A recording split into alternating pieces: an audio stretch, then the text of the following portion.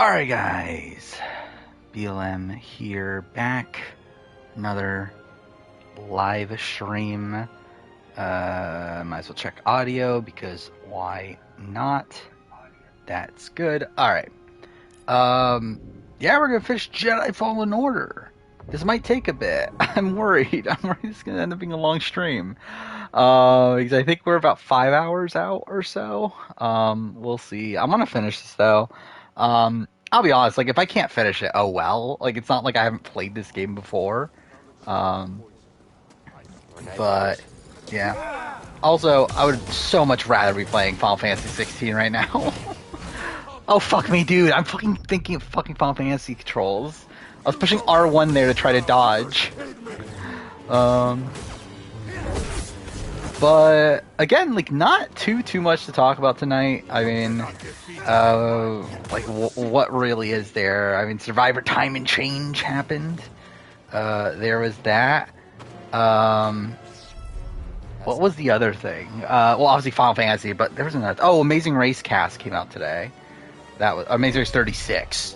Okay, cool. We'll open. Great. Then that got, like, leaked, so that's something. I don't really care, though. Like, I don't know any of these people. I'm actually surprised I don't know any of these people. I was assuming we would get, like Taylor on it or something, but no one. New Challenge 39 spoilers, yeah, but even then, nothing, like, too interesting, just a couple new boots. Still don't even really, like, know. Oh my god, dude, I'm pushing fucking R1! The dodge.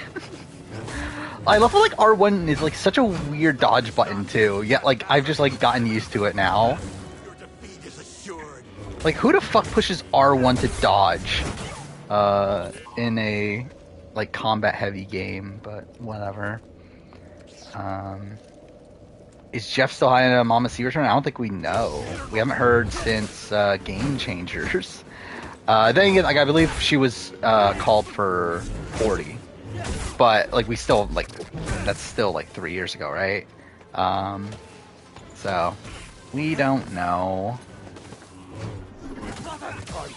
I mean, do we necessarily know that, like, the ride or die people are running things? Like, it just feels like it's the people that were on the challenge before. I guess spoiler for Challenge 39 minorly. But, yeah, it just feels like it's the people that have been on the challenge. The main show are the people that seem to be doing well.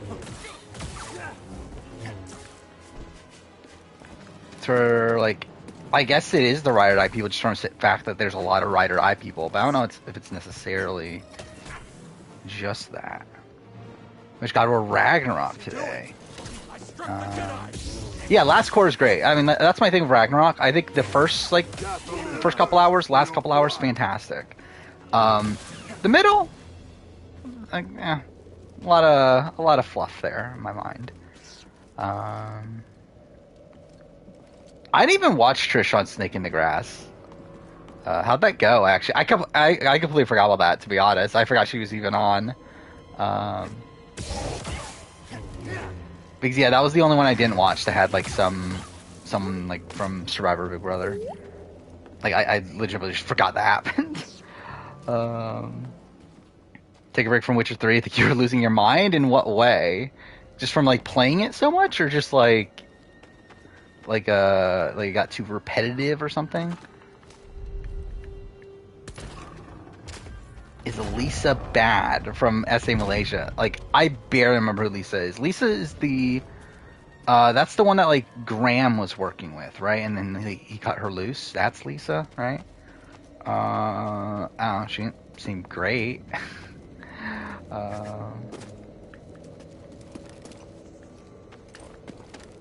Beyond the boat scene. What boat scene are you talking about? Oh yeah, by the way, I did finish the oh, I'm going around in circles again. God damn it. But I did finish the Per Islands retrospective. Oh, Last was 2. I mean, I could do without. I like what is the point of that? Of, like, actually having Owen and Abby hook up again? Is there a point? I mean, I guess it's, like, supposed to connect you more to Owen, but, like, Also, it's like him cheating on his pregnant girlfriend. Oh god damn, I just went around the circle again. So yeah, I feel like I feel like I could have gone without that personally. Okay, BD. What is it? Really, I feel like most of my criticisms of Last of Us 2 at this point do come from Abby Day 1. We have that, you have like that entire like middle section of that day, which just like really drags on. Is this where I'm supposed to go? Oh, okay, cool. I guess that's where I was supposed to go. My last episode of my Final Fantasy 16 playthrough just uploaded.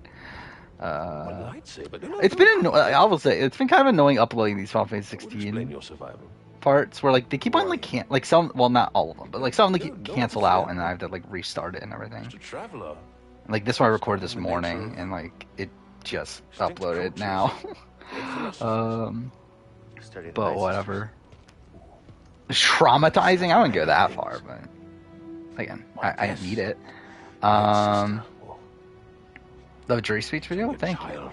Again, that was made so long ago. Like that was the video that it's like the furthest back at this point. Considering it was made in February of last year. And it was supposed to come out, I believe it was initially supposed to come out for 43, I think. That was going to come out in the finale of 43, and I delayed it, and I was like, okay, it'll come out around the time of the finale of 44, and then it ended up getting delayed again. Any news? Not really. I mean, again, like minor stuff, like we got an Amazing Race 36 cast, but I don't know any of the people. And then, what was the other thing? There was something else, but like, I don't know, like just very minor stuff. We do have Claim to Fame starting tomorrow. That should be fun. We also have $1 Million Island episodes, I guess. Like in between now and next stream, there'll be like some stuff to talk about, but again, still like mostly minor things. But like this stream in particular, there's not much really going on in terms of that, in terms of reality TV stuff at least. More forgettable Sarah from Last of Us 1 or Dina. Like, Sarah, how are either of them that forgettable? I would like, I think Dina's more forgettable than Sarah just by the, like, just in terms of like importance in the story.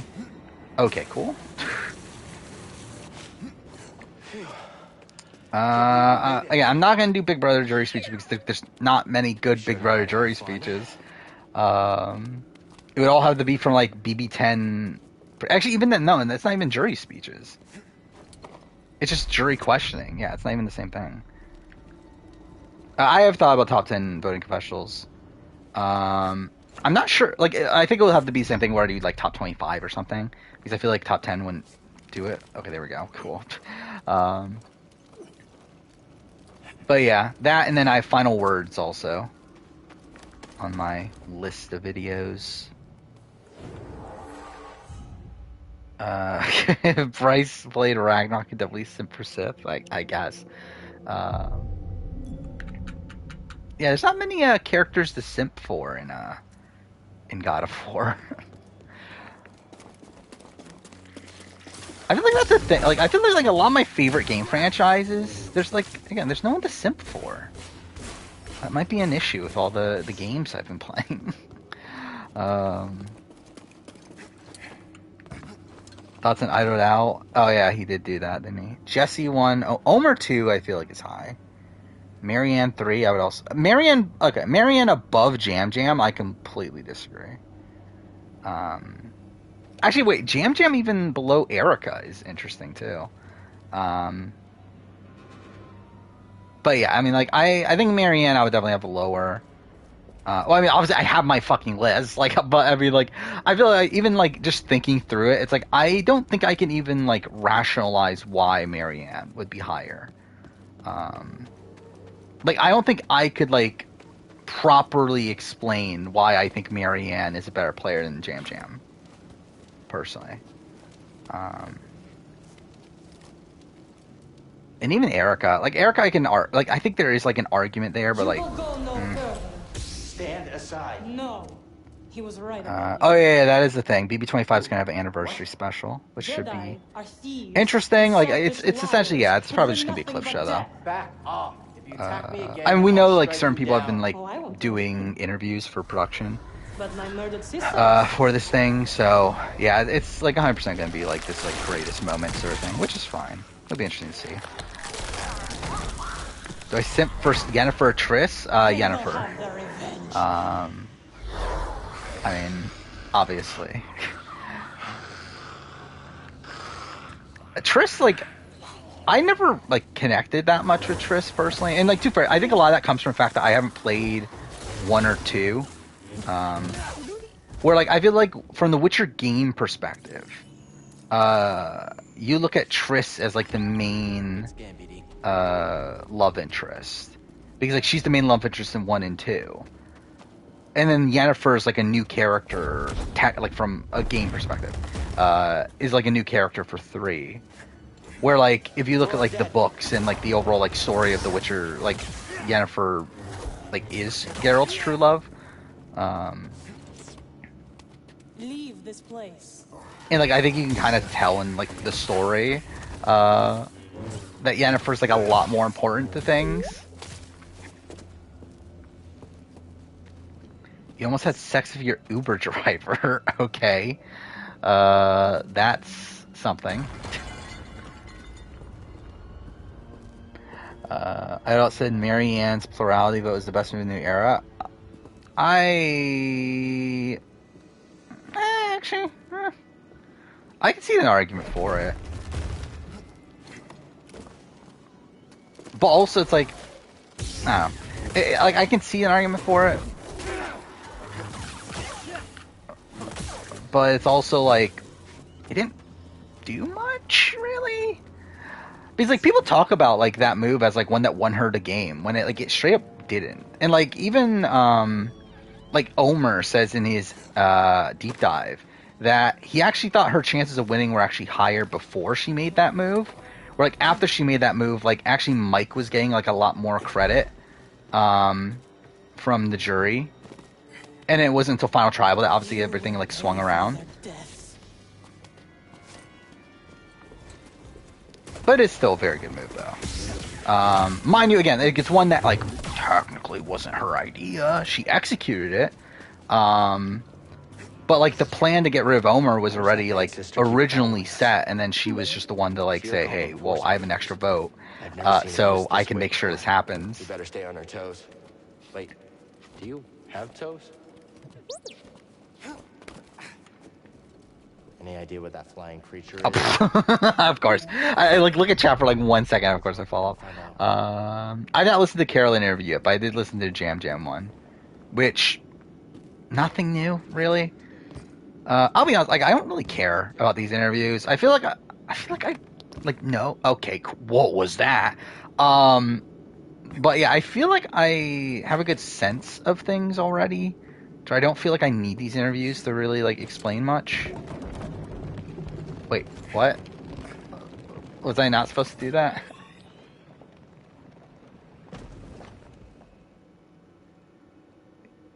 Yeah, I'm definitely not supposed to go down, right? Like that's... Okay, cool. Whatever. Tom from Survivor 39 is forgettable? I would agree.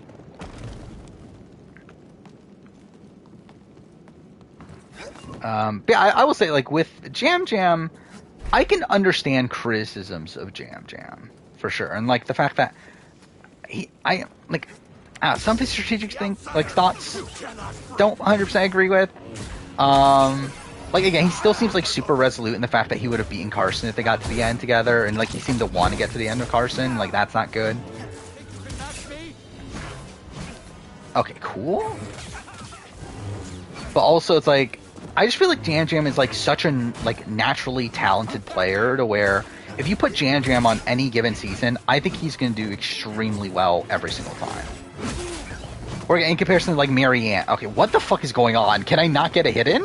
But, like, it's comparison to Marianne. Like, I think Marianne is an early boot, like, half the time she plays. Where, like, I never see Jam Jam being an early boot. And also, again, can I actually do something in this game? Wow, I'm like really sucking.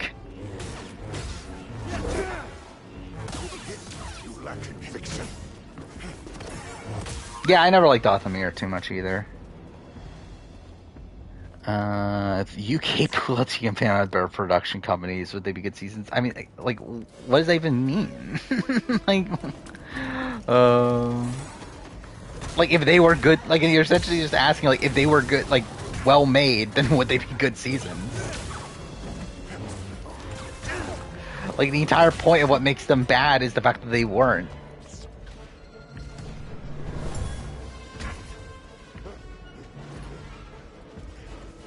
I have that on my list of video ideas of like most iconic moments or whatever. But I'm also like not that interested in doing it right now. I'm gonna die.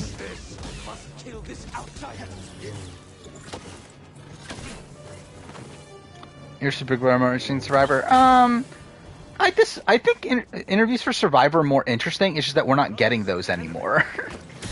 Like the deep dives that were like 5 hours long, those were interesting.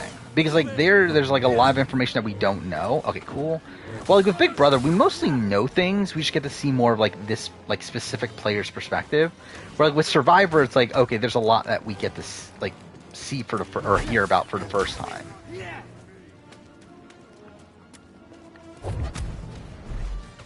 No, that's cool.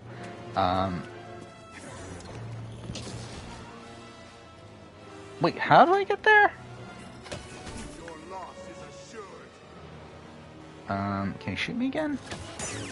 I didn't love the 45 promo. It wasn't horrible, but it was also like, it didn't get me hyped as much as like 43 and 44, where I think both of those were really, really great promos. But yeah, like 45 is just kind of like average. Oh yeah, I guess we are starting GTA 5 on Wednesday. That'll be something.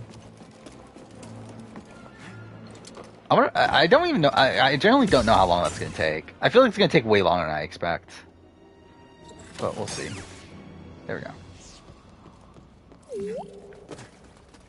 But yeah, Year in Gaming video is the Wednesday video. Let's look. For anyone that cares.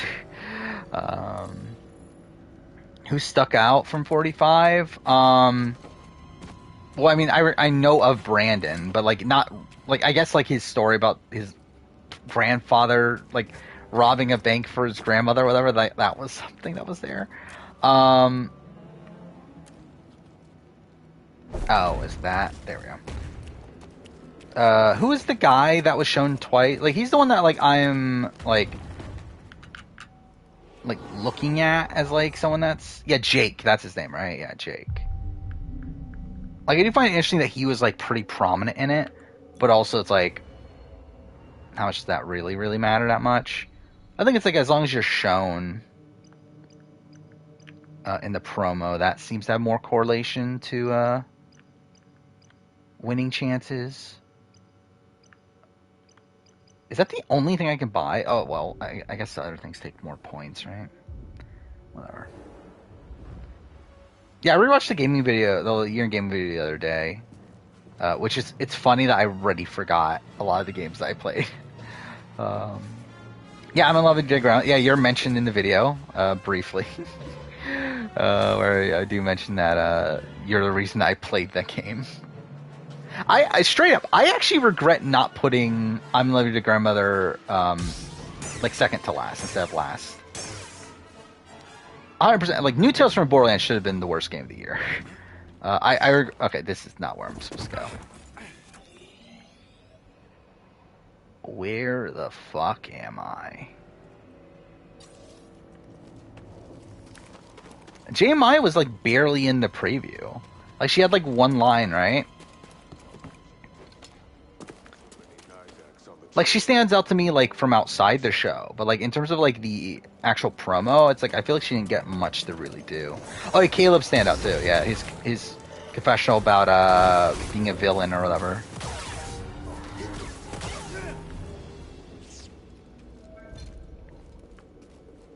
Yeah, I'm not gonna play Tears of the Kingdom though. 2023 is like a pretty insane year though. Like, there's already again, like I made like a rough list of like all the games I would like consider playing, and there's like 90 games on there, which like I'm definitely not gonna end up playing all of them, obviously. But like, it's like kind of an insane year for games. Okay, game? Can you like?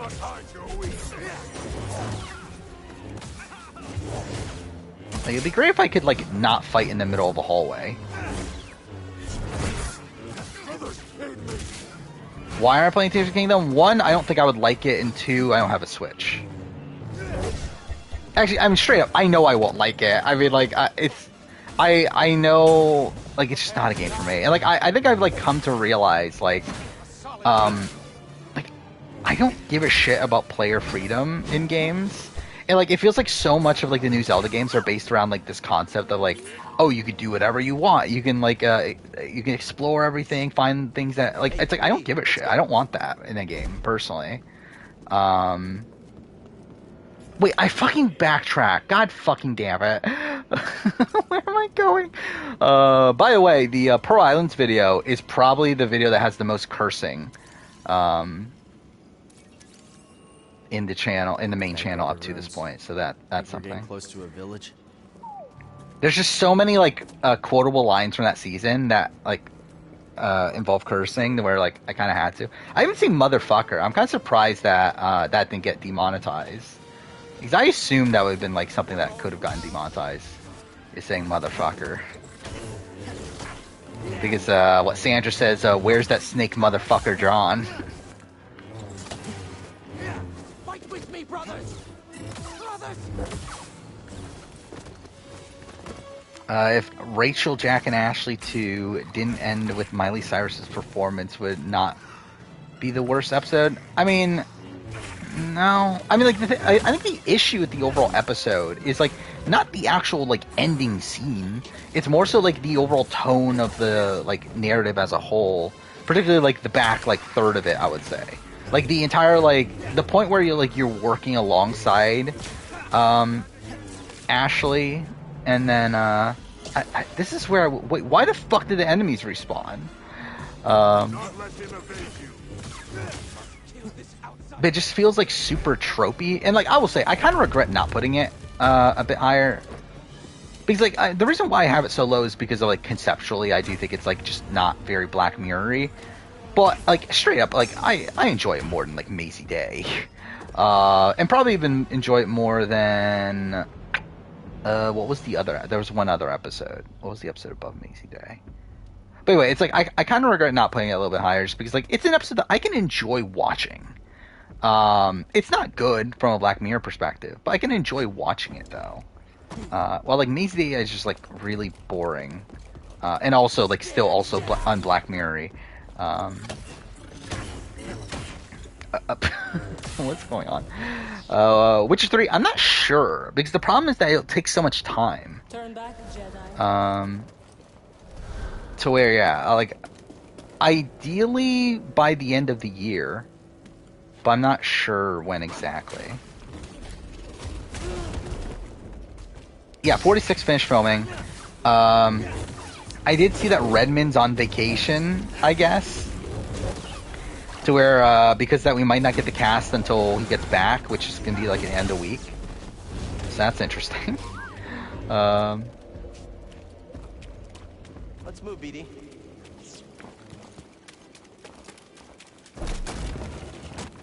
Yeah, I'm not even, like, I'm really not sure what I'm going to play, though, after GTA 5.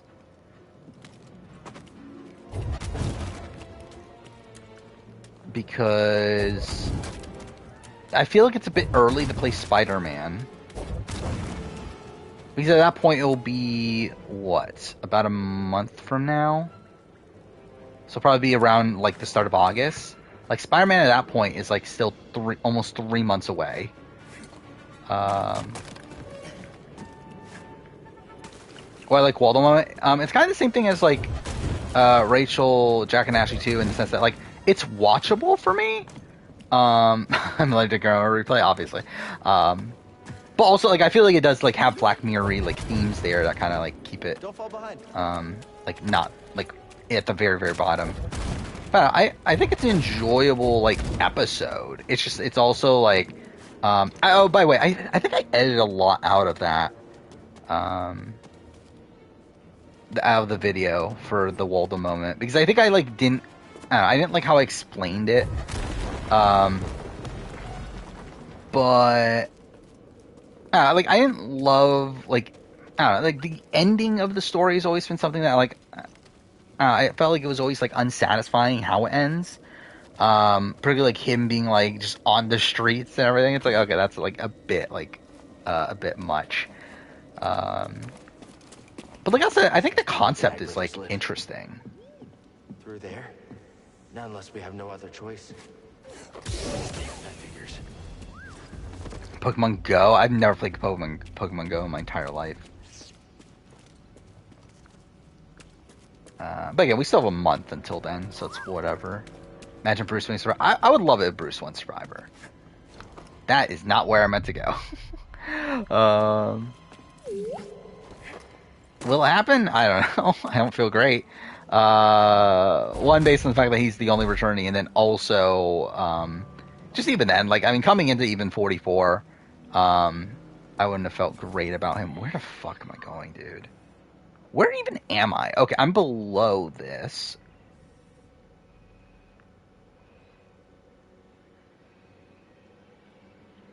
Wait, I'm trying to go down?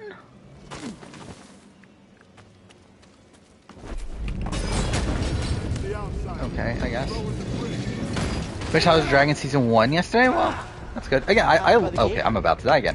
I love the House of Dragon. I'll be honest, I don't remember it, like, super, super well anymore. Okay, that was just me being really dumb. But I did really, really enjoy it when I watched it. Oh, fuck me, dude. I don't know, I keep on trying to wall run that, and, like, I know I can't wall run that. Prefer Game of Thrones Season 1 to House of Dragon. I think immediately after I finished House of the Dragon, I think I did say that I liked House of Dragon more. I think as, like, now, being removed from it, I think I probably do like Game of Thrones Season 1 more. Just from the fact that I remember more of it, but they're both very, very good, though. Like, I think for sure, it's like House of Dragon was the best, like, Game of Thrones season since, like, the first 4 of the main show. So at least there's that. Do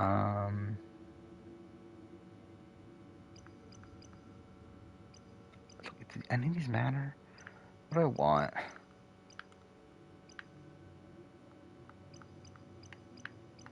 I don't even use the Force that much. That's kind of the issue with that. This one, I guess. Yeah, why not? Yeah, House of Dragon was based on like lore that was already there. Isn't it like there is a book about it though, right? Like I don't think it's like a specific actual book, but like there's like the events around it are in like some sort of Game of Thrones thing.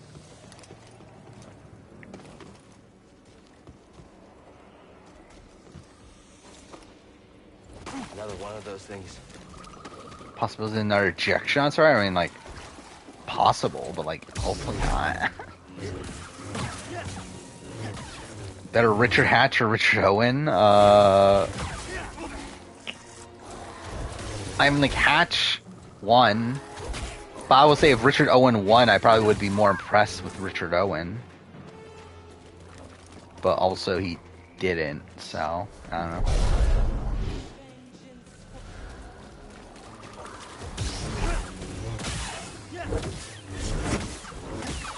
Okay, like with the honorable mentions for the top reality show video, it's not really like seasons, it's more so like shows that I didn't mention. And I think there's like 6 or 7 shows. I don't remember. Not there. Hey, BD.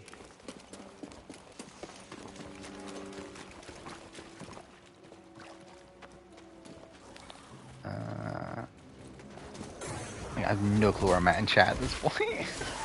Last time I've been to IKEA, I mean, not in forever. I could not fucking tell you.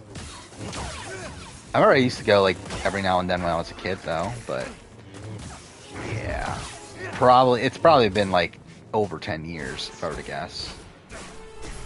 What the fuck is going on? Who's attacking me?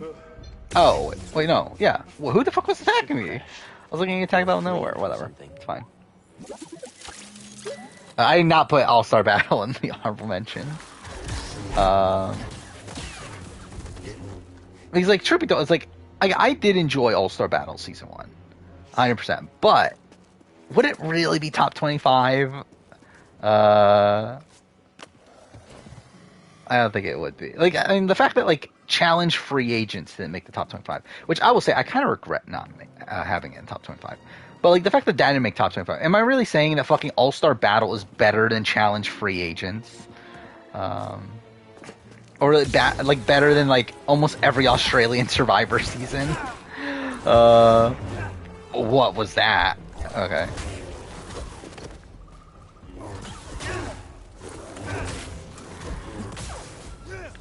Why fuck not? I mean, again, I just can't justify it to myself. BLM are my initials.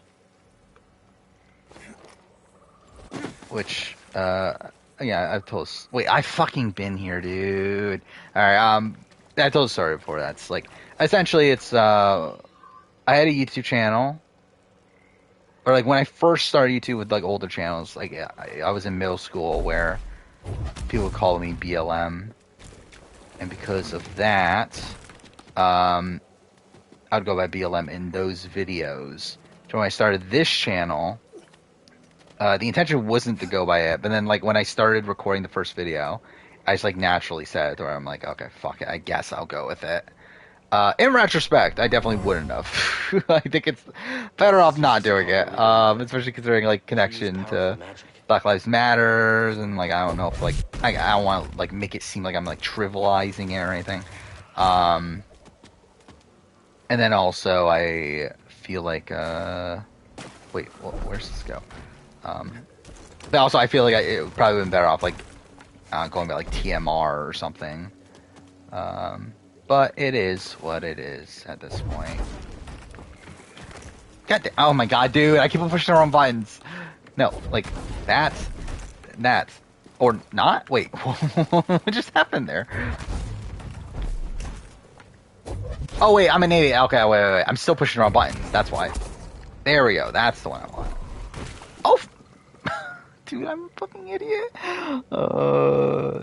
Dude, I think Final Fantasy's, like, fucked me up. I can't play this game anymore. And too bad, I can barely play this game as is. But there we go. Cool. Better player, Jeannie or Helen Lee? I guess, like, I think Helen probably has more potential, but as of right now, I'd go Jeannie. Why did Geralt lose his memory? I forgot, but I know it's something in The Witcher 1.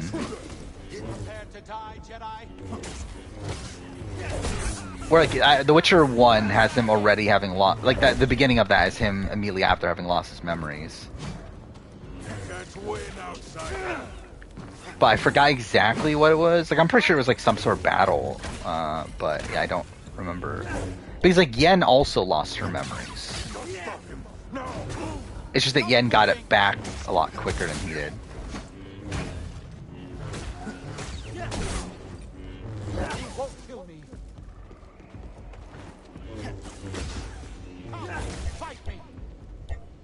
Yeah, I would, but... Maybe I should have gotten Force. Yeah, I should have gotten Force now I think about it, but whatever, it's fine. I see stream on my end fine.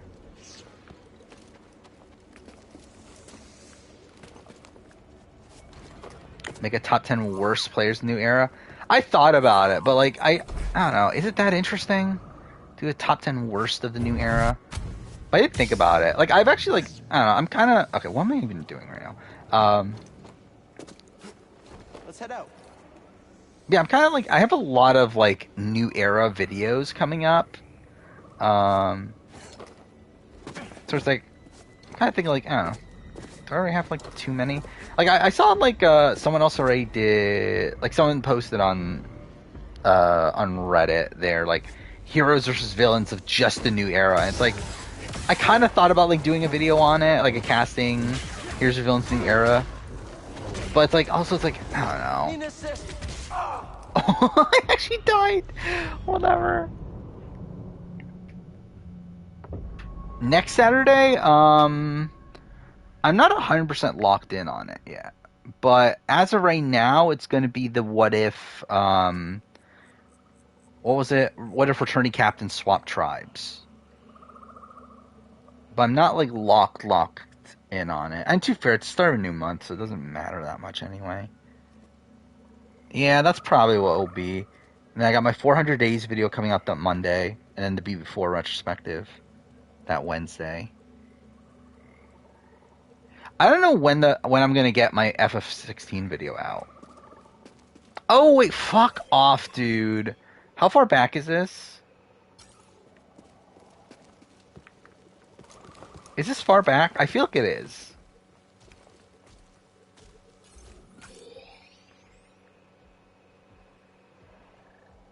Wait. I'm supposed to be going here. Ah, but I can't get through this.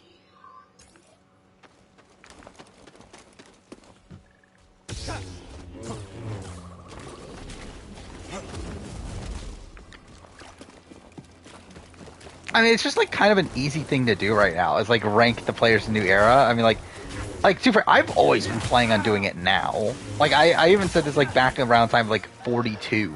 I'm pretty sure that I'll do a top 10 of new era after 44. Like this has been a thing that I've personally been planning on doing for a while, but it's also like again just kind of an easy thing to do. Oh, cool. I forgot you had a double jump. I don't know where I put, like, I've never thought about, like, ranking the dumbest moves. That was super sketchy. But yeah, I did also, so the two videos I've edited to the last stream were Pearl Islands video, which, by the way, did I talk about the length yet? Pearl Islands video is 2 hours and 37 minutes. It's, I believe, over an hour longer than my my next longest Survivor retrospective. So that's great. I feel like it's warranted. Like when I listened back to it, I'm like, I don't think there's anything here that I feel like I need to cut. Like I feel like it's justified in being that long, but also it's like really stupid that it is that long.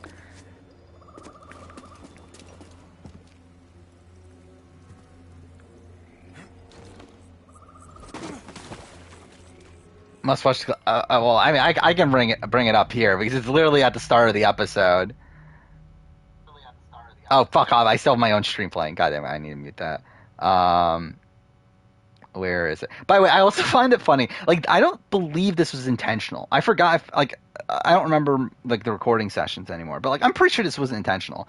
But I love how like the start of like episodes 2, 3, 4, and maybe also 5 are all the exact same start of like, now for episode 2 where the Morgan tribe is moping around, and like that's pretty much exactly what I say for all 4 episodes, because that's essentially what they fucking do. That's all they do is fucking mope around. Okay, let's see. It's right here, right? Yeah, because it's episode 7. With that, we start off episode 7. What the Part 1? Probably one of the most controversial episodes in Survivor history, where there's just so much going on. We start off with one of my favorite scenes in Survivor history, where we start off with a yell from Rupert saying, "Who the hell voted for me?" And with him angrily yelling out, yeah, either way. John! It's so fucking stupid. Oh, goddamn, I closed chat instead of the video. But whatever, it's fine. I love Pearl Islands, dude. Like, I'm rewatching Pearl Islands just remind me like how much I love Pearl Islands, and like it's a shame that I can't put it higher in my season ranking because like I still stand. Okay, how the fuck did my cords get so tangled? There we go. I still stand with like my placement of the season. In terms of, God damn it, wrong controls. In terms of the season ranking, but like I do really love Violence though. Again, like the reason why the video is so long is just because there's so much great stuff to talk about. And like I think also like I think a character that I just love so much more now on the rewatch is fucking Andrew Savage. Like I think I kind of like forgot how much I loved Andrew Savage as a TV character. Or like Andrew Savage, like I think like those are like some of my like funniest like moments on the rewatch, and like even when like putting the video together, it's like talking about Andrew Savage. In particular, the I love the fucking moment where like where Johnny Fairplay comes to the for the tribe raid, and like every single shot you have like Savage calling Fairplay like Big John on the island, and we cut to confessionals of him calling him Little John. It's just so funny. And like it just like plays into like the Savage's personality too, where like he's like this like politician when he's on the island, but then like when he's or like when he's like in front of other people, but then when he's in confessional, he's like this like massive dick. Think you can match me? Stop moving. Like I even ended up like watching a fucking best of Andrew Savage compilation while editing the video.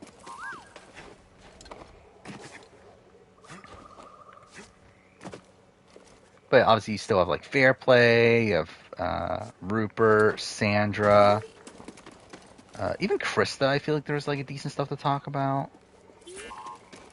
But again, there's just like some obviously Lil Burton. There's like so many iconic people there. But also like Burt. I feel like my opinion of Burton went down like so much on the rewatch though. Like as a player, I should clarify, because like obviously he's never been the greatest like character. But like I think Burton might kind of suck like after rewatching it, or like I feel like the memories, oh, Burton was a great player, but then like I think when you rewatch it and like start to like analyze his game, you kind of realize like, oh, he's actually like really bad, and he's kind of like really benefited from like having Fairplay there to kind of steer him in the right direction.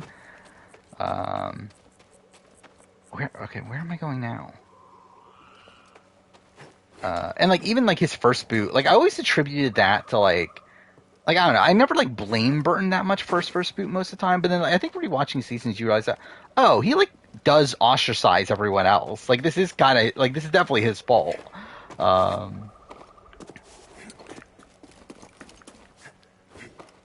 Nope, can't jump that. What Big Brother lines do I have the most faith in making it to Endgame on another season? On another season.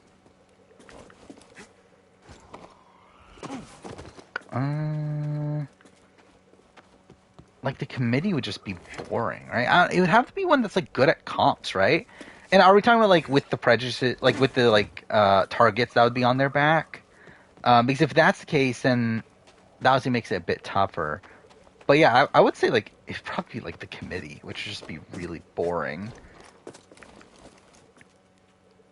But they just probably like win all the comps.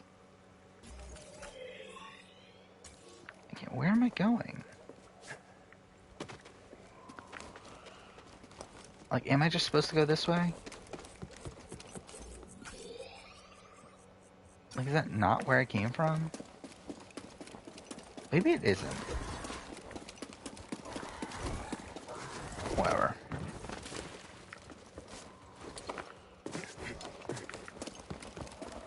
Yeah, like people like you see like how people talk about Burton like before he gets voted off the first time. People like just straight up didn't like him. Like he actually like I think he plays like his early game like really poorly. And I think the thing is like with Burton. Oh, this is where I died. Okay. The thing with Burton is that like there's good ideas there, and like he is like for the time, for him being this like really athletic, like challenge focused guy, like he like or not challenge, but like I don't know, like physicality is obviously like his strong suit. But like for that, like you would expect him to be like I don't know, kind of an idiot, but like he actually is like I don't know, like he thinks about the game in the like very strategic lens. Like I don't agree with his strategic decisions a lot of times, but like he at least like he like realizes like the importance of like jury management, and he like obviously is like willing to throw a challenge to like take out like the people that are on the bottom of the Drake. And then he tries to do a meat shield strategy, even though he fucking doesn't by the end. But at least he tries. But like again, there's like good ideas there. It's just he doesn't execute on any of it like well by the end of it. Is this? Yeah, okay, this is definitely not where I'm supposed to go. I haven't done a top 10 alliance video. I was actually planning on doing it for this year, but then I canceled it just because I thought it was like I don't know, not that like I don't know. I just didn't think it was that interesting to do right now. I'll probably end up doing it though. But I just like thought of other videos that I would just rather do, so that's why I did it. Oh yeah, no one likes the committee, but like in terms of like effectiveness as an alliance, they're one of the best. But also it's like they suck. Oh, STV.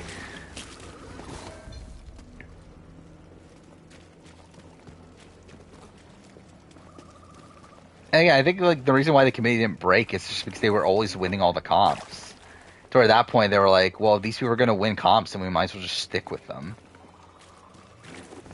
Is there a complete dud? Yeah, I would say so. Did I even talk about that? That was the other video. But so yeah, I finished the Pro Ends video, and then I also edited the top 10 purple players video, which is like I don't know, kind of a funny video. Like not actually, the video itself isn't funny, but like the fact that I made that video is kind of funny. Of like talking about the top 10 players to get a purple edit.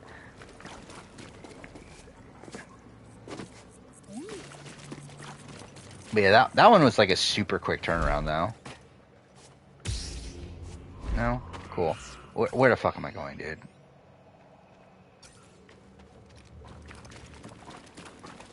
I always hated this planet. It's just like let's go. I'm too far. I've gotten lost like so many times like across this entire playthrough, but I feel like this is a planet I definitely like remember getting lost in. Ranking on gameplay. Because I mean, like in terms of entertainment, it's like most of them aren't on the show, so it's like there's some people that get like a quote unquote purple edit that like at least like are shown outside of confessionals. Because okay, this is also the way I quantified it too. Like so, I did make a ruling. So purple player means that you have an average confessional count of less than 1. Which I think it was 41 players quantified. I don't believe any new era player even qualifies for the list, just based on that.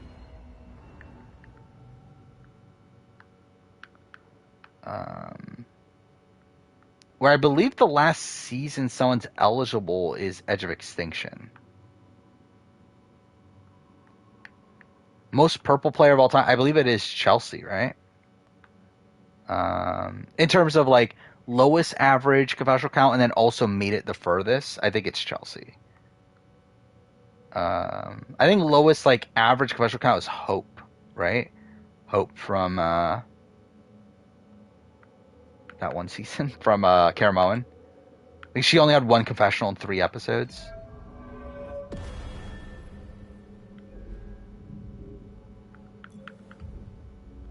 Yeah, Dwight didn't qualify. Dwight actually would have been like kind of highish. It's funny that I believe the top 10, only 2 men are in the top 10, which does kind of show you how many purple people are women. Okay, I'm literally just doing the same shit again. Doesn't do anything cool.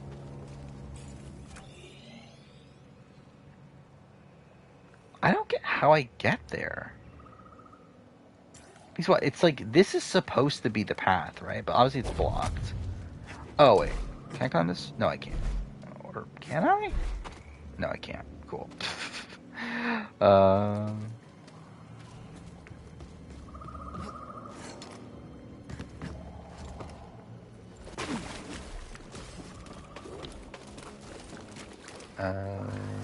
Why is Chelsea purple? I think she was not important to the story, and then she was also like not super interesting.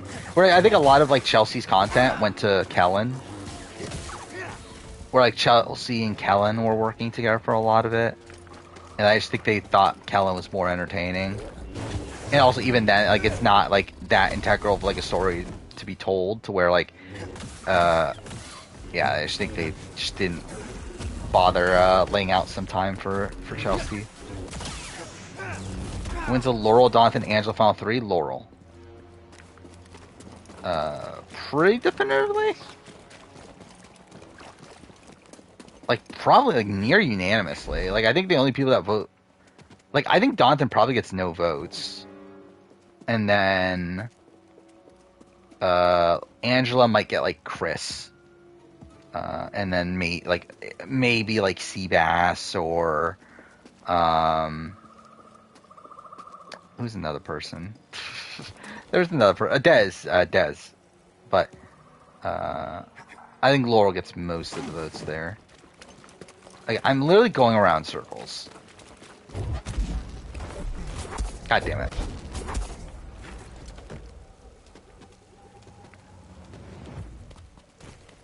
How much of the purpling is purposeful towards women to men? I don't think it's purposeful. I just think it's like inherent bias of, it's kind of like a double-edged sword things too, where it's like, I think some of it is that like Survivor is a game that, well, I mean, one typical like societal norms, especially like in like a survival, situation, like obviously put more like credence to men than women, to where like men are typically put into like leadership positions. Men are typically like looked at as people that would be good at like building fires and like doing that sort of thing. So I think like just inherently like men have this like advantage in Survivor to be like more integral to the overall story. But I think also like just there's like certain women I think are cast that are probably just like kind of fodder, that are like kind of there like to like just because they look good, and I think that's kind of leads to like a decent amount of purpling from like them too. Where like you look at like the list of like purple players, and like there's a lot of like younger women there. And I feel like typically it is like these people that like are not the most like interesting TV, and like I don't think they even thought they were the most interesting TV, but they were like, hey, we need someone like attractive on the show, so we got to cast like Hope, and we got to cast like Kelly Sharbaugh, and, like some others. Am I actually going the right way now? Fuck off. I don't know, I like accidentally stumble upon it. Hope isn't on the list, but she qualified technically, but she didn't make the list. We're at 41 players qualified. Again, Lydia's technically not purple from my definition of purple. It might be dangerous. I don't think anyone of the new era, like Heather didn't even qualify. Like Heather had like a 1 average, I believe. So like she barely didn't qualify, but like she even didn't qualify. So, are we about to get to boss battle? I include an Australian Survivor right there. Hang on, like special kind of things taking forever. Yeah, like 44 lowest average was 2, 43 lowest average was 2, 42 lowest average was 1.5. Then yeah, Heather had a 141. Oh, sorry, I forgot. Wendell qualified for Winners at War. Oh, that's also the thing. It's based on like individual game as well.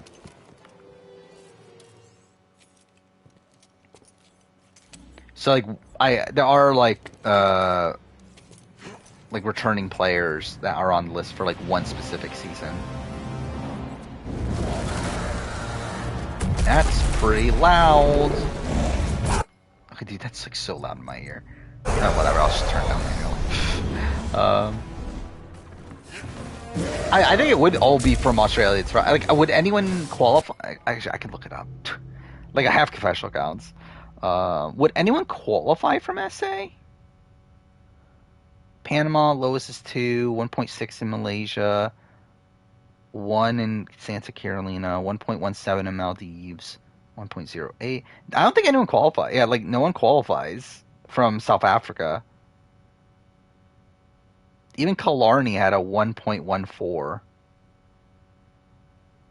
To be fair, though, I would obviously adjust the scale then.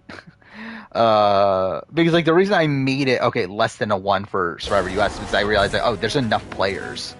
Where obviously, because initially I came into it, I think I was going to do 1.5, but I realized there's, like, too many players that qualify of 1.5. To where, like, narrowing it to 1, there's still, like, 41 people in the pool.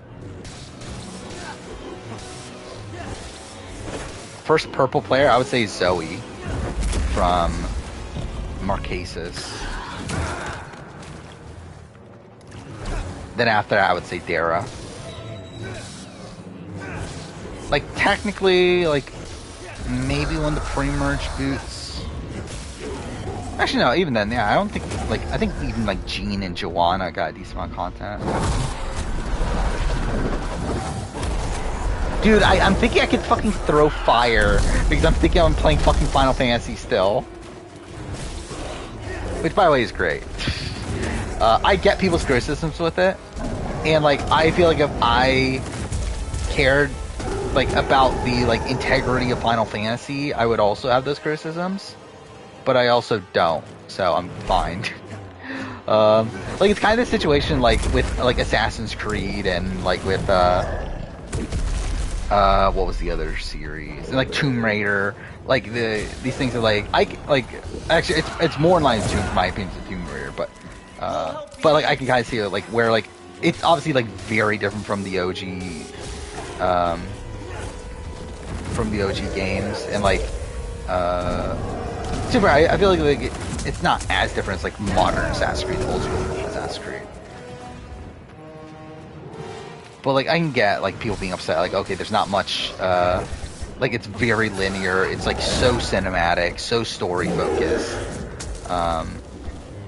I can get why old school Final Fantasy fans wouldn't like it. Most visible player of all time? Russell.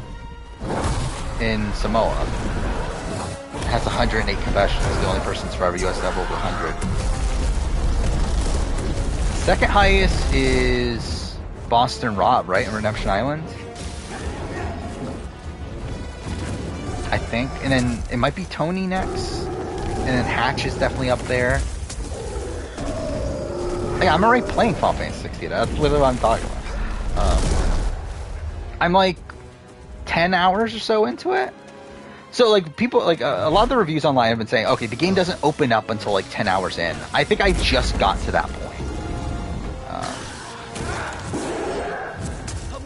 Where, like, I think I just got to the point where you're, like, allowed to do side quests, like, around the world and everything. Because my last episode that I uploaded to the VOD channel to the Let's Play channel, I get what the fuck you call it, is me doing a whole bunch of side quests. Zach's returning chances, not high, but it could be worse, though. Like, I think for pre-merger of the new era, I think he's, like, possible. I'm not fucking doing American Idol videos.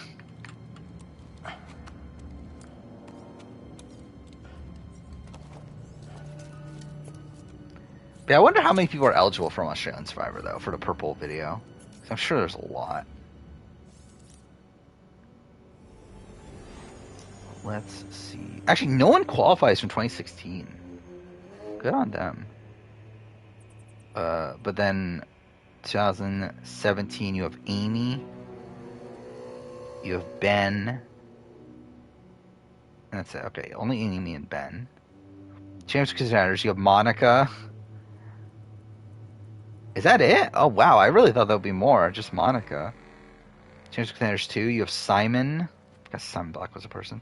Casey, Hannah, Sam. There's more purple players in Champions Contenders 2 than there is in the first 3 seasons. That's funny. All Stars, you have Lee, Flick, John. Yeah, that's it. Brainstorm's Braun. You have Andrew. You have Gerald. You have Chelsea. You have Georgia. You have Benny. And you have Gavin. And then Blood vs. Water. You have Jordan, Michelle, Mel, Jay, Alex. We're at 21 players already, by the way. And then here's his villains. You have David, Fraser, Sarah, and well, Jack. Does Jackie count? I don't know. Would you include Jackie? I don't think I would include Jackie. But either way, that's a lot. I mean, there are people that average 0 confessionals just because they literally got 0. Okay. Who is that person again? This is someone that you've definitely mentioned before, right? Is this like Lauren O'Connell's like boyfriend or something? Is that who that is? There. Where am I going now?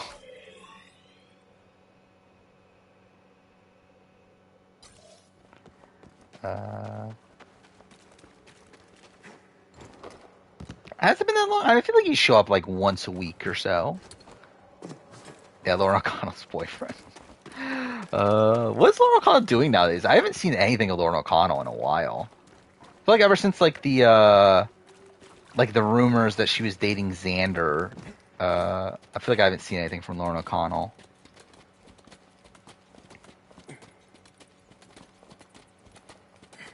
We're an hour into stream and I'm still in Dathomir. That's sad. What was that? What was that, dude? Okay, let's try this again. Again, the people that weren't here during the early days of stream, this is the way Bryce is.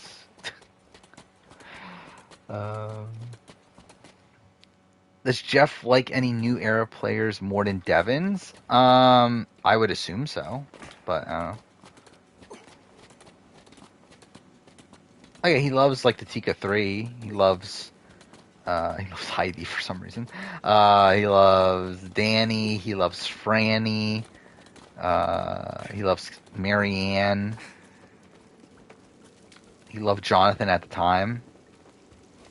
Loves Jesse, Carla, and Cody. Lost 20 pounds? Good for you. We're the Brigade, more purple in the show. I don't know, were they? I don't think so, right? Because like they had to be like a lot of the focus of the strategy. Like I'm pretty sure Matt was like a top confessional catter.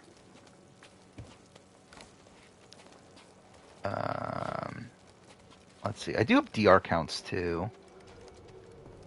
I haven't used them in forever though, so they're not my. Cool. I was not looking at the screen.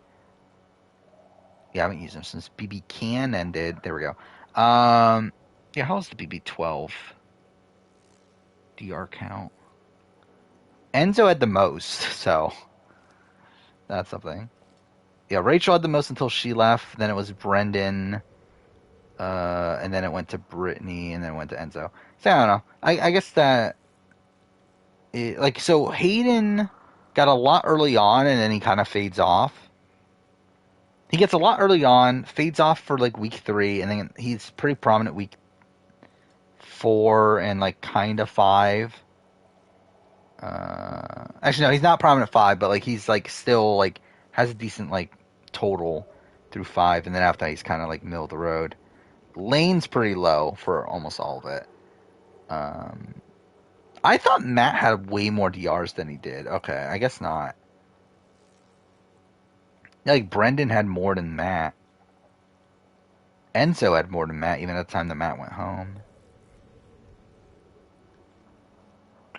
Reagan even also doesn't have that many.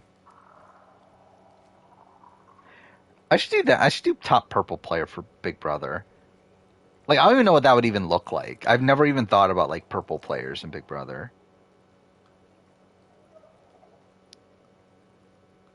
So I'm jotting that down. Why not? Oh, I forgot. That was also a video I thought about doing, is ranking every top confessionalist from every season. That was also a video, ranking every non-elimination episode in Survivor. I think could be interesting. I guess that's probably not the way I should phrase it, right? Because I guess there's still eliminations. I guess I should say, like, episodes that didn't end with a vote out. How do you phrase that? But anyway, because I feel like the 44 one might, like the Matthew quit one, might be up there. Yeah, because like non-elim's not the right way to phrase it. It should be like episodes that didn't end with a vote off or didn't end with a tribal. Lauren blocks your TikTok? Well, that's a shame. She just doesn't know what good TikToks are, I guess. Okay, I'm not supposed to go here. So it'll be episodes that like people get medevaced. Or people that so either episodes that people get medevaced or the 41 part 1 of the merge. Essentially.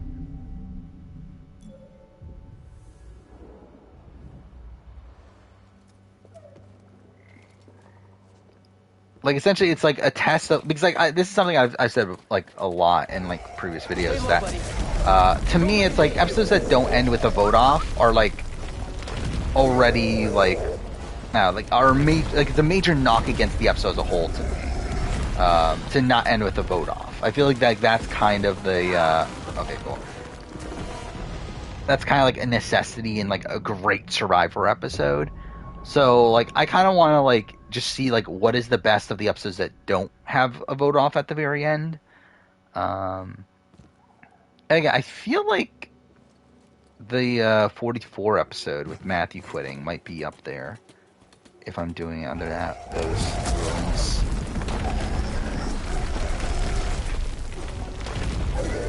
Was the bet? I don't remember the individual episodes well enough. I think you can. 10. Cool. But what the Betty veto win? That was the gummy bear, right? Make you mod? Fuck no, dude. Like, technically, I haven't modded anyone yet. But if I were to mod somebody, I'm not modding you.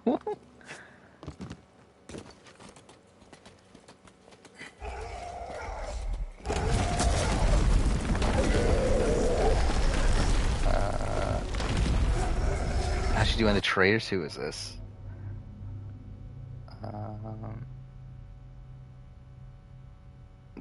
What is this? Oh, okay. That's something. What is that from? Where am I supposed to be going, by the way? Just up? Okay, cool. I'm just an idiot. I'm the most libertarian person, I guess. I mean, it's like, I don't think it's like fully necessary yet. I mean, there's like points where like I'm thinking like, okay, maybe I should. But then I feel like most of the time it doesn't feel like necessary to have mods.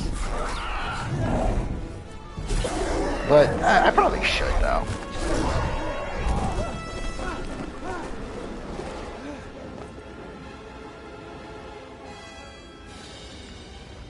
I have no memory of like how this fight ends. Of course I fucking miss. Okay, cool. I love how, like, I'm just like looking away at like the wrong time. There we go. Okay, cool. I pushed the wrong button too. Cool. This is great. There we go. Here we go again.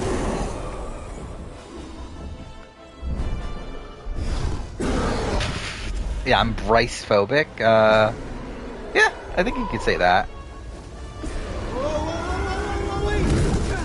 what can mods even do? I generally don't even know what mods can even do. Like, obviously I know that they can like ban people and like delete messages and stuff like that.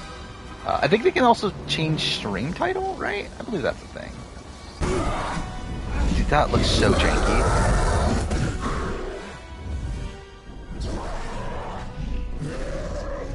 But yeah, like, I don't know what else mods can do. I should probably research into it. Get ready, BD! Rat King is the best part of the happy portion? Probably. Well, I mean, like, from a gameplay perspective, and, like, that sort of front, yeah. I don't know how we're gonna get down to this. It's a long drop. Actually, even then, like, narratively, I mean, like, well, narratively, it's probably the, you are my people, or whatever, moment, but... Jump again? Okay, I trust you. But I think, like, the Rat King, like, that's probably, like, the most, like, memorable gameplay section in Part 2. Again, can I just, like, not be an idiot? He's the most irrelevant Big Brother player on the show, but very important in the live feeds. BBUS is tough with that. I feel like with BB Can, I feel like Johnny from BB Can 6 would be a big one. Even though Johnny actually is like the top confessional getter of the season. But like it's also like weird because like he doesn't get the confessionals that he should though. It's like he's getting like confessionals for like things. Okay, this is super loud. Yeah, it's like he's not like getting like the confessionals like that. Like feel necessary to explain his game. There's actually a trophy for that. I'm great. Wish I could say the same for this creature, though. No, you can't kidnap fucking Lauren O'Connell's boyfriend.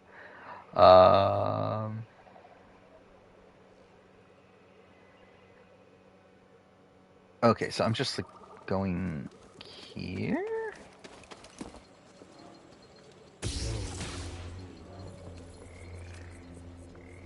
Maybe.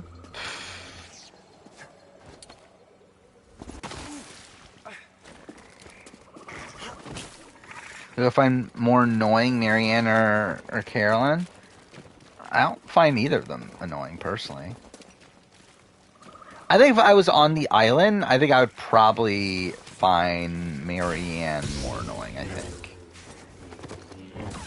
Or like I'm fine with Marianne like on podcasts and everything, but I do think there's points where like you could definitely tell she's like a bit overwhelming.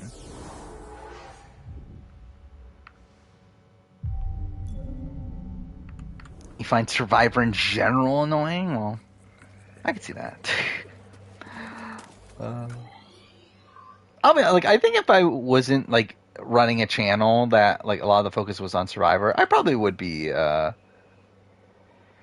a bit disassociated at this point. Like I'll still watch it and everything, obviously, but like I think I would be like at the point where, like it'd just be like completely off my mind right now.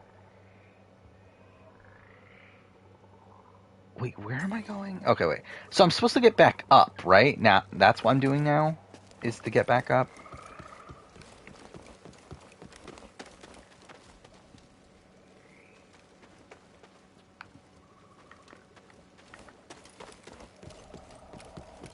Yeah, it's like the thing of like the biggest fans or like the biggest critics or whatever. I think Survivor's at a point where it's largely warranted too.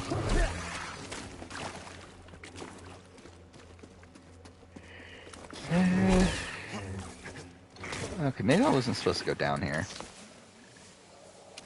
That okay, that looked ridiculous.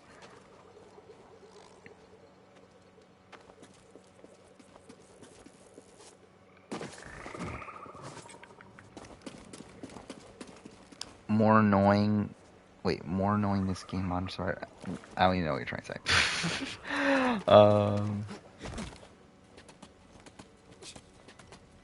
But I love how like I'm gonna finish this game tonight, and like I'm probably still not gonna play Jedi Survivor for like another month or so, or however long it takes for me to finish. Okay, I did not mean to do that.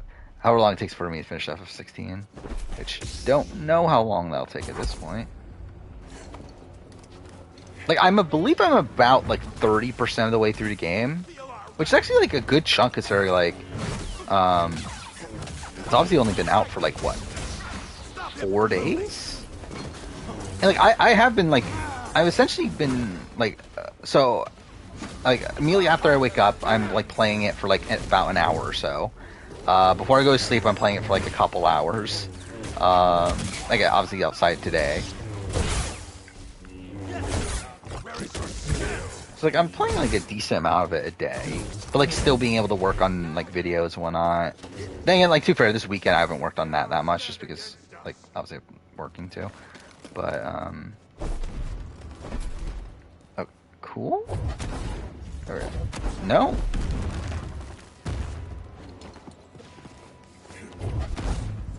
Cool. But so I got 2 videos edited. Mind you, one of them was like extremely easy, and the other one was like partially done already, but still. That looks so stupid. God damn it. Oh, more annoying this game or okay, or Modern Survivor, like as in Jedi Fallen Order. I would probably actually probably Modern Survivor. Because like I care more about Modern Survivor than I care about Jedi Survivor or Jedi Fallen Order.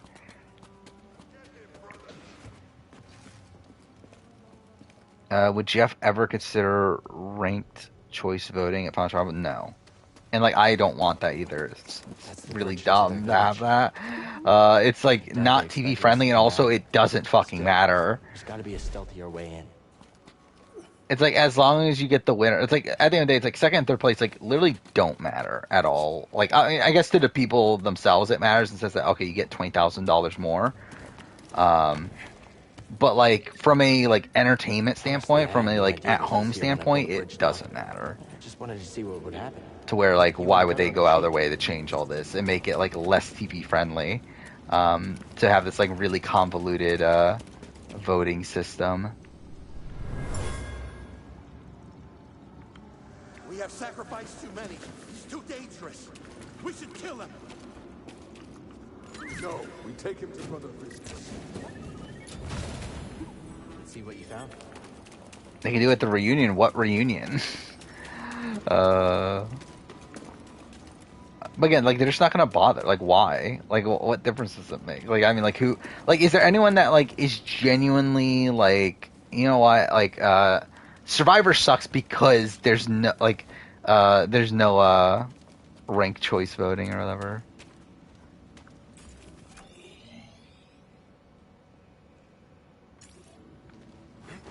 Like it's just kind of arbitrary in the sense that like yeah, as long as the winner that people like the jury wanted to win wins, then like does it really matter the rest of it?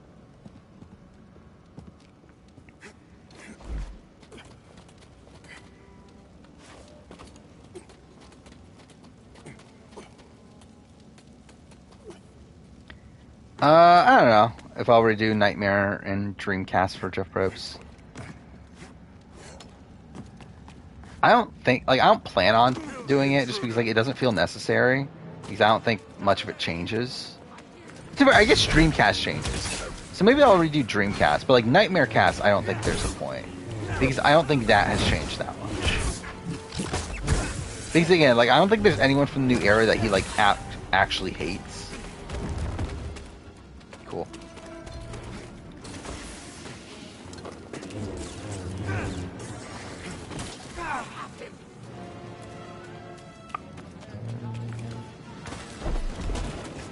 I did not mean to do that.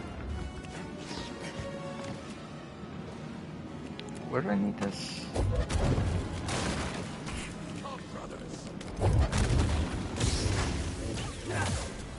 Is Russell still delusional about how he lost the game twice? I don't know. I don't know what Russell thinks anymore because they're like he did like after the Will Neff like after Will Neff watched Samoa and Here's His Villains like he did go on Will Neff's stream and like you could tell like he kind of processed things for the first time it seemed like and he seemed to like get more of an understanding but then also like he seems the same online ever since then. To where it's like, I don't know. I think he's kind of regressed back, if I were to guess, but don't fully know. I'm gonna die here again.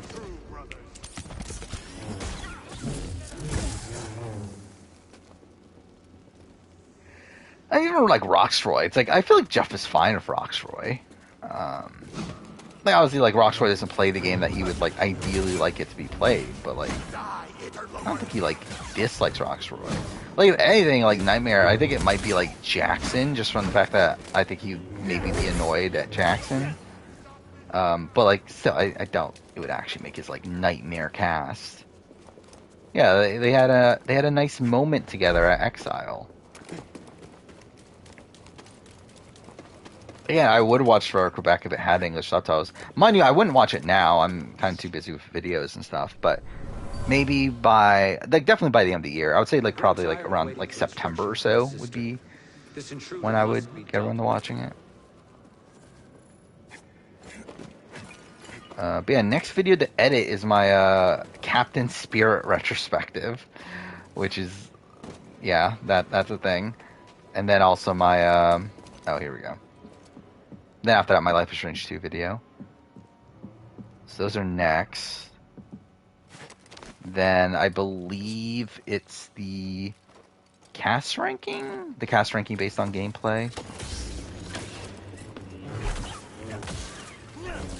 And then top 10 pre-merge characters, I think.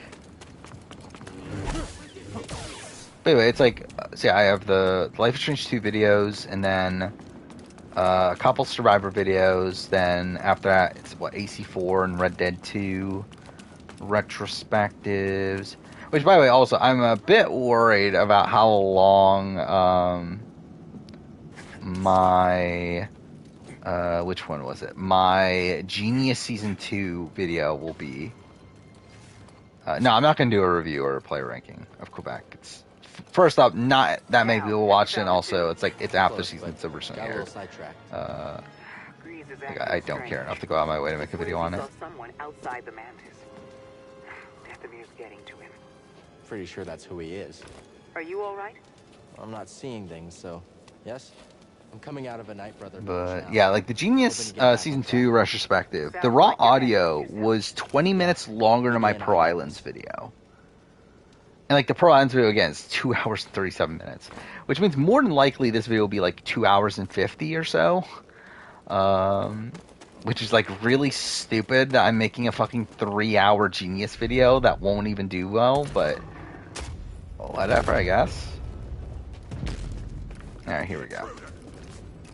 We're almost there, right?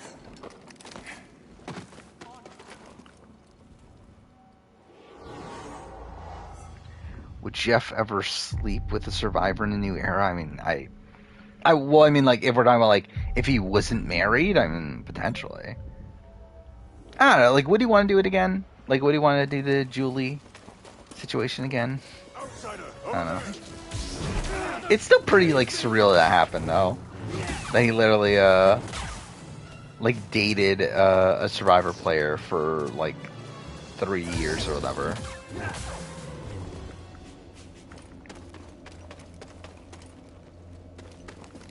Is Jeff a DILF? I don't know. I was like, Jeff has definitely, like, started to show his age. Like, I feel like there was a while, like, in the 30s or so, where, like, he looked, like, really, really good for his age. But, like, I think at this point, he's definitely, starting to look a bit old.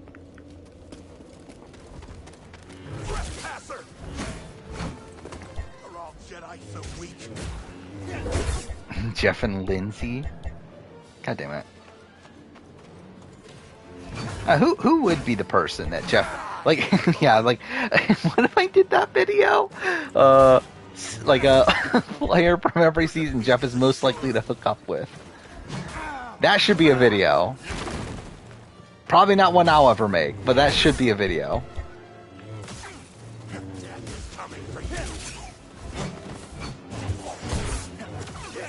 April Fool's video? Yeah, that would be funny.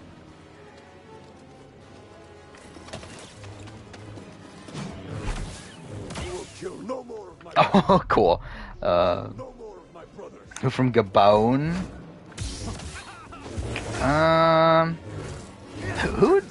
Gabon. Would it be like, I don't know, like Jackie? I could see him like dating Jackie. I mean, Jackie literally got married to a Survivor producer. So you can jump high. God damn it. And really, is like, what other options are there for like Jeff Probst from Gabon? Oh, cool. Actually, should the video be what was it? Survivor player from every season Jeff should totally hook up with, like in the light of like a Joy Rodriguez.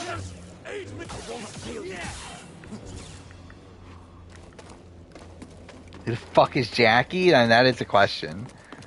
She got mentioned in the top purple player video. I believe she's the only pre-merge player I had as an honorable mention. Why did I jump down? God damn it. Oh, wait. Was that where I was supposed to go?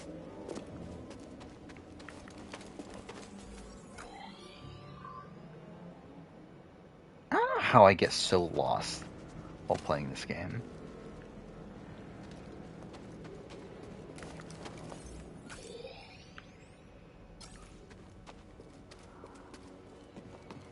Oh, I think like Sugar would definitely try, right? With Jeff Probst, especially like, obviously like Sugar at the time. But I don't know if Jeff Probst would be into it, if I were to guess.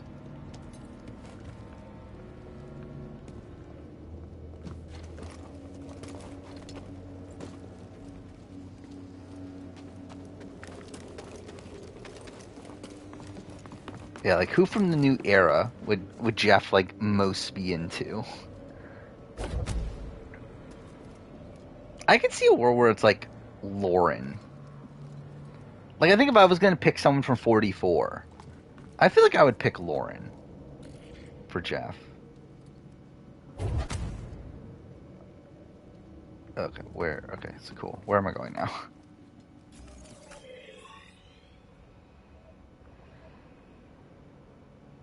Wait. Okay, wait. So I'm here. Did I not need to climb this at all?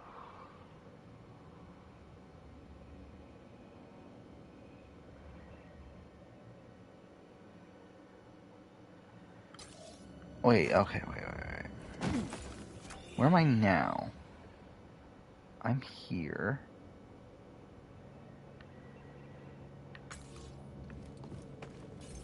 Wait, no, wait. Is this it then? Oh no, that's the wrong direction. Okay, that was wrong. I'm so confused, dude. Yeah, Lauren is single. See, it's not out of the realm of possibility. There we go. I found it. No sign of that old man. I wonder if the Knight brothers got him. Yeah, Maddie would also be a decent pick. Who from 43 though? 43.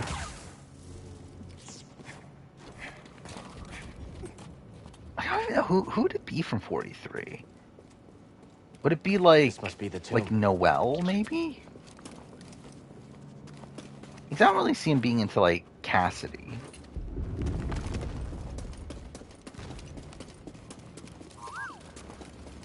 I don't see like BD. Jeff and Cassidy being a couple.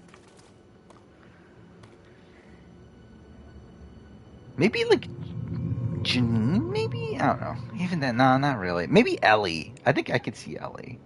Justine, Whatever that was, it's gone.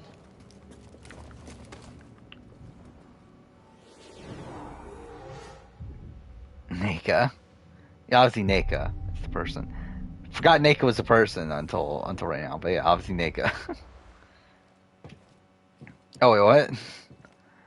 Was that a thing? Cool.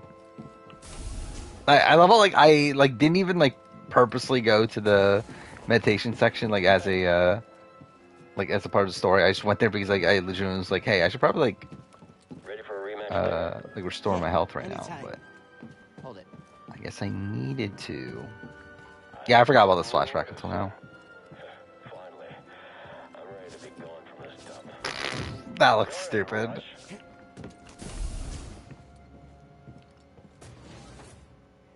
Dude, we're an hour and a half in the stream. I'm pretty sure I'm like really far behind. Because if I remember right, it's 2.5 hours from the point I get to the frozen planet. Because I started the final stream last time at the frozen planet. At like the beginning of the frozen planet. And like it took me around 2.5 hours to finish the game from that point. Good.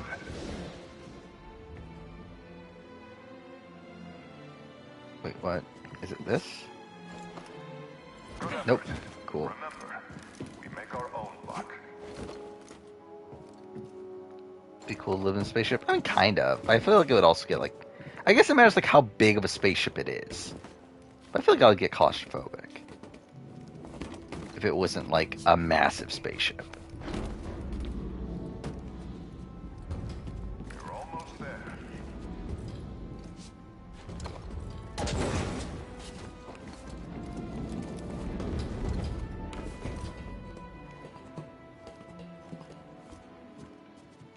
You wacky spoiler? I don't know. Like, I assume it's for 45, then, I don't know, probably not. Whoa! Cheap shot, Commander. Focus. Were you concentrating? This is, like, completely un-game related. Better now. But, I don't know, I'd just probably say no.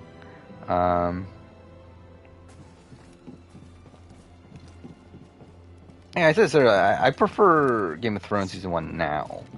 The House of the Dragon. But I think at the time... Wait, where am I going now? I was not paying attention.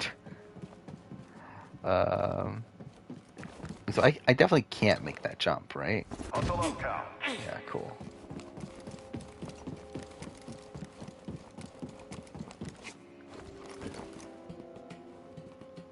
How many Jedi's train in parkour? I mean, they all need to train in parkour. Oh, that's why I was supposed to fall down anyway. Cool. We will begin with physical preparation. First, though. I just hope it's just so clearly Travis Willingham. Like, it's just his normal fucking voice. Yes. You must. And he's just playing this, like... Asher, are you okay? Oh my god, it's the moment. No, no. Oh no. What's happening? Why did the commander just... Padawan, something terrible is happening. The clones betrayed us. There are no answers to your questions. Not To be fair, character model, like, his character model is pretty decent. quickly. Get to the escape pods. Use On the day main- 5 of a 7-day work week, your body is fucked. I mean, Yes, Master. Well, what about you? that sounds like shit. I will create a distraction route. If I am not there when you arrive, depart without me. I will find you on Braca. Do you understand? Episode Yes, 3 Master. is crazy? Of what? They're coming. I will seal the blast doors, but if any cross your path, do not hesitate. Go. May the force be with you. Thank God we got this heroic farewell to this iconic character of Star Wars you're talking about.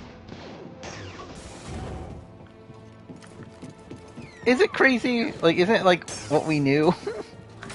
Just getting like... Actually, do we know about Order 66? Before, Need to pull Episode that 3? to I get through. don't remember anymore. Probably not, right? I guess that was, like, new at the time.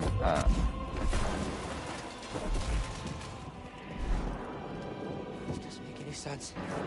What's going on? Power go on floor? I don't... Like, I haven't heard anything, but also...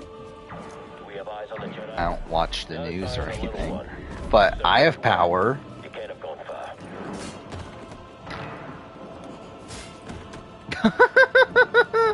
Okay. As often. There we go. Cool. That's what I meant to do the entire time. I'll search the area. God damn. Okay, cool. Dude, I keep on doing this too. Of me, like, not paying attention, like, right at the moment I need to pay attention. It's like I look at chat like in the like one moment where like I actually need to be paying attention. Copy that. I understand. You changed. Oh, it was storming pretty bad. Someone's in the maintenance What day was that? halls. Was that Thursday? It was like really, really bad. To where like it felt like a hurricane. After that. Oh yeah, I just have to cut this. Oh. But I never lost power, at least.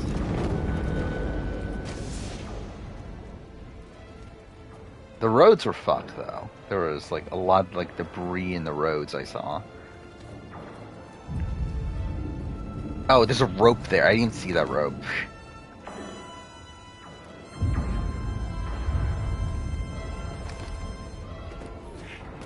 There's a tornado. Okay. I mean, I've never like seen like a tornado or anything. I've just like been through a whole bunch of hurricanes. Oh, it's here, isn't it? I have eyes on the small Padawan. But even then, I believe the strongest hurricane I've dealt with was like Category 3. I live like inland in Florida, to where it's like by the time it gets to me, that was so jarring. But yeah, by the time it gets to me, it is like weakened from where it was. But like typically, if it hits Florida like a Category 5, then like by the time it gets to me, it's like obviously not a Category 5. Which I guess is like kind of a fortunate aspect of living inland.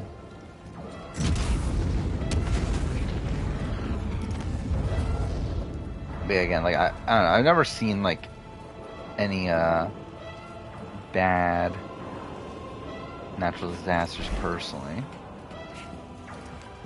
Does Morania have natural disasters? Probably not. I obviously never actually thought that through, but I feel like they probably like create some sort of device or something to like stop. Actually, yeah, I feel like they probably like created something to just stop all natural disasters. Override just ahead. You must activate in order to escape. Yes, Master.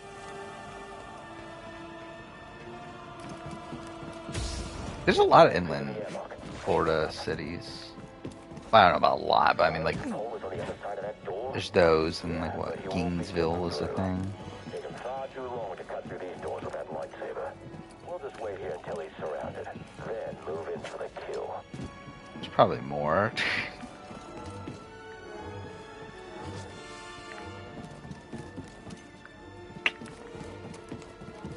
Where am I going? Okay, what the fuck? Like, where am I going?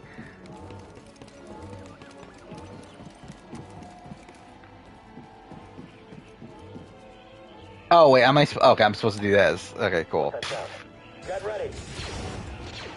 That's a pasta salad. I don't like pasta. I think I've never had pasta salad. But again, not a big not a big pasta guy. I forgot he didn't die yet. By the way, I really thought he was dead already. I do find it funny how like these like transitions are like really jarring.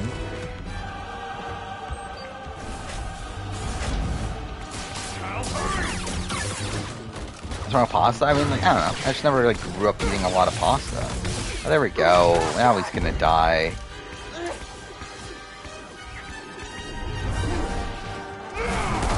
Like, I just never liked pasta that much. Like, I'll eat like spaghetti. Like, probably like once or twice a year. I'll try that.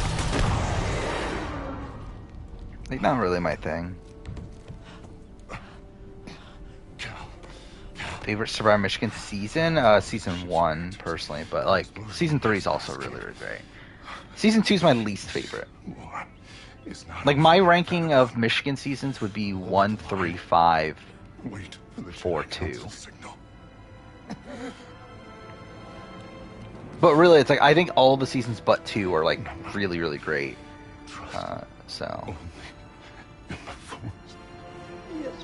By the way, yeah, Time and Change premiere happens, which a bit of a rough start in terms of like it was a good episode, but like a rough start in terms of like the outcome of the episode.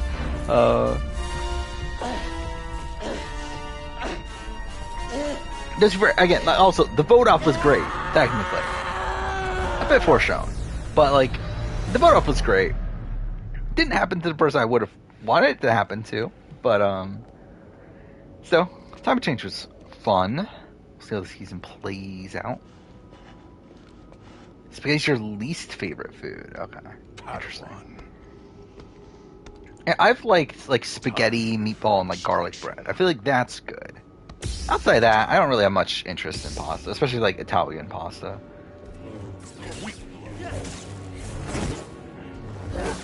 Like that was my biggest thing when like working at a grocery store and everything. It was like people like fucking buy pasta all the time. It's like, what the fuck are you making like random pasta like every fucking day for?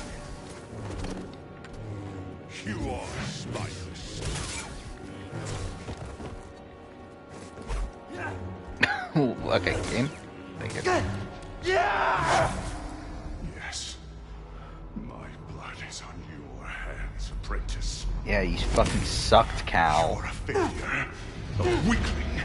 A traitor. You are no Mac and Jedi. cheese. Oh yeah, I forgot that mac and cheese is technically pasta, right? I eat like Kraft mac and cheese every now and then, but not that often.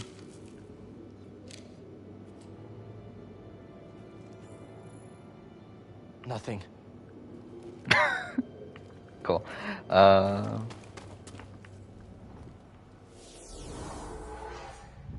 love how like that just like went like I just like didn't even think about like mac and cheese as pasta for some reason. BD. Thanks. Let's just get out of here. I can't explain BD. Yeah, Not this sure is I where even we understand. go on the ice planet. So again, we're probably on pace to finish this at like the 4.5 hour mark or so. I can't say I didn't warn you. Leave me alone. Leave Yeah, you fuck you, alone, Wanderer. lost, He turns out to be a and fucking defenseless Sith in Lord. this dangerous place. Never. Okay, enough of this. Who are you really? Quite literally finishing a pan of baked macaroni and cheese. Yeah, see, I've never been a big fan of like actual mac and cheese. Oh, is it get revealed now? Oh, I thought it got revealed a lot later. Oh, is he a former Jedi? I thought he was a Sith Lord. Well, then he is a bad guy, right? He becomes a Sith Lord or something, right? Anyway, yeah, I've never been a big fan of like actually supposed good mac and My cheese. troops betrayed me. I was forced to strike them down, and I escaped to this desolate place. Lobster mac and cheese sounds good. I've never tried it though. It almost took me, I feel like that's something I'd definitely be willing to try. but I conquered it. Which one-time player does I'd let this fall does off. everyone want to return? I don't. Yeah, I saw someone post on the Reddit, but I didn't actually think about it to be honest. Who do I not want to return? I mean, like, who does everyone want to return now? And as we both know, the Force. Actually, let's look at the Reddit. Let's see what people say. Oh, you use the I don't know. Force Who to do people seize want? Like, power. I It's everything the Jedi want stood a against. decent amount of people to return personally. Like, I'm a person that I would like to see people play over and over and over again. I personally have no issues with that. That broken lightsaber. But obviously people Has a different do. You saw something there. Where is this? Here we go. Yeah, what are Terrible. some top answers here? Drea? Again, do people want Drea to return, though? Like, that was my first instinct, but I was like, people don't even want Drea to return, though. I don't feel like. Like, the online community, at least. I can teach Kellen? you I'll be fine if a control Kellen its return. Power. Yeah, Reem's probably one that I probably agree with Showing that. I think my Reem as, family. like, a one-time player is probably And I about will right. teach you to control the power. Familiar words, Malicos. Sister Merrin, you overstep your bounds. Shan. You said the Jedi. I can see the pros and orchestrated the cons to a massacre Shan that killed return. my sisters. Yet here one stands, and you seek only to bring him into your family. I don't know. By the way, I also see a post of why isn't Tommy more respected as a winner? Which I did see that earlier today too. It's like someone posted who are the top 5 one-time players or whatever. And my misplaced loyalty And like a lot of the has top allowed you to posts lead like the did not have Nightbringers Tommy in astray. it.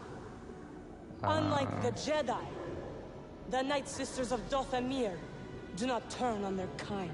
But yeah, again, like I still stand by like Tommy is one of the best players ever played the game. Yes, their graves are all around you. Time to go.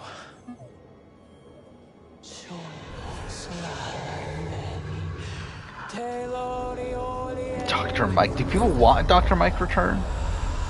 Who the fuck wants a Dr. Mike return? Don't want Missy Bird to come back? Again, who wants a Missy Bird return? Foolish girl! This power is beyond your control! Like, I feel like most of the fan base doesn't want that. When you To be, I wouldn't be opposed to Missy return, personally. But, like, I feel like most people don't want her return. Run. No. That's fair. I feel like bashing Drea seems warranted, though. Right, here we go. Finally leaving.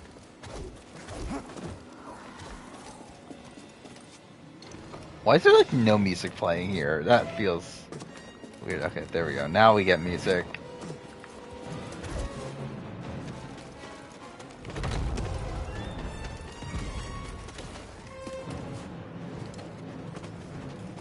Well, I mean, Missy, like, we had the stuff involving Dan. That's why people didn't like her. At least she was, like, using the Dan stuff as a strategy. Not clamoring for a Marianne return? Yeah, I'm like, I don't need Marianne to return, personally. But, like, also if she does, I'm like, okay, that's fine. Did I go the wrong way again?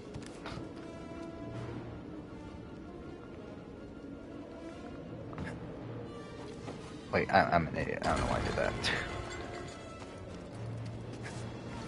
A lot of people have done multiple challenge seasons and have never lost elimination.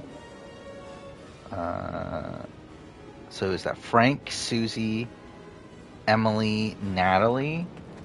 I would say Emily, then Frank, then probably like Susie or Natalie. Which one's better? How the fuck do I get back?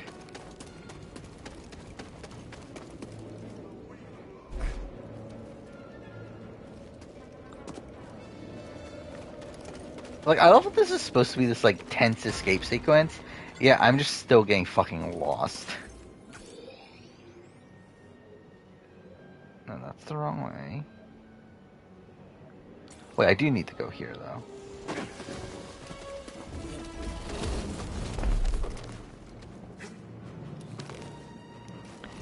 See her! See her! Okay, cool. I think Bob is, like, if Susie had won, Susie's also really, really bad. But, like, I think Susie's a better winner than Bob, personally. And you're leading them here? Captain, Or yeah, I would vote for Susie over Bob. But also Susie sucks, so it's like, whatever.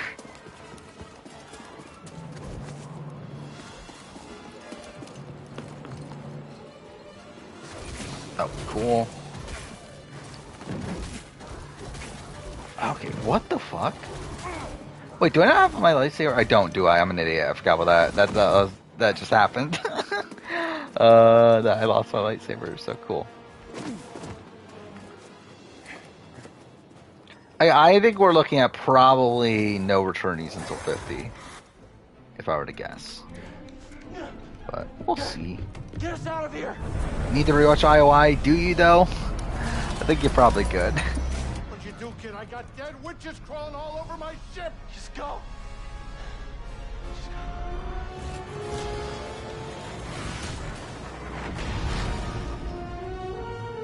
Yeah, movement looks great. I think that's like one of the things I'm most excited for playing Survivor is the like What happened? parkour Did of you it find all, the tomb?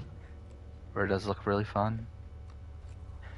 Then like I'm interested because like people say it's like the perfect sequel in terms of it like just improving upon what the original game did. So I'm interested in how it does that. Because I don't like this game that much, if you can't tell. I don't know. I never liked Jedi Fallen Order that much. I've always kind of like annoyed at a lot of little things in the game. Cal, you were But only a we'll child. see how the sequel goes. No, I know I could have helped him if I'd been stronger and braver, if I would have listened to him. I could have helped him. I know it. Cal, it's time I told you everything that happened to me when I escaped the Empire. And like also like a lot of this game's like narrative doesn't feel like it even does anything. Like a lot of it's just like setting up characters, but like it doesn't really like have much like progression in terms of plot.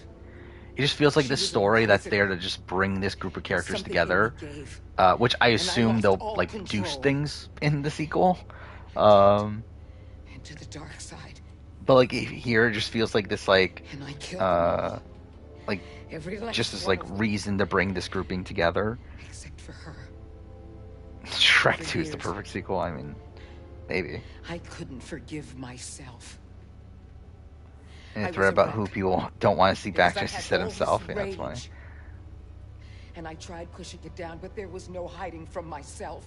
Red Dead 2 isn't the perfect sequel. I mean, it's barely a sequel.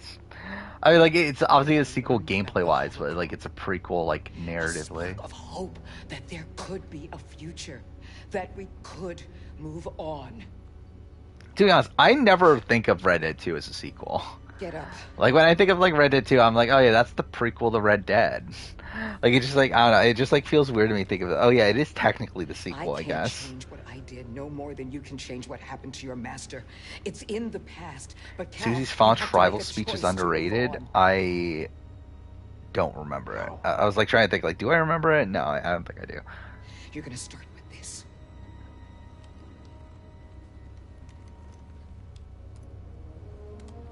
You are going to build a new you see Mass Effect 2, but the skill tree and Citadel suck.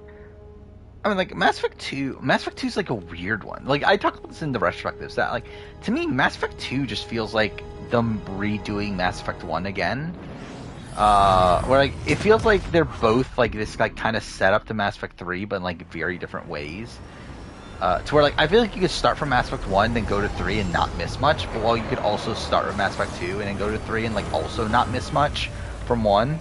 It's kind of this, like, weird thing. But, like, when I think of, like, the perfect sequel, and, like, to me, it's, like, Horizon Forbidden West comes to mind. And, like, by perfect, like, the intention is not to actually be perfect. Like, by saying the perfect sequel, I'm more so meaning, like, a sequel that, like, does feel like a continuation off the original and does, like, essentially does everything better than the original. Like, it doesn't need to actually be, like, a perfect game, but it just needs to be better than the original in, like, every way. It's very easy to fail. And I feel like Horizon Forbidden West is, like, the one that comes to mind right away. Still struggling with the dark side. At least from, even after cutting like, yourself recent off from the games. Is there any other game that, like, that matches that to me? The test. Of a game that's, like, just literally better than the original in every way? Makes us who we are. Yeah, Mass Effect's the best viewed as a trilogy, for sure. Witcher 2? I've never played Witcher 2. What's funny is I own it. I own the, I own Witcher 1 on Steam. Never really played it. I own Witcher 2 on 360. Also never played it. Okay, here we go. This is the ice planet, right? Alright, here we go. 2.5 hours-ish from now, we could be done. We'll see. I remember I got lost here last time I played this, too. Last of Us Part 2? I don't think... Like, I think it is game... Nah, actually, no, I don't even agree with that, no. It's a... Like, to me, like, I said this before, Part 2, that... I think Part 2 is fantastic. I just think it's, like, not exactly what the first game was. Like, it feels like it utilizes concepts in the first game and then, like, does, like, its own thing with it. but like it never felt like a true like sequel to me, even though it like technically is. And I think like it like in ways actually like to me it takes away from part 1. Younglings, the time of the gathering is upon us. Use your skills wisely. So this was okay. This is wrong. BB2. I mean, it wasn't hard to beat BB1. Saints Row 2, yeah. I hear very good things. Just, I haven't played the original Saints Row games.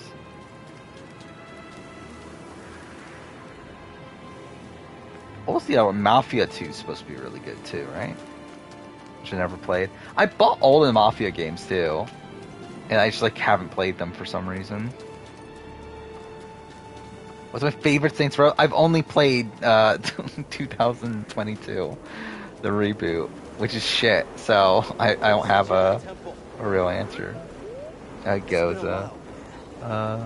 Couldn't finish Saints Row 1. I don't even. Do I even own Saints? Yeah, I don't even own the older Saints Row games. I did want to buy them, just for like in case I ever want to play them, because I do ideally want to play them. Will I ever? I don't know. But like, I wanted to buy them like just in case I ever like actually do have the time to play them.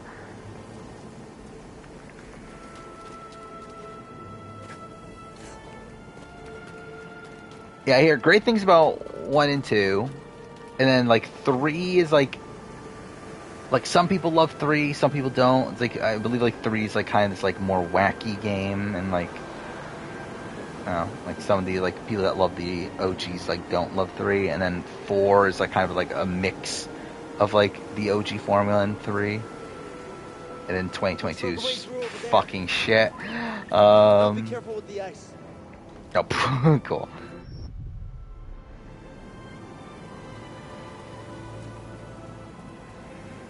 Actually, I want to replay the GTA games at some point too, or replay. I mean, like play like Vice City and San Andreas, like essentially for first time. Like I've played them, but like I've only done like open world stuff in them. While like 3 is the only one I've like tried to play the main story, and I never even finished that. This is the worst blizzard I've ever seen. But I would love to play those. It all feels connected somehow.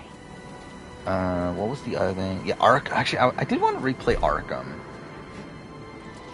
I don't know when I would do that though.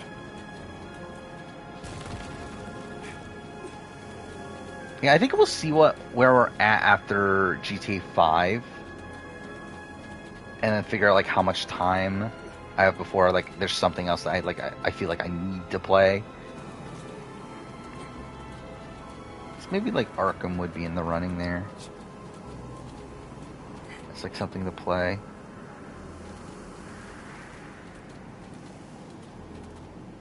Yeah, there's like nothing on. There's nothing on still. Tomorrow is the premiere to Claim to Fame, so that's something. Actually, tomorrow there's like a lot of like minor shows happening, which is like really stupid because you got Million Dollar Island, you got Claim to Fame premiere, you got American Ninja Warrior, and you got Stars on Mars. It's like a lot of like lesser shows. To Claim to Fame, I'm actually like kind of excited for. But still, like definitely not Great Jedi meditated here. The best shows in the world. Claim to Fame, it's a like kind of like a weird version of like it's a social strategy game, but like it's based around celebrity relatives, and it's like the people that playing are the relatives, and the goal of the game is to guess the like the other players' relatives. Wait, what? Where am I going then?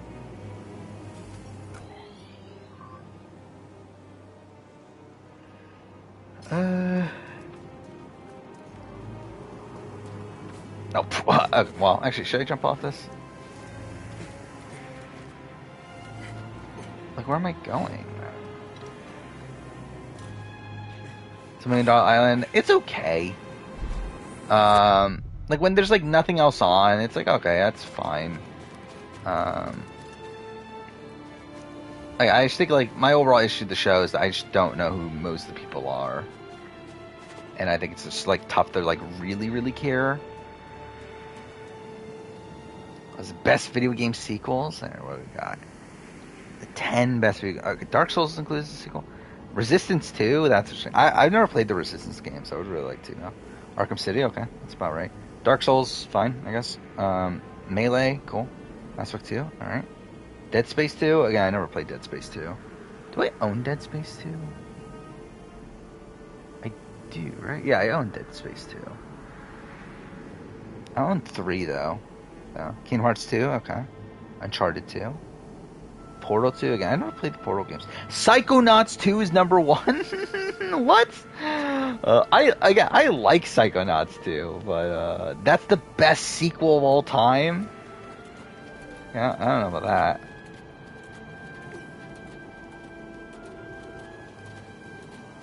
that. Michigan State, I think I have. I think that was the one that I was like kind of interested in.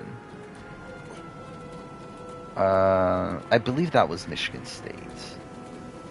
Yeah, that was a really good trailer, if it's the one that I'm thinking of. To where, like, that's actually made me interested in, like, I will potentially watch it.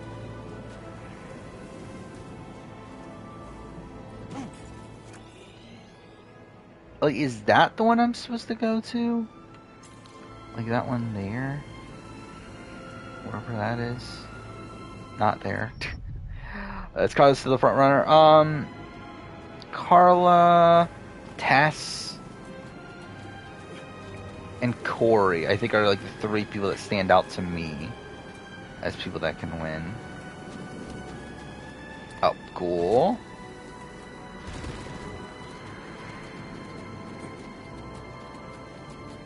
Somebody's supposed to jump back, is that what it is? And...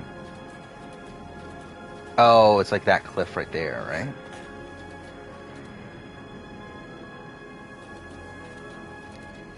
Didn't Tim quit? Like, Tim quit in this, like, last episode, didn't he? Or, like, 2 episodes ago or whatever? Like, he just, like, out of nowhere just quit. Even though, like, he was, like, prominent in, like, episode 1, and then, like, all of a sudden he's just like, oh, yeah, he's gone. I guess that's what the show is.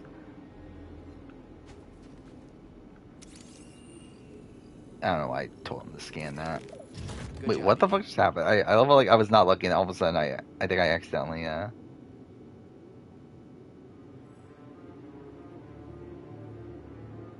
okay, cool. I, like, accidentally, like, zoomed in so much on the chat. I watched the first 2 episodes. Oh, okay. Well, spoiler, then. I think he's the one. I think he did quit. The warmth is nice.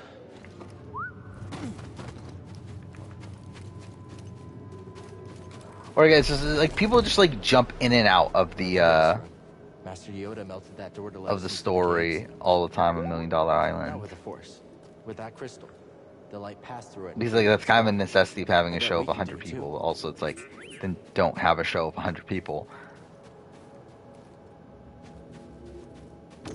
Yeah, this is the puzzle I remember I got stuck on when I last streamed this.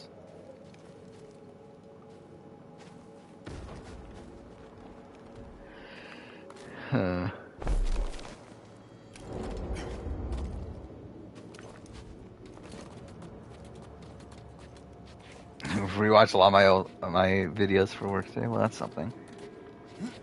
Which ones did you rewatch? Oh, yeah, I forgot we don't have the lightsaber either.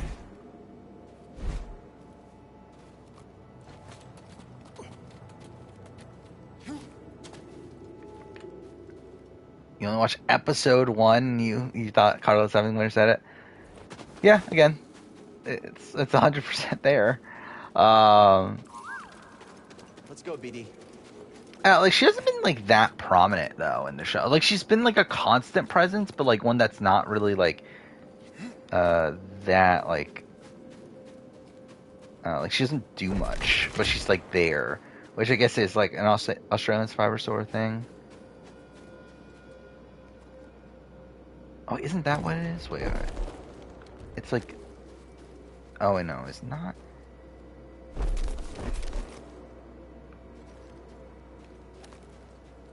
Yeah, I don't remember how this works. God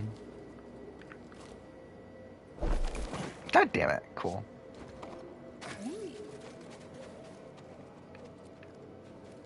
Over here, BD.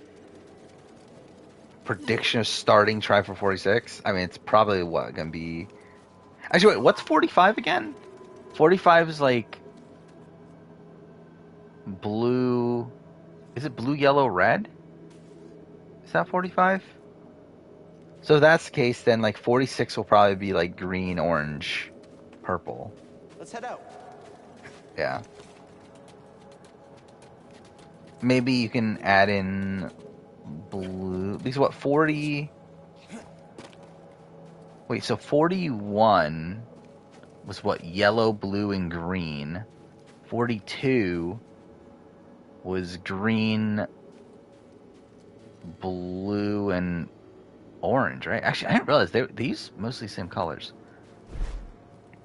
Then 43 was red, blue, yellow. 44 was green, purple, orange. Yeah, I think that's probably more likely. It's green, purple, orange again. Oh, wait, I can do that.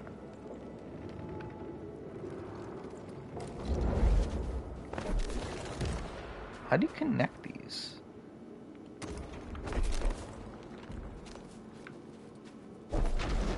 Oh, wait. Oh. I completely forgot that was a thing.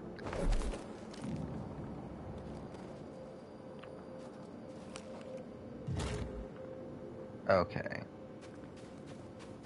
And then... What do I... Like, attach this to this? Is that what it is? Oh, wait, no, you can only do one at a time. Well, either way, I guess that works. Green, yellow, orange. I could see like green, yellow, blue is 41, isn't it? Green.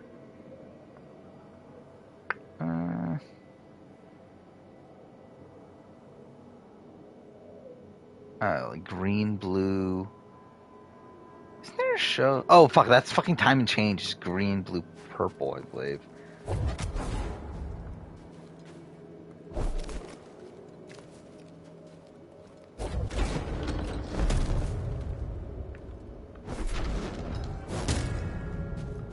I would prefer new colors. Like, I would love there to be a pink tribe or whatever.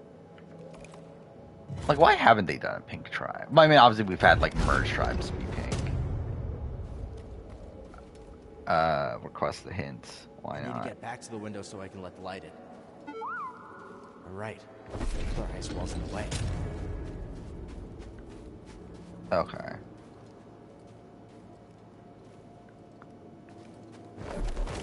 So, this is a factor, right? Is this... Black, white, and rainbow? That would be something. Now, even, like, I don't know, gold and silver would be kind of interesting as tribes. Oh. Yep, I definitely remember that this was a thing I was supposed to do.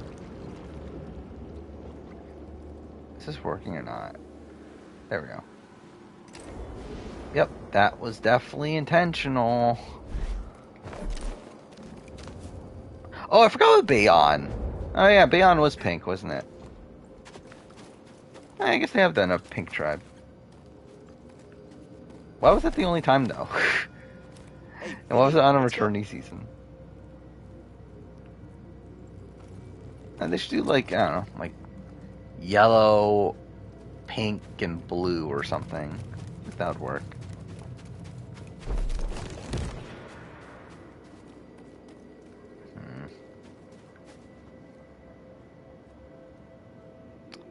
So how do I keep this one open?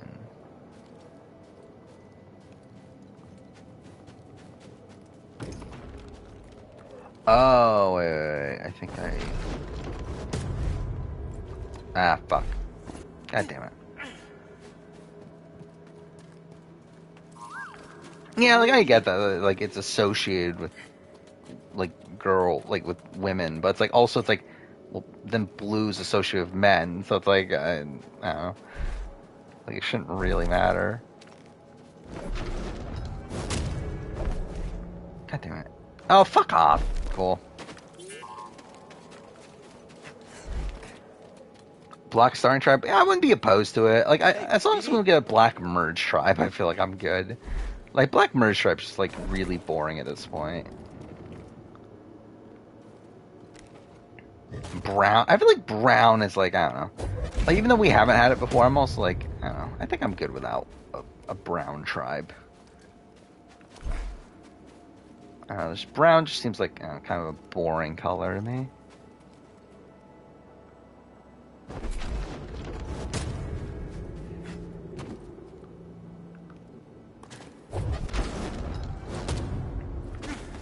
Can I climb this? I cannot. Cool. Come on, BD. Gosh, I forgot. Yeah, Kror is brown, isn't it? Why the fuck is Kror brown? No, I never thought that through. Yeah, Kror's fucking brown. It's funny, like, one of the most successful tribes in Survivor history is fucking brown. 10 best opening cutscenes. I haven't played Diablo. BioShock, yeah, it's good. Fallout 4, yeah.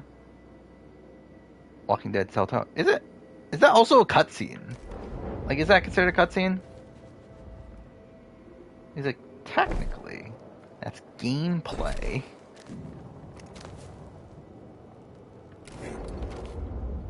But whatever. Spider-Man, I don't know. Is that like I don't think that's even like that wouldn't even come across my mind. I feel like Spider-Man's opening.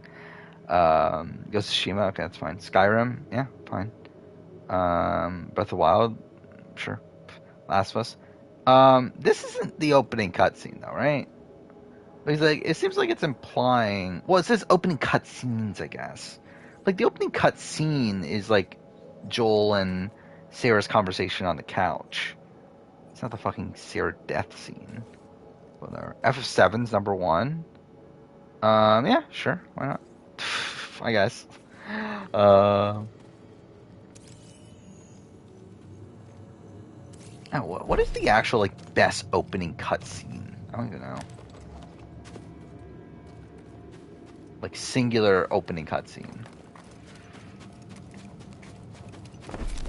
I should probably do a video on like best like opening like section to a game, like best like prologue, I guess.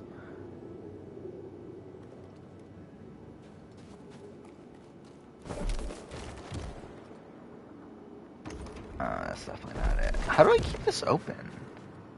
What is the way to keep this one open?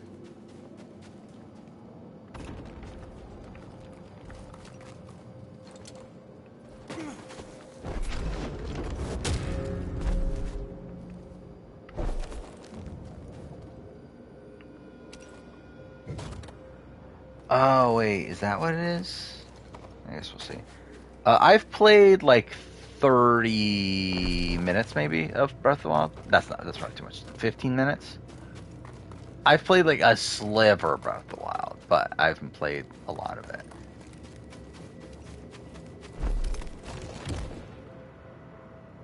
Oh, is that still not it? Damn it.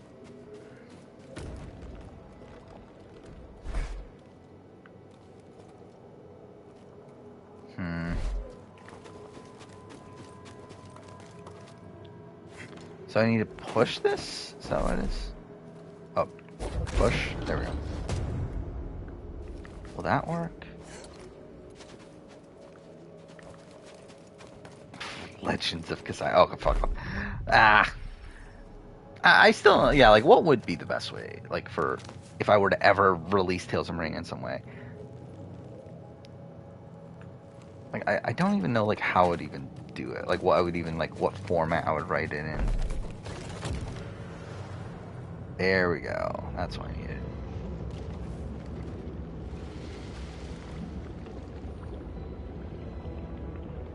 Is that the entire puzzle? If it is, I did this so much quicker than last time, I feel like. Because this definitely took me way longer last time. Because I remember, like, I was, like, here for, like, probably, like, an hour, I think, last time. Not actually that long. By the way, also, I did look up last playthrough. I was literally stuck on that, like, one, where was it? Where I was trying to find the roof, at the very beginning of the last episode. Like, I literally wasted, like, 35 minutes doing that. And then also, there was, what puzzle did we do last stream? But there was like, one of the puzzles I did, like, midstream, I wasted, like, over an hour on. Like, that was such a waste of time. Looking back on it, but whatever.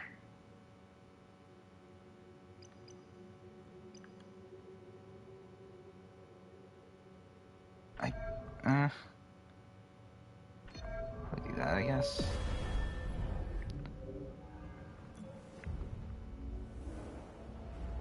Marvel Ultimate Alliance. I've played Marvel Ultimate Alliance. I could not tell you its fucking opening. But also, and that was how many years ago now? That was, what, 2009, I think I played it? Or 2008, right? How's that working? I played it at the same time I played, like, around the time I played AC1. That would have been 2000... Yeah, 2000... No, it would have been 2009. No, it would have been... Wait, no, it would be 2000... Wait, oh, fuck off, dude. I don't remember fucking... When did I get a fucking 360 again?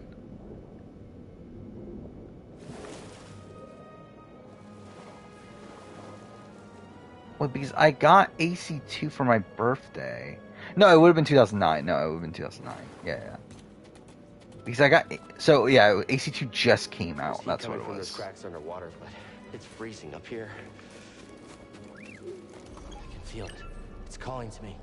We must be close. Best player of Oolong? It chooses you. Oh. Yeah. Potentially like Bobby John. Hey, BD, let's go. Please, what? Bobby John's like the only one. Oh, actually, no. Was he? I forgot. He didn't vote Jolanda out, did he? Let's hope it holds. Well, he seemed to be like the core of the power structure for a lot of it, but at the same time, it's almost like, okay, cool, almost solely because of like his challenge prowess more so than like anything he does well socially. Really? Okay, that's ridiculous. The Carva's pretty overrated, yeah. Carla, I think, is overrated. Yeah, I would say Carolyn too.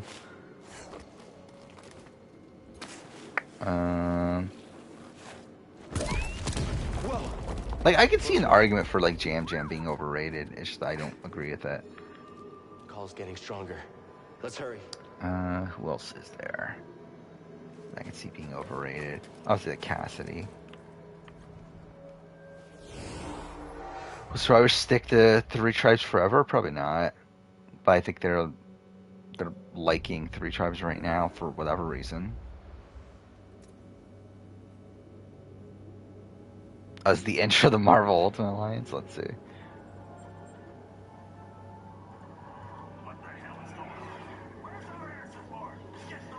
Like, I've played this game. I don't remember though. Like this intro. I'm like looking at the preview. It's Nick Fury. He doesn't look like Samuel L. Jackson. I just find it funny how like Nick Fury is like now just associated with Samuel L. Jackson.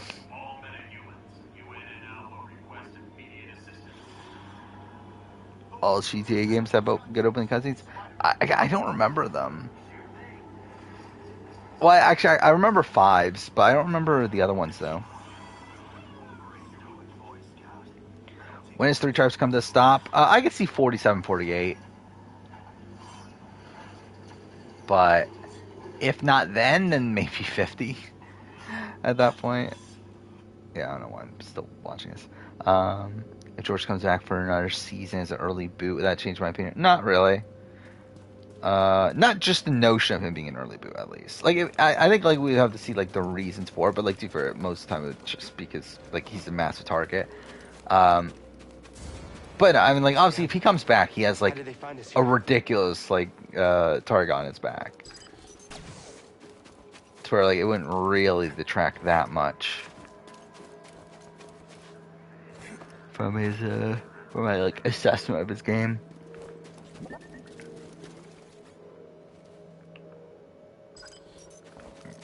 I was gonna try to open that, but I'm also like, I don't care. Who's shooting at me? If only I had fire I could shoot in the air. That'd be fucking cool.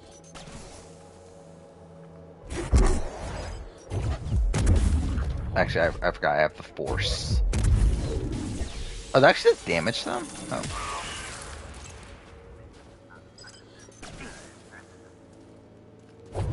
Wait, why does he have a lightsaber? Yeah, like, well, I just realized that, yeah, like, why does he have a lightsaber right now? It's fucking... dude, this game's fucking broken. Like, I love how it's, like, glitching out, too.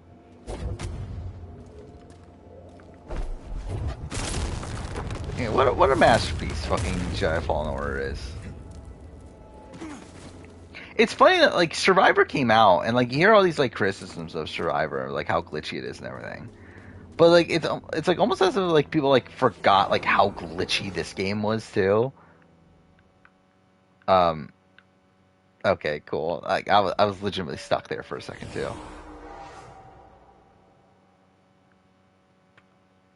Dude, the game's broken?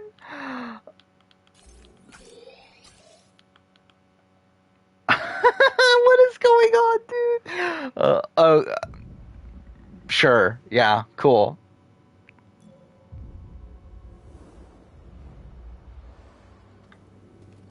Is the game gonna function properly? There we go, cool. But I was trying to open up that menu the entire time there. Again, what a masterpiece. Oh, yes, lightsaber's off too now. So, okay. It fixed itself. That's it. Yep, that's it. That's the thing to turn my lightsaber back on. Alien Isolation. I've never played Alien Isolation. I do own it though. So like, I would say it's not out of the realm of possibility, especially because it's like, do I need footage for it? Not necessarily. So I could stream it, but I'm also like, I don't know. I don't know if I really want, like, I'm not dying to play Alien Isolation either. Yeah, here it is good. Where'd it go? Oh, do I have to go underwater? Is that what it is?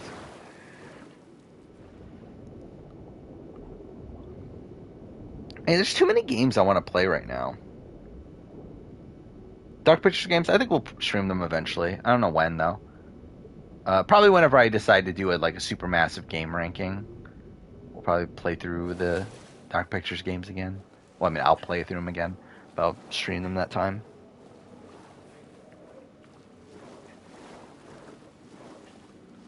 Okay, cool. There we go. What was the other game I added to the schedule? Oh, I wanted to play. Well, I mean, this is for way down the road, but like whenever Rebirth comes out, I'll replay FF7 Remake again. I was like, I really want to redo my FF7 Remake retrospective. Like, I'm considering like completely renaming my FF7 Remake video because it's so bad. Because like I didn't get it when I made that video. Like, it's super. I stand by like a lot of what I said about the gameplay and whatnot, but I think like narrative-wise, and like obviously connections to OG, like I just didn't get at the time because I hadn't played the OG, and too far I haven't played the OG even now. But like I've watched like playthroughs of it now, to where like I get it now. But like I didn't get it at the time, to where. Yeah, I feel like I should redo it, but I'm also like, I don't know.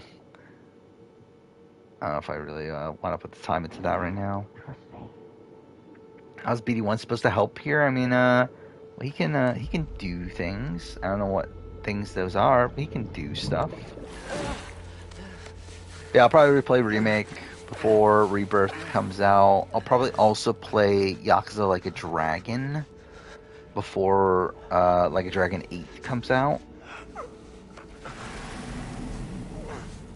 I feel like there's another game too that I wanted to do that for, but anyway, yeah, I was gonna play Cyberpunk before the DLC came out, but then I realized like, well, supposedly they're like releasing this like big patch to like fix everything, I guess, to where like I might as well wait until that patch comes out to play Cyberpunk.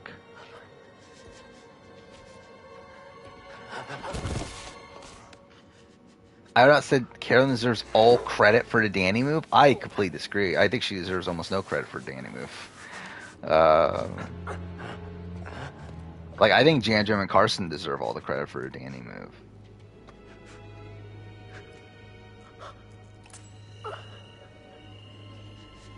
Like, I think Carolyn was like just there, really. Like, she had her idol, and she played it, but she didn't need it. The reason why they went out in that vote is because Jan Jam and Carson had a Final Four deal with Jamie and Lauren.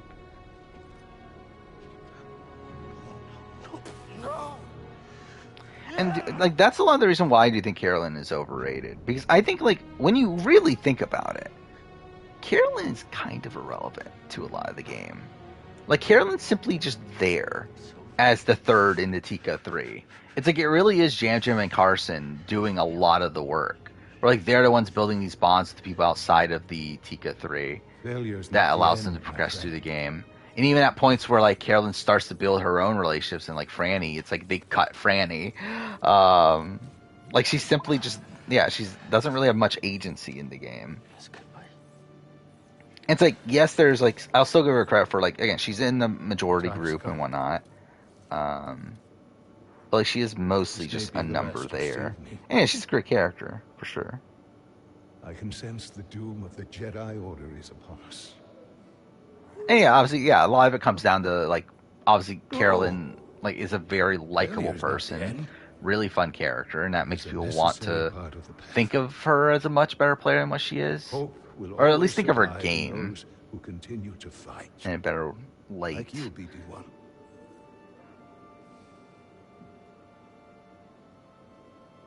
I believe you will I never truly believed she wins your vote.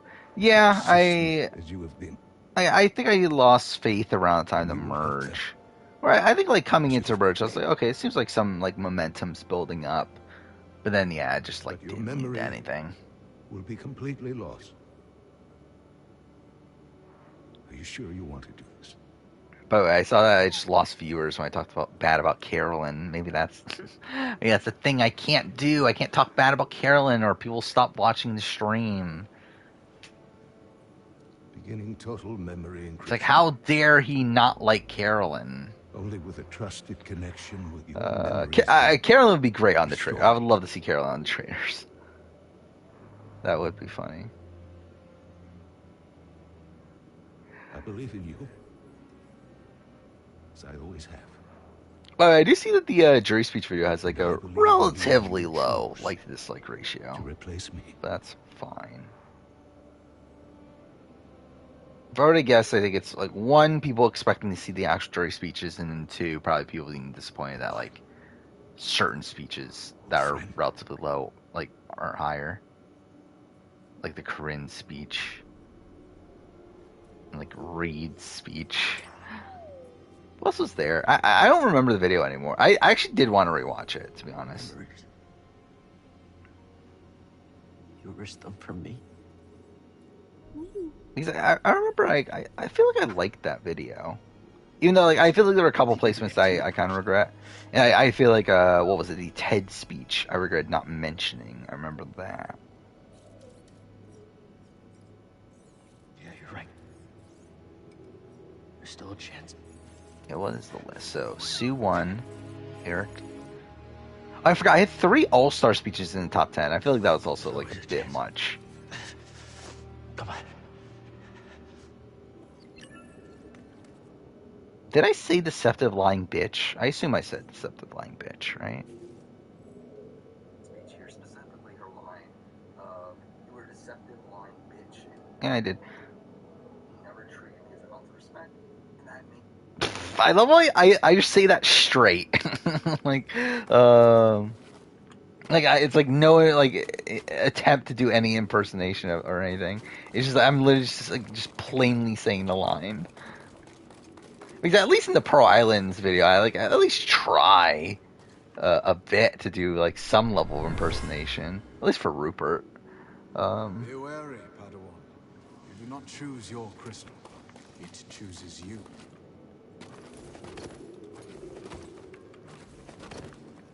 Okay, here we go. Rachel's the biggest goat. Probably. I don't know. I think someone pointed out on Twitter is that Trader Season 2. They'll need Traders enter last. Oh, yeah. Yeah, I mean, that's something I've talked about. I'm pretty sure I've talked about that. If not on stream, then I talked about it. Or if not in my video, then I talked about it on stream. Oh, this is just the color, isn't it? We'll go red. Because I'm a fucking Sith. But yeah, I don't think Rachel was winning BB12. She got to the end, but also it's like she wasn't getting to the end. But also, like, if she did get to the end, she probably would have won a lot of comps. And it's like, I don't know, I could see a world where they like respect Rachel more than, like, yeah, Kathy, and then like maybe like Brendan.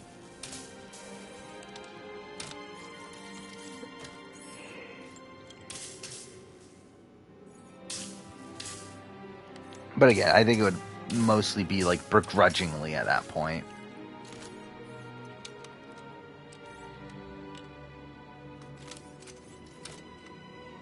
I wonder what Rupert would have done if John wasn't on the if it was on the show. I mean, I think he'd probably be dead. I mean, he literally says that I wanted to pop his head like a chicken or something, right? I believe that's the quote. Here we go.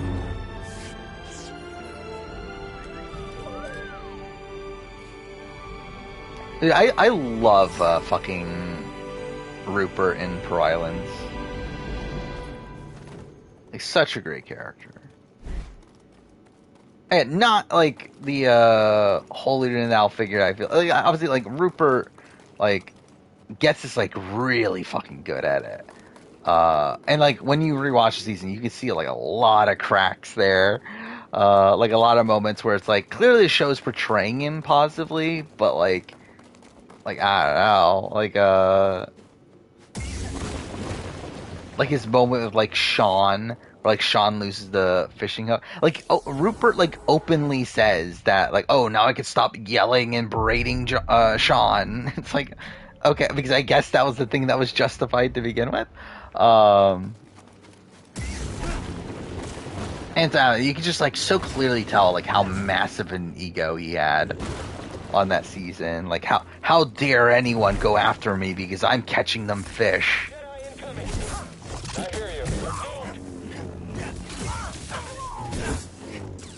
That's a toggle? Speaking of toggle, why the fuck does Final Fantasy 16 not have a run button? Like, that bothers the fuck out of me. So it's just a thing that, like, after, like, running for, like, 30 seconds, or after walking for, like, 30 seconds, eventually he starts running. It's like, fuck off. Like, why isn't there just a run button?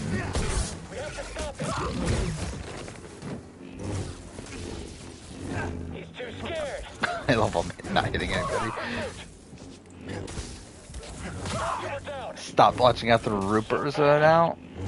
I mean, I guess he said so long to his dreams then. Again, that's one of my final words ranking. Whenever I get around to that, like 100%, that's gonna be number one.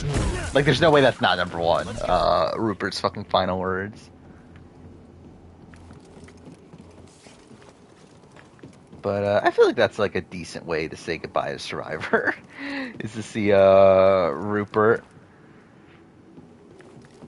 essentially saying that him getting voted off in Survivor is the equivalent of him losing all hope in his entire life. Individual detected. Systems failing. So it's just like a one-off attack more so than like a thing you can consistently do. Oh, cool. Okay. I didn't even know they could choke you like that, but okay. Avoidance identified.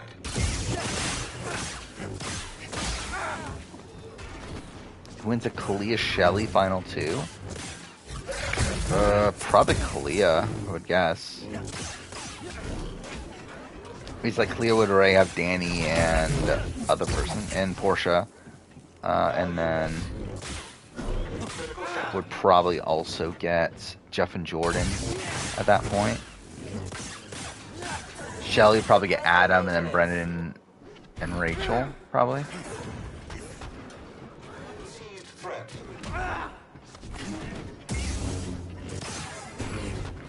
No, I'm not playing this on Game Pass. I'm playing this on PlayStation for one. And it's the PS5 version.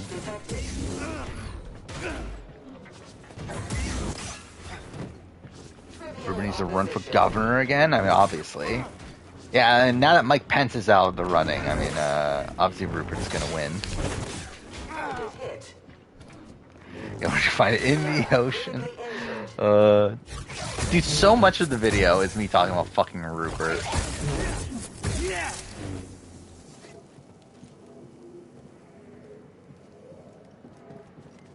Do your magic, BD. But I legitimately think the Who the Hell Vote for me is probably like top 5 scene in Survivor history, maybe. It's legitimately just one of my favorite scenes ever. Worst game, it has to be like Blood vs. Water if you want to consider that a game. If not, I think it probably is Pearl Islands, but I think Pearl Islands is also the game that he tries the most, though. Like, it's the game that I think he, like, is the most aggressive strategically. And, like, there are points where, like, he does actually, like, go out of his way to, like, pull together votes and does, like, pull off, like, moves, I guess. But, it's also probably, like, the game that he's, like, the most sloppy in terms of, like, managing his threat level and all that sort of stuff. But, like, his, like, move to, like, pull over Sean and, like, keep Sandra in line, in the Trish vote. Like, that's pretty good play.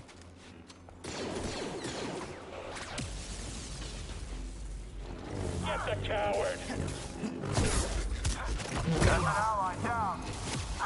And he does do good work with Lil, even though, like, at the end of the day, it doesn't, like, fully work for him. Like, I do think he does, like, pretty good, like, work building a bond with her. To where, like, she's, like, ready to flip over to Drake right away.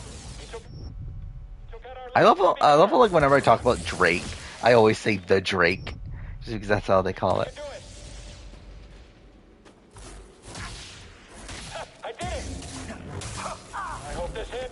What's your obsession with this animation thing? Like, I'm pretty sure I think I've seen, like, a picture of this on Twitter before, but I don't know what it is. Yeah, I think you can argue Here's His Villains is his best game. There's points in that game where, like, he does have pretty good reads on what's going on. As he saves himself during the Candace vote. That's decent play.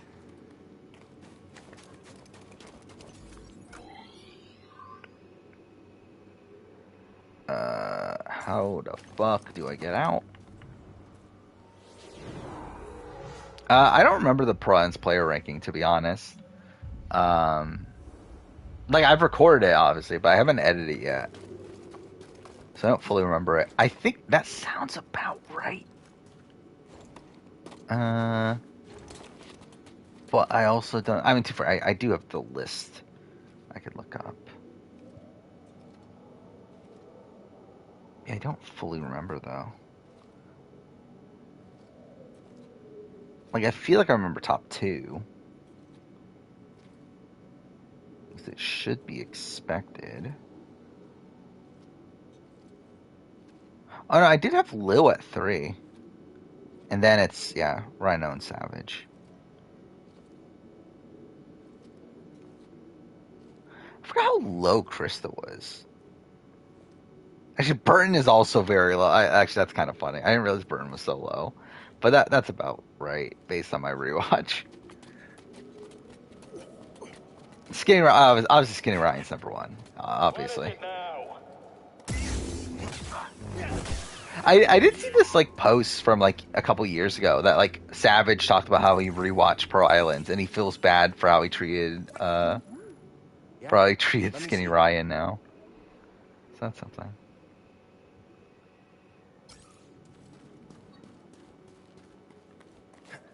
Is this where I'm going?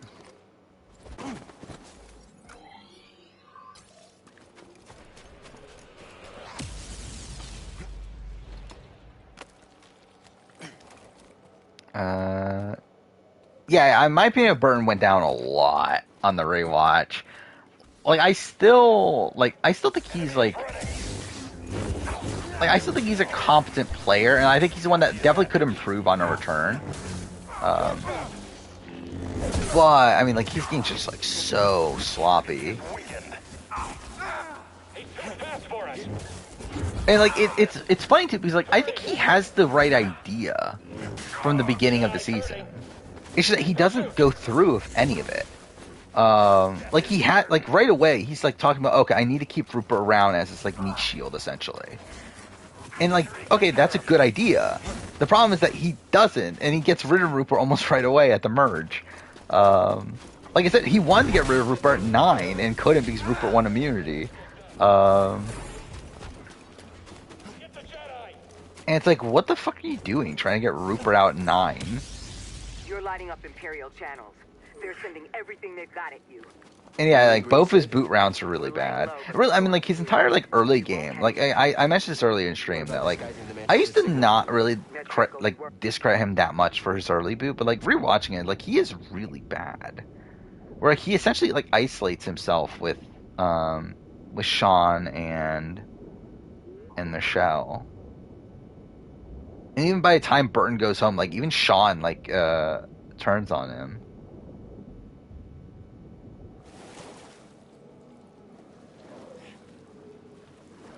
I mean, like, also, my opinion of Sandra went down on the rewatch, too, I will say. Or, like, and I still stand by that. I think her Pearl Islands game is still stronger than Here's the Villain's game, but her Pearl Islands game is also, like, not that good. Like, it feels like a lot of her Pearl Islands game is just her, like, falling backwards into a good spot. Despite, like, being in a bad spot, for a lot of it. So let's go this way. Come on, Jedi, fight us. On him. He's like, even like she was supposed to be the first boot. Would have gone home with the first tribal, to which even Rupert confirms that post show. Like Rupert, one of her closest allies and biggest supporters, like confirms that story that she would have been the first boot had they gone to the first tribal. What? With the Empire on your tail? Are you crazy, kid? And seems to get herself out of that position, like largely because of like Burton just being a dick around camp, like Burton and Sean. Again, like her, like being like so when Lil votes out Fair Play over Sandra, I think that's another one that's like completely like against like what Sandra's even like. One, Sandra is shocked. Like, Sandra is, like, shocked when Fair Play gets voted out. Wait, how the fuck do I get on?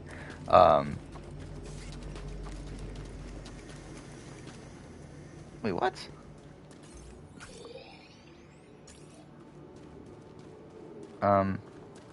Okay. Is it because do I have to fight these? Is that why? Like, Sean's, like, forgettable in the grand scheme of Survivor. However, I think he actually does have, like, a pretty big role on the season. And also, it's so funny watching the Trish vote off, where, like, Sean literally says, this is my game now. And like, it's funny because, like, under context of, like, what he thought was going to happen, it's true. It's just that he gets fucked over by the Outcast twist. Because, like, again, Sean was under the interpretation, as, like, most people would be, that, oh, we're going to merge right after this. I'm going to fucking flip to the Morgans and, like, essentially become, like, the main character of the show. Only then find out the outcast what happens and he gets voted out next. But it is like really funny how like he's like super confident in that moment and just like goes completely wrong the next day.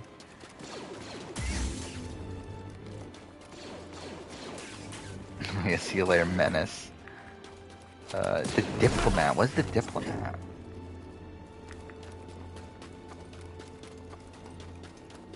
But also, I feel like my opinion Beyond the Sea is kind of fine now. Yeah, Sean fights with John a couple times. Those are good moments. Not as good as I can get loud too. What the fuck? But I wouldn't still be here good. without all of you. I used to sit on Braca dreaming Okay, about but that looked kind of dumb. from the Jedi You just Council. continue walking. Instead, the Order's hopes rest on a gambler, a fallen Jedi, and a failed Padawan. That looked okay. Yep, that's great. BD's the only reliable one.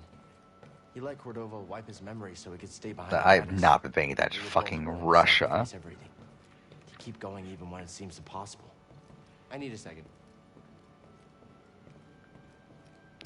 Hey, Grease, what's this thing? Oh, I don't care. Sure, but don't they usually have Yeah, Drake's one of the best tribes of all time for sure. Especially newbie tribes.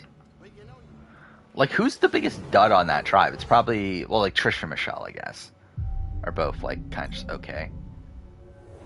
Like Michelle's likable enough, but she's also like not really on the show that much, and she's more so known for her like final immunity challenge. By the way, that's a funny scene too. I love the moment where yeah, I don't give a shit about watching plants grow. Can I just leave?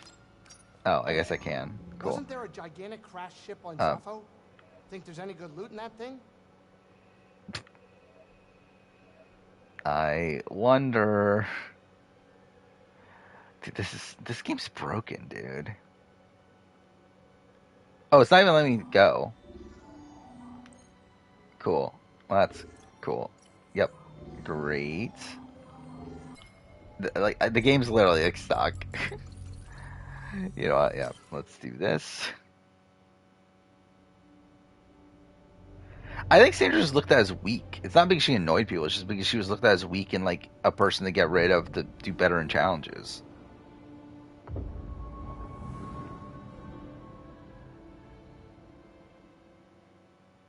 Which, I mean, to be fair, it's like... Actually, this is something I never noticed until rewatching Piranha. Does Sandra ever, like, get better than, like, 4th place? On a... Or, like, 3rd place, I guess, on a challenge? Hey, wasn't there a gigantic crash There ship we on go. It actually loaded in this time. What a miracle. Oh, not what I meant to do. I guess we could go to Dathomir. Oh yeah, that was the moment. Yeah, I didn't talk about the moment. The moment that I found super funny to rewatch too is like right before Michelle gets voted out, right after the immunity challenge that she was like supposed to like gross food and comp and everything. Like she's like campaigning to Rupert, and then, like all of a sudden like Rupert like goes to her and like tells her, you know what, I really want to save you and everything, and like he's like trying to give her like a pep talk and everything, and like as he's doing this, we like zoom out to like the shot of like Michelle just puking like as he's like right next to her. Like that's always been funny.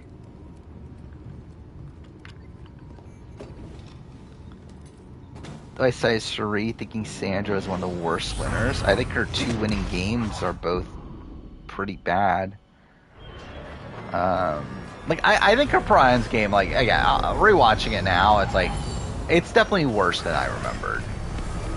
Like even the Burton vote, which I used to give her a lot of credit for, even that is something that like technically it's more of a Lil move than it is a Sandra move. Sandra just happens to be there as most things on that season. Hang on. Where like I always credit it as like I always remembered it as like, okay, Sandra's the one to get the women together and turn to votes on Burton, but like no, it's actually Lil that does that. Like Sandra talks about it, but like Sandra doesn't actually do it. It's like Lil is the one that actually does it.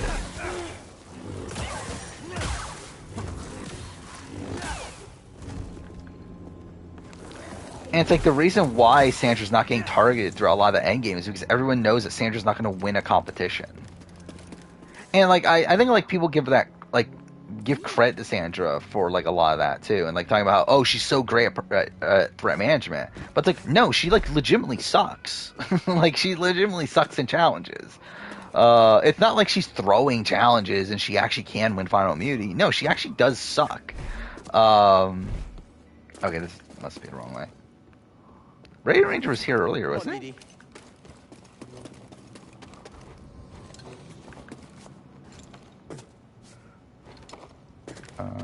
Like the thing that she underestimates is her jury potential. But even then, like I don't think she even really does that on Pearl Islands. Like here's his villains. I think you obviously argue that more, but also like really the only person that seems to underestimate her jury wise is Russell, which I think that's more of just a Russell thing. Practicing her craft.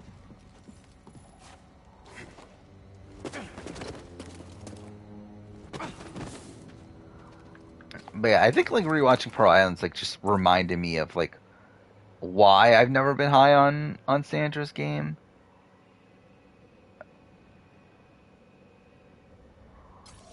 Again, is this it after this? I don't remember. Like is this the final mission after this? Or do we still have like something else to do? After Dathomir.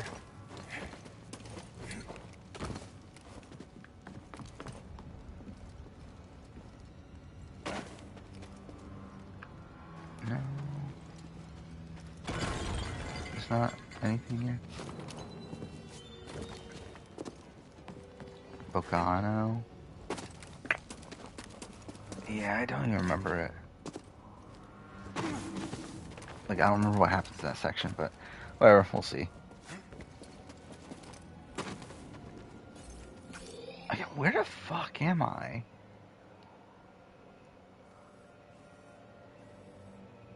Wait, so I want to get there. There's a rope. Syndrome hears villains because the anti-Russell votes. Yeah. But, like, to be fair to her, like, she was aware of that, though. Like, she was aware that was going to be a thing. Okay, cool. Like, to me, that's, like, her biggest strength of her heroes versus villains game is her, like, awareness of her, like, jury prospects. And her being able to, like, downplay that to Russell. But also, again, it is Russell, though.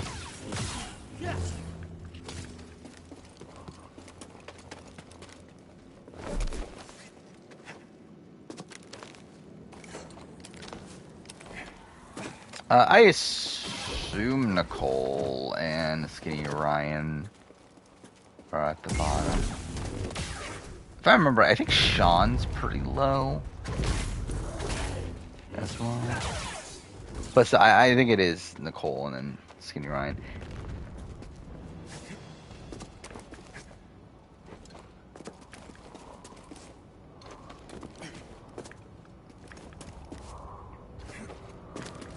But yeah, there's a lot of like in the video also there's a lot of like like trying to rationalize Sandra's game. Because like I don't get what the fuck Sandra's thinking for like certain parts of the game too. Like I don't fucking understand like what she was thinking during the Rupert vote off. It just does not make sense. Like and like to make it make sense, it like has the like look at her as like being so unaware of what's going on. Austin, I think, was like higher than I expected him to be. I think I'm reopening the list. Yeah, mini boss for some reason. Yeah, I mean obviously you gotta have this for some reason.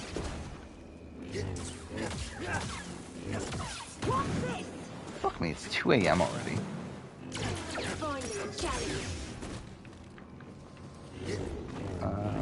You ready to die? Okay, I'm looking at the list. Austin's where he placed. Okay, actually, the bottom of the list is mostly just by placement. It's not until like the post-merge players that everything gets a bit fucked.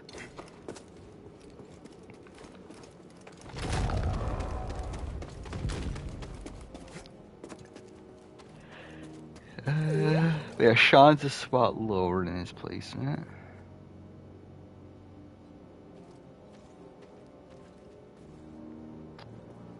I'm surprised I have Dara that high. But I guess like she did make it far and almost won. But also I'm like, ready to move on? Like, I don't think Dara played that well.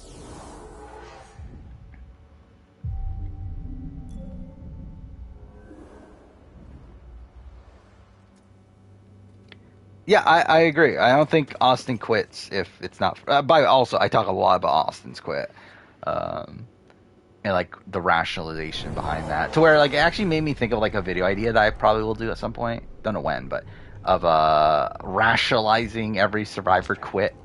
I think that could be fun. Of talking through like the like where these players were at the time they quit. Proves you a Jedi. No. And like the pros and cons of it. Facing you. Memories that have I'll say like probably Colton in particular. I don't know what I can really say there to justify Colton's quit, but yeah, this full story of Austin is that he had, so obviously he sold his clothes on day one. So like he had no clothes on the island. So because he obviously got very sick from the very beginning. He had multiple staph infections. And like, to be fair, like Austin was a bad sport. Like I Austin like legitimately like seemed to just be miserable out there, like a miserable like person. But like obviously it's like that doesn't like negate the fact that he is like genuinely like suffering while out there. And like also Austin does say like some like not great things. Like he does have like some misogynistic comments and whatnot. But so it's like like from a like in terms of like his actual quit, it's like like I feel like it's 100% justified. Again, he has no clothes. He has staph infections. He's at a point where like again with the Outcast, when the Outcast just happens, he's essentially at a point where like him not going home means that one of his really good friends is gonna have to go home. Well, he doesn't even really want to be there that much. Like, in essence, like, he's essentially laying down his sword for Dara. That's essentially what Austin's quit really is. It's not really, like, him like, it's not like he's out of the blue quitting. Like, I think there's definitely... Actually, should I do a ranking of every quit? Based on how justified they are? I think that could be somewhat interesting. I feel like it also, like, I don't know, I feel like it could lead to some, like, maybe not some... like, maybe, like, a little bit of ickiness, like in like saying like someone's struggling is more valid than another's, but so I think that could be an interesting video. Dara would go home if Austin didn't quit. Dara was always at the bottom of the Morgan majority.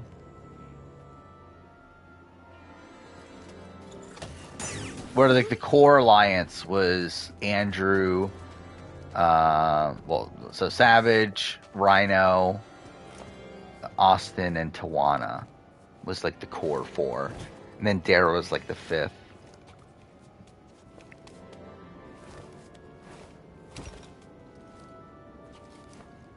What he's doing now, Austin? I've seen like photos of him here and there. You chose to return. Usually it's like him like hanging out with Rhino or Savage or someone like that. But not wise.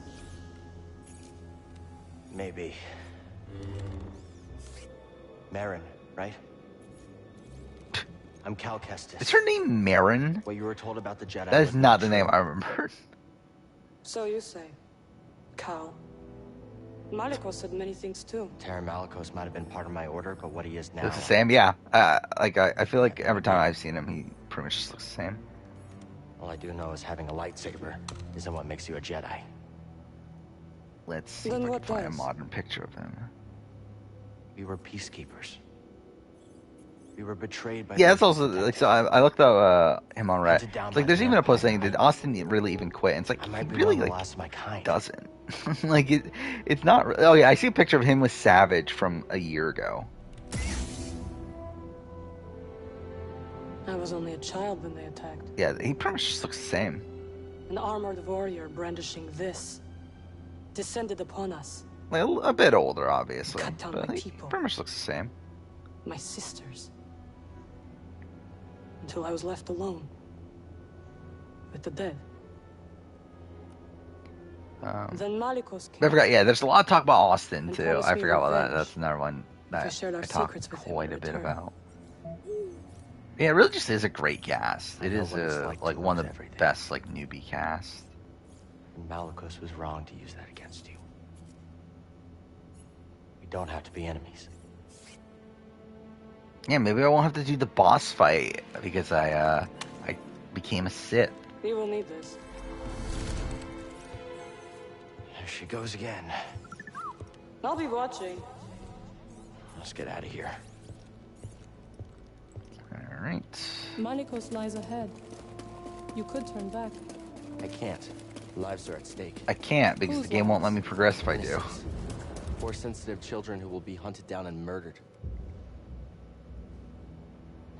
How Kestis? Probably. I mean, where was it on my cast ranking? I don't remember.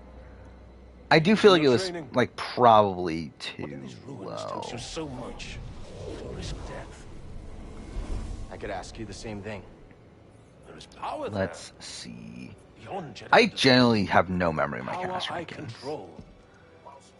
Okay. I would offer you the same thing. Don't you understand? I'm not interested in power. There I we want to go. restore the order. It's obviously like you still. I think you still have the All-Star seasons high.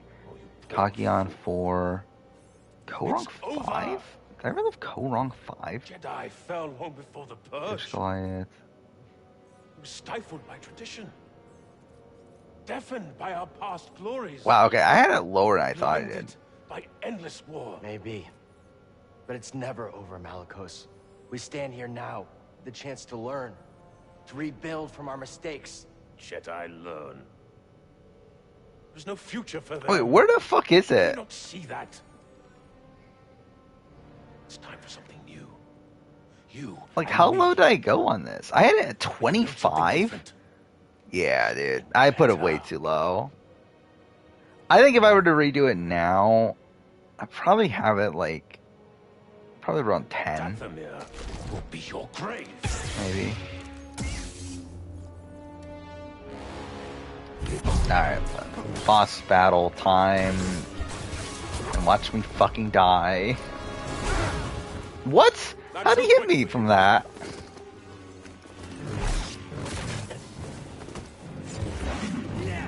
Okay, that definitely.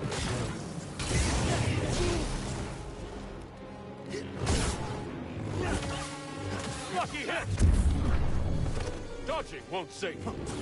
Yeah, I don't remember House of Dragon well enough at this point. Cool. Come on. But I like both the like lead, well, both the like main women. Totally useless.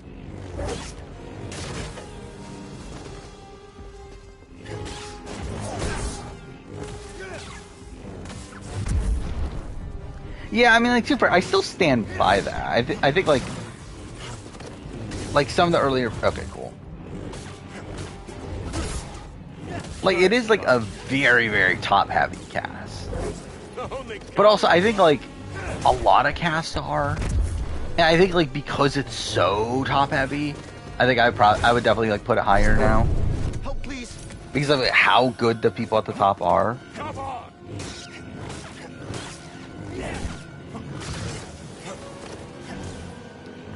And also, it's like even the people at the bottom. It's like, yeah, even though like I stand by that, like someone like a Trish is like not interesting TV at all.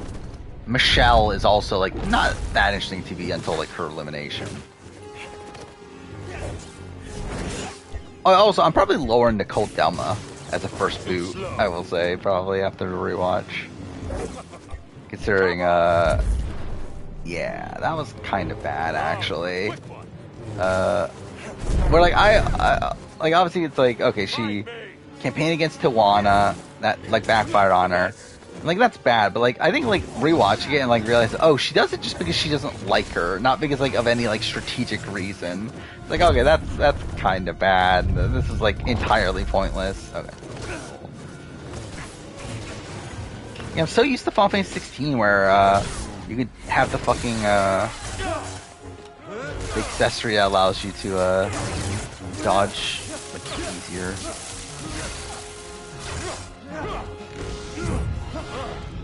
Yeah, Michelle's just, like, not that interesting outside of the Grissom stuff right before her boot.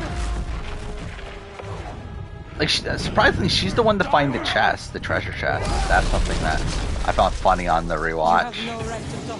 That's like, like she's like, it made me wonder, like, what if Michelle found an idol? Because I do think that was like kind of the foundation point, like where they started to consider like a hidden immunity idol.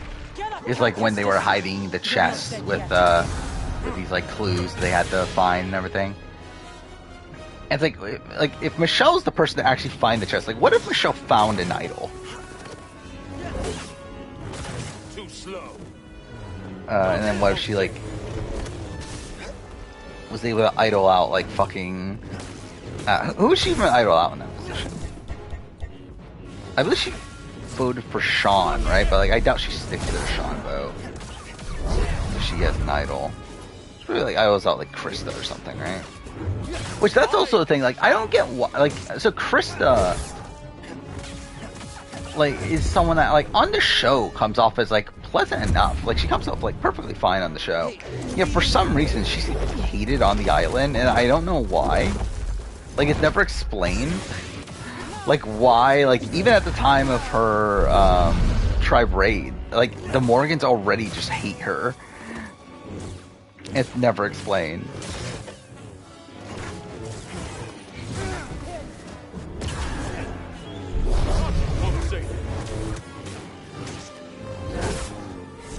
That was nothing.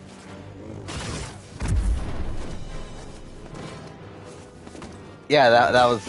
I love how, like, yeah, like that they didn't think of trying to like avoid mold and everything. I guess like they just like never took into consideration like the fact that it's probably gonna rain. It's like you said, Malikos. Yeah, I feel bad for Skinny Ryan too. Like knowing like he was supposed to be this like big super fan, like comes in like automatically ostracized.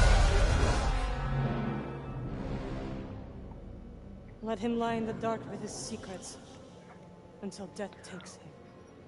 Was something on Savage the right move for Lil to merge? Rid Dothamir of that parasite. Yes, but no. Yes, from a like positioning standpoint. No, from a jury management standpoint, but also it's like she was doomed anyway. Like at that point, with the Outcasts, it's like neither of them were winning. Like they had to get to the end together, which again, Burton that's also a knock against Burton. The fact that Burton fucks that up so bad, that his only winning scenario is against Lil, and like he like for some reason decides to take fair play to the end instead of Lil. Or like want to take fair play to the end instead of Lil, and just makes it so obvious to Lil that hey, yeah, I'm not gonna probably take you. So like that's the reason why she flips on him. This place, it's.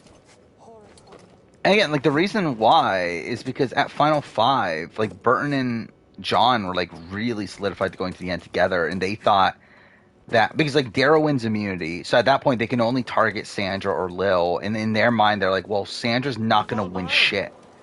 Like she's never winning a challenge, and to be fair, they're right. But like, so we take Sandra to Final 3, like we're auto winning. While they were like, well, at that point, I guess like because of that, we have to get rid of Lil, which is like again for Burton is idiotic because he essentially like is just auto losing the game. He can't beat anyone at that point. Burton wins against Lil in the final two. Again, there's no way Lil's ever winning that game.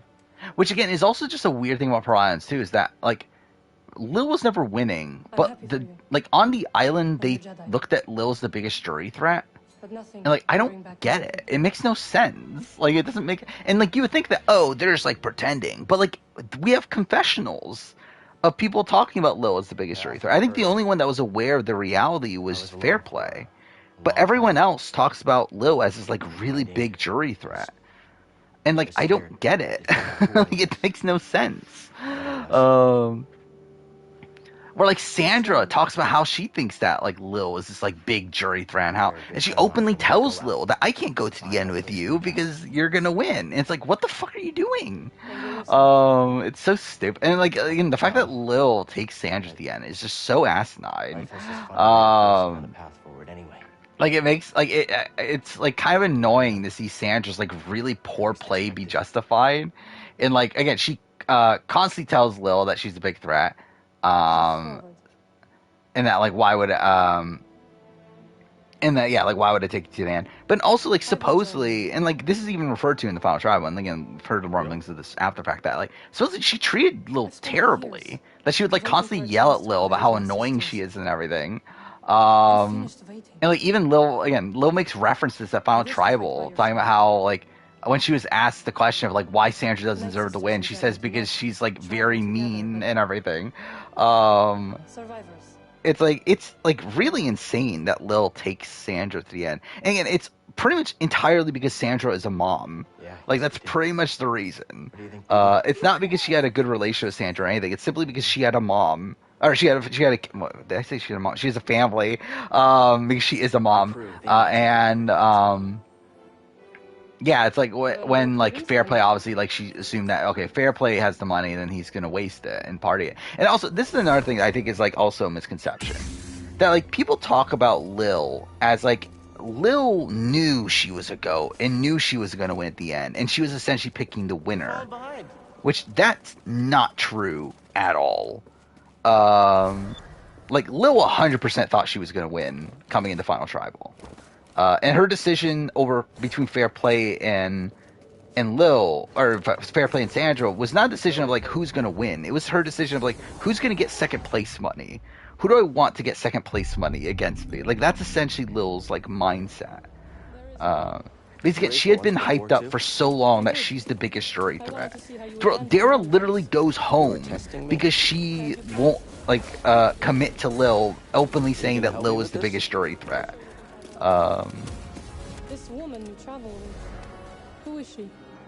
Like it's so weird like how Lil was perceived on that season, where like there was just this massive dichotomy between how she was perceived on the island and how she was perceived by the jury. It's a long story. Or again, jury never was going to respect her. Like never going to give her a jury vote from her being an outcast, but also just outright even before that not liking her. Like not respecting the way she played the game. Was it Rhino absolutely hated her guts. Rupert, again, still also really annoyed at her for the way that he went out. T is like obviously ends up voting for her, and I think T's probably like one of the only people that would be willing to vote for her. But yeah, like Krista was like not particularly fond of her. Burton was obviously really annoyed at the time he went to, which is really stupid too, by the way. That like Burton, like literally in Burton's final words, he says, "Lil, I hope you can live with yourself." It's like, you fucking voted for her. What the fuck do you mean? Like what? It's like you were literally coming after her before she even came after you. Yeah, like Burton's on this like high horse about how it's like, oh, I mean, she broke her word to me. But then Dara also very anti-Lil when she went to the jury. Fair Play always was annoyed with Lil, and Sandra always was annoyed with Lil. So it's like I think literally the only jury vote she could even get is Tawana. And even then, coming into Final Tribal, Tawana was voting Sandra, and Sandra loses Tawana's jury vote. Like people, and this is also a funny thing too, that people talk about how like Sandra like came so close to playing the perfect game. It's like, yeah, she ruined it for herself. Like she did, like she literally had a unanimous jury vote coming into Final Tribal, and she literally threw Tawana's vote away.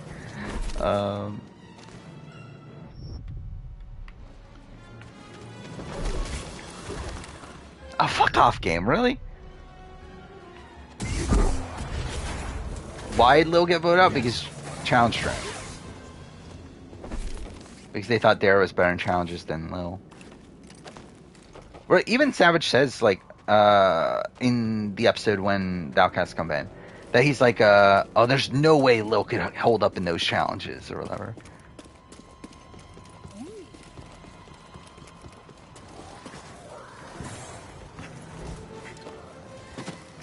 I glided like Leia? Well, thank God.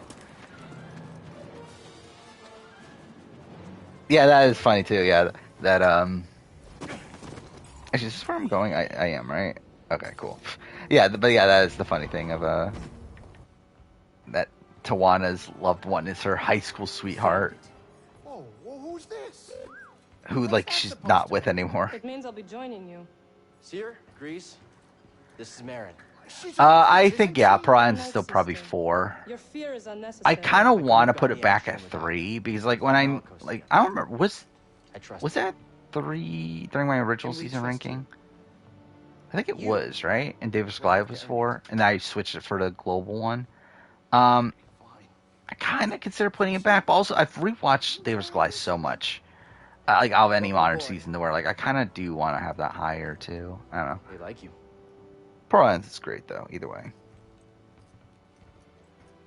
Yeah, Sandra's higher than both Lil and Burton. I don't know what you're saying. I don't think people hated Lil due to her scout uniform. I think people were upset at how she played the game due to how they perceive she should be playing the game because of her wearing the scout uniform. This Cordova guy is really putting some wear and tear on my ship. He always wanted to explore the whole galaxy. But I don't think like her having the scout uniform is what made people dislike her. I think it's like how she played the game as she wore the scout uniform. The poor crazy old guy was left alone. Because I've said this before, and like I still stand by after the rewatch that I think Lil actually plays a pretty solid game after she returns. The problem is that it's obviously after having been voted out and coming back into the game. But like if she like, let's say if Morgan did not go to tribal, or even let's say like, I don't know, well I guess that changes everything. But yeah, let's just say Morgan doesn't go to tribal in her boot round, and then just like wins out from that before as they do. And Austin quits as he does, which again, don't know if he would have in that position where it was like Lil or him, but still. No. Like if she gets to merge unscathed and plays the same game, I think she's a very strong winner.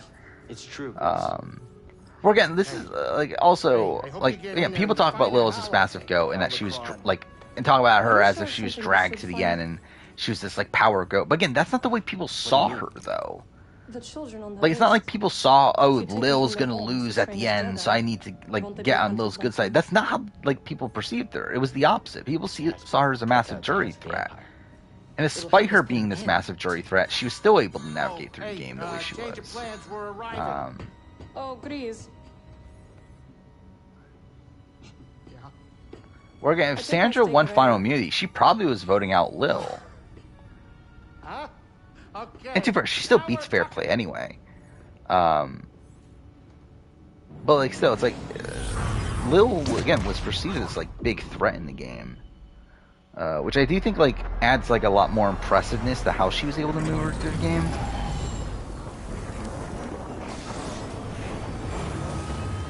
Oh, if Outcast Twist does not happen, the season's not nearly as good.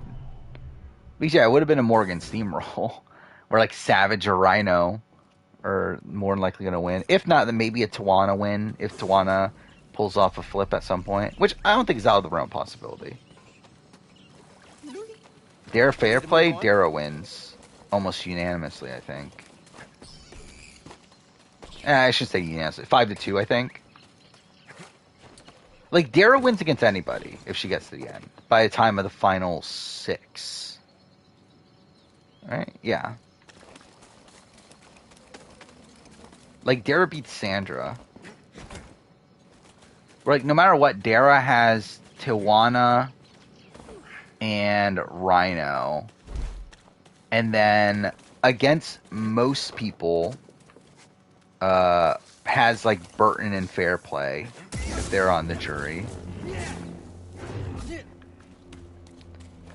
Because again, Sandra versus Dara, in that situation, like, already locked in without even thinking about it. Rhino, Tijuana, Burton, Fair Play, vote Dara, and that's already the win. Krista and Rupert vote Sandra, and then Lil probably votes. Actually, I don't know. That's kind of a close one, actually. I think she votes Sandra, but it could go either way. Because I think she probably votes Sandra because she's a mom, because that's Lil. Okay, wait. How do I get back again? So I have to go to the temple, right? Oh, I went the complete wrong way. Cool. God damn it.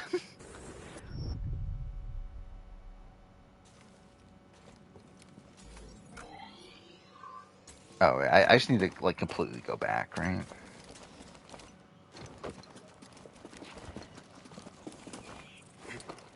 Where I watched Survivor on Bogano or Bogano. Wait, how do you even pronounce that?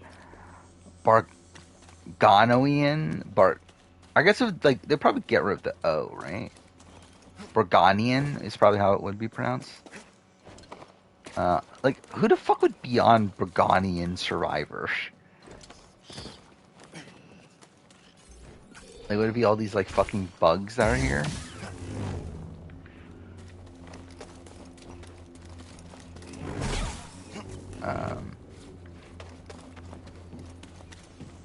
Wait, like, the Pearl Islands jury, though, is actually kind of an interesting jury where, like, there's, like, essentially three factions within that jury.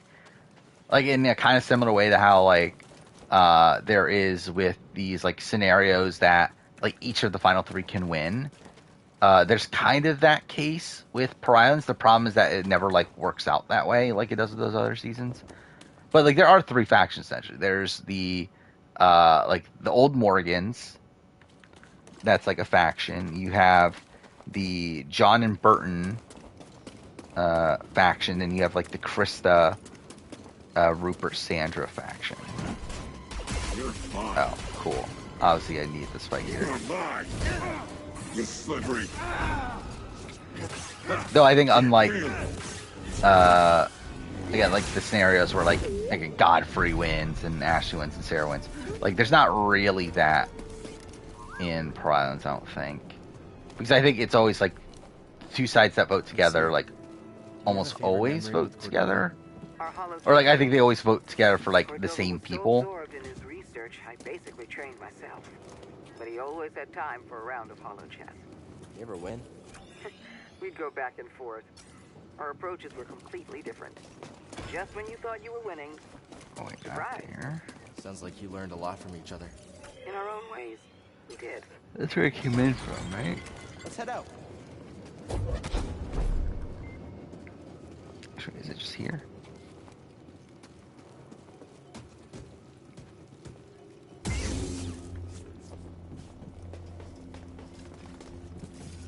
No, I haven't watched Minecraft Big Brother, nor do I ever plan to.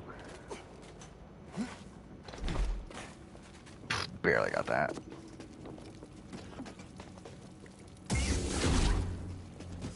Hurry up, buddy. Wait, this is the fucking beginning. God damn it. Oh, yeah, I can climb up here. Okay, cool. But yeah, like in most like outcomes in Pearl Islands, it's like so Sandra usually gets like obviously gets the sand. Well, okay, so if you have like Sandra versus Fair Play, like I think that's a situation where like Sandra wins with like her faction, plus probably Lil, and then plus Dara against fair play. But what, Rhino, Tijuana, and Burton vote fair play. And to fair, Dara is like a swing vote. I think there's a world where Dara could vote fair play, but I think more than likely she votes Sandra. The closer we get to the vault, the stronger it feels. Careful, buddy. We still don't know how this thing works.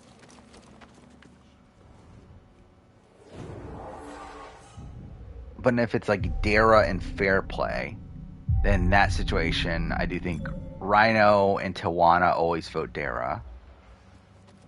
And then in that position, then the Krista, Rupert, and Sandra side of things wouldn't vote fair play and would vote Dara as an anti-fair play vote.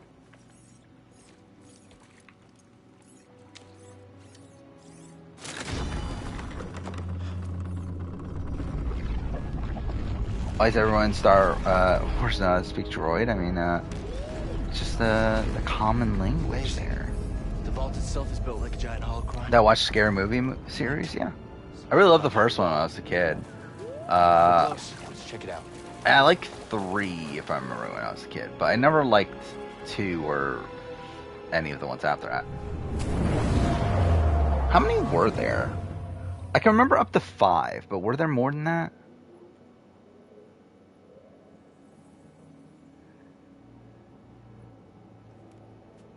Oh, a reaction gameplay? Cool. Okay, there were only 5. So I think I did watch all of them, right? I watched Scary Movie 5, right? It was just really bad.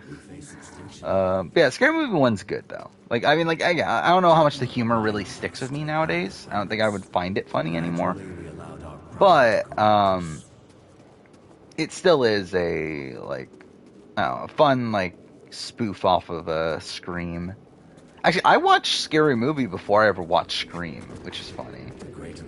Where I remember, like, I fucking, like, loved Scary Movie when I was a kid. And then I watched Scream, and I was like, wait, what the fuck? They just stole it from Scream.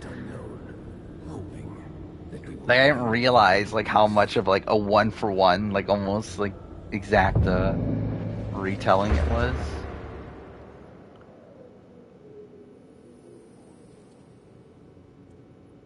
Like, Sean's a bad player? Yes. I shall teach them the ways of the Force. Master Kestis. We shall begin with physical preparation. What is the Force? Gather round, everyone. Master Kestis, do you think the Empire will find us? Yes, they will. Oh, I can't do an Anakin? Oh. That's a shame.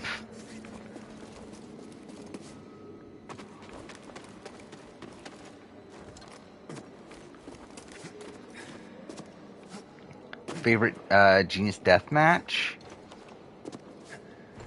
Dude, I haven't thought about the Genius in a bit. Alright, what's my favorite Genius Death Match?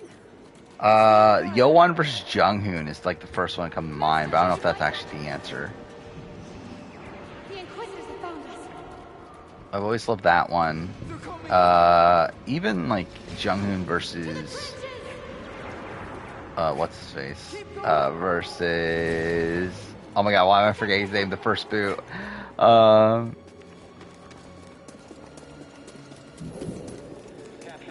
my god, why am I'm like completely blanking on his name now.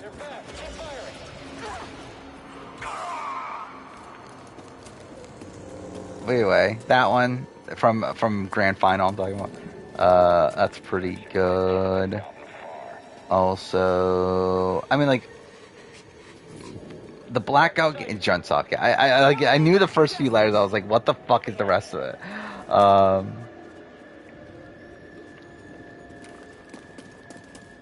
And then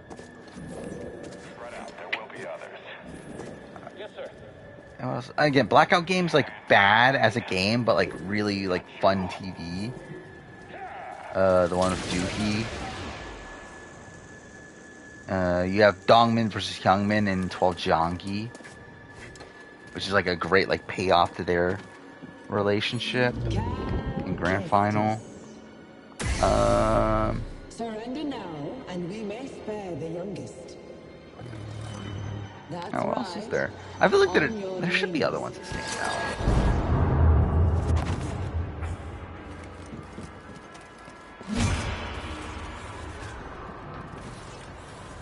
Oh yeah, Quattro.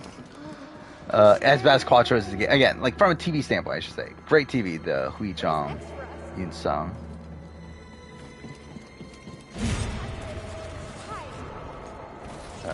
Quattro Deathmatch. I did watch Squid Game. We talked about it a lot when it was airing. Yeah, it's good. Ridiculous that they're making a reality show of it, considering that like completely nullifies the entire point of the show. But yeah, kind of funny.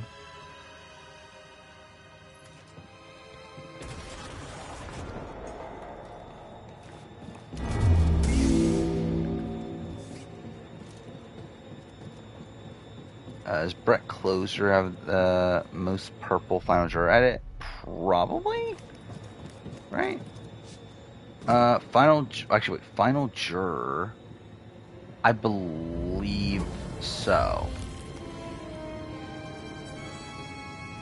Well, I think like if I remember right, the most purple finalist I think is now Tenorelli. And then the most purple like winner is Natalie White, which I shows they're both Natalie's. And yeah, I think Brett is the most purple final juror. And you have a couple like fourth placers from like when there was a final two. And like Jen and Dara, who were both purple.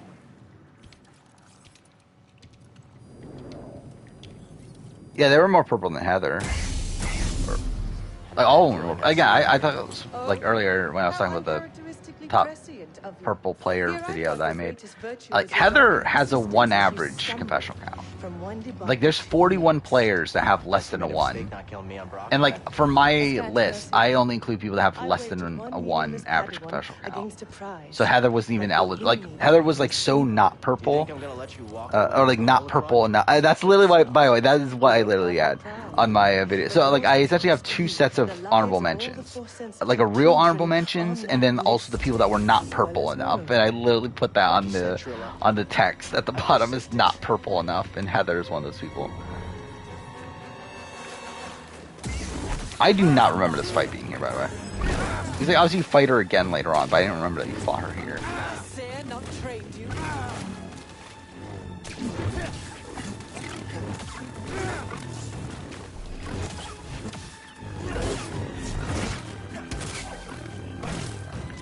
I don't even know Heather, like how high Heather would have even been if she was eligible on that list.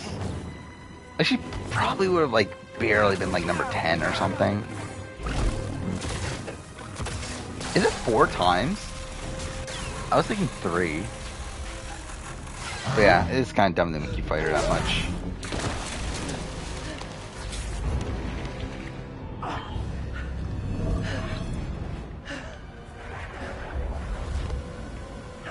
Careful with that thing. Yeah, it is really impressive what Kevin did, obviously.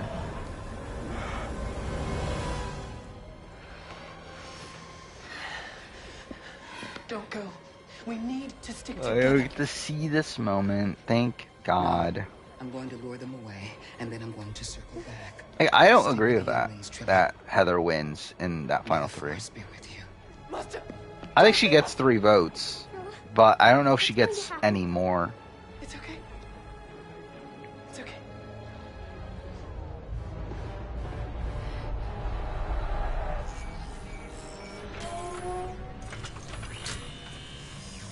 Hey, so that's also the thing. I've seen that like people like didn't agree with like putting Deshaun in the top 10 on the new Arrow video.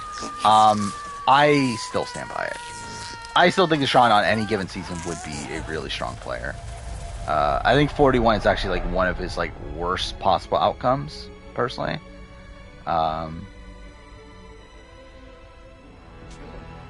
Like I think if he were to play again, I think Deshaun would do extremely well. And I think you'd be able to play like a mostly similar game, just like be able to manage the perception a bit better.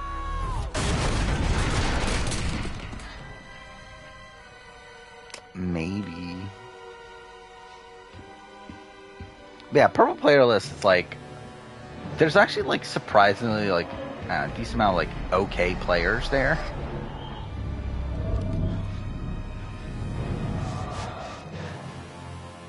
Well, I would say like the top 5 for sure are all like actually pretty good players. And then like beyond that, it's like even then like again, mixed bag, like but still like definitely some good aspects to the rest of the list. Well, I think you would like assume like, okay, because they're purple, that probably means that they had like nothing going on in the game. And like some of them had that, but I think there are some good players though on the list. This is where I'm going back to the thing, right? Okay, cool.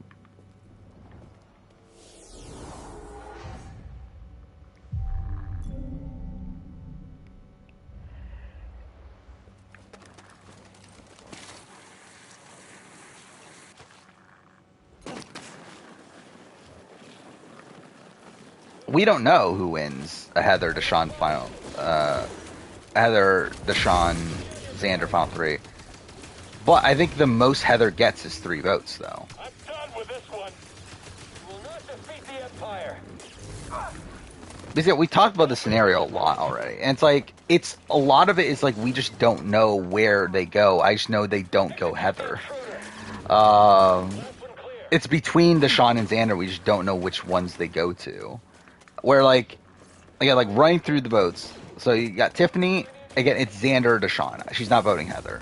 Don't fall behind. Yeah, she was like pretty anti-Heather in her exit press. I know she was also like not pro Deshawn, but she was also like not really pro Xander either. So it's like don't really know, but I feel pretty confident it's not Heather. You've got Nasir, who's definitely the Deshawn vote. Like, I think that's pretty locked in. Considering he was literally going to vote for Deshawn in 41 until like Erica's final plea or whatever. Let's go. Then you have Evie. Again, that's one that probably Heather, based on what we've heard. I saw what happened. Is that they seem to be one of the only like really pro Heather ones. And then you got 8th place is Shan. Shan, that's one we don't like. Not Heather. She hated Heather. Probably not Deshawn. So through that, probably Xander, but kind of by more of a default sort of thing, more so than like wanting to vote for Xander. But again, like was very anti-Heather. Also, really did not respect Deshawn because he broke the Black Alliance. So I think she votes Xander. Liana, I think is between Deshawn and Xander. Also, again, did not respect Heather at all. In terms of like Deshawn or Xander, I think it comes down to how betrayed she felt in that moment. Not entirely sure exactly which one she goes for. Danny obviously locked Deshawn. Ricard is a lock for Heather. Again, Ricard's the other one that's like pretty big on Heather. And yeah, it would be Erica, who's also a lock for Heather. So again, Heather has Ricard, Erica, Evie. It's the place I escaped. While all like Deshawn has 2 locked-in votes in Nasir and other person and Danny, and then you have Tiffany, Liana, Shan, who are in the middle.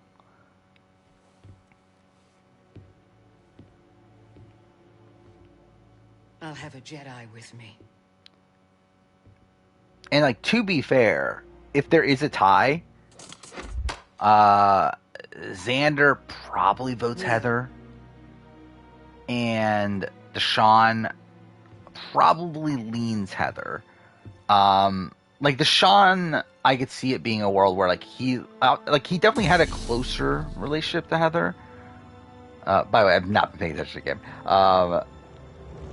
But he definitely had a closer relationship to Heather. By the will of the But Force, he also, like, I don't get the sense that he respected Heather's game, though. rise, Jedi Knight. So it's like, I think he could vote for Xander just due to him not really respecting Heather. But I think more than likely he does vote Heather. So are you.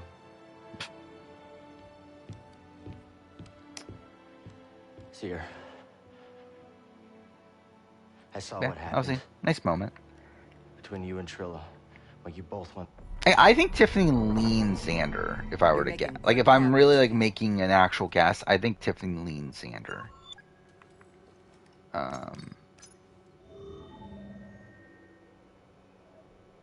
And at that point, too, I think the factor in here, too, is that if in that scenario, if Nasir knows that it's more so between Xander and Heather, he's going to vote Xander. Like, I don't think there's any way he's voting. Like, I think if he knew that Heather... wait, is this where I'm going?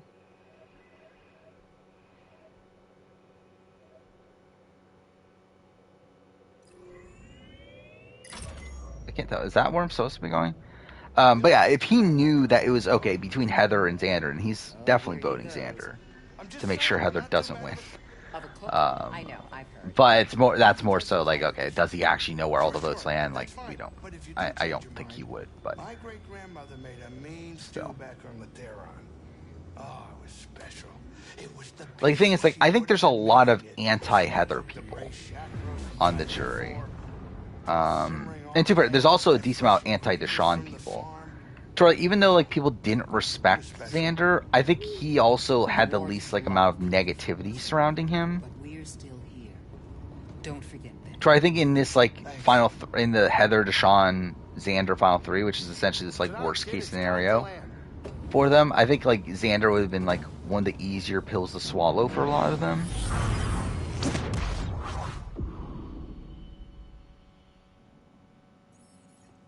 This isn't good. With the defenses they got, our usual trick. Yeah, I think Shan's flaws. I can help. I mean, there's a couple really, but like I think like one of her bigger flaws is obviously letting Ricard essentially control a lot of her strategic decision making. Hold on now. What is this going to require? A sacrifice. One of your arms. Oh, while Ricard's obviously like building these alliances with Don't be so serious. Xander and Erica and Heather.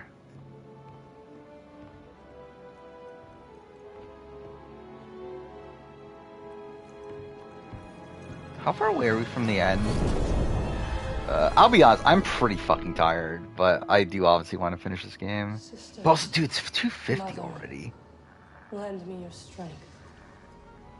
Sisters, mother, lend me your strength. I'm trying to look up the last playthrough.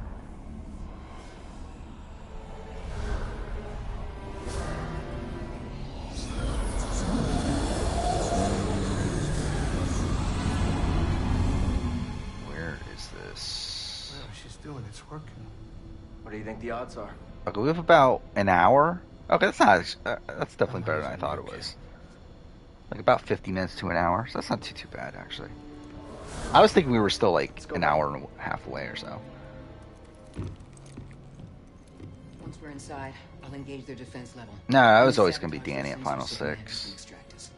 You find the Because again, that's why I think is impressive about Deshaun's game is he's able to build these like really strong personal bonds with Erica and Heather that keeps him safe there. Mind you, again, he almost blows it up at the end, which is not great. But like that's the reason why he stays over Danny is because he builds these really strong bonds with them.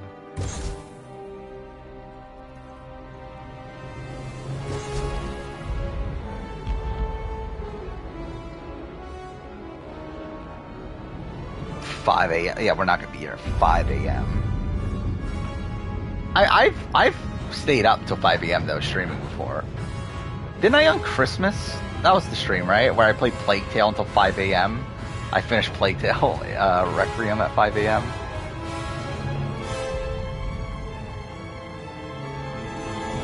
That might be the only time actually now I think about it. I think I've stayed up till 5 a.m. Definitely done 4 a lot. Well, not a lot, but like a handful of times. But I think that's the only time I stay up till 5.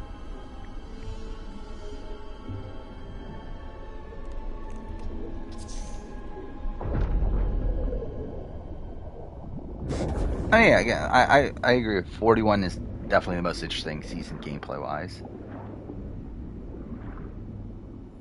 And actually, I think like when looking back on it, like a lot of my criticism, like from a like casting standpoint, drama standpoint, all that sort of stuff, I think 41 doesn't really like have the. Oh, we mean start at 5 a.m. I mean, yeah, I'm not fucking doing that. But like 41 actually has like a good chunk of like drama to it, and like a lot of like really interesting like interpersonal relationships. Like that I think is like kind of lacking in like 42, 44, where like everything's like a lot more like happy-go-lucky.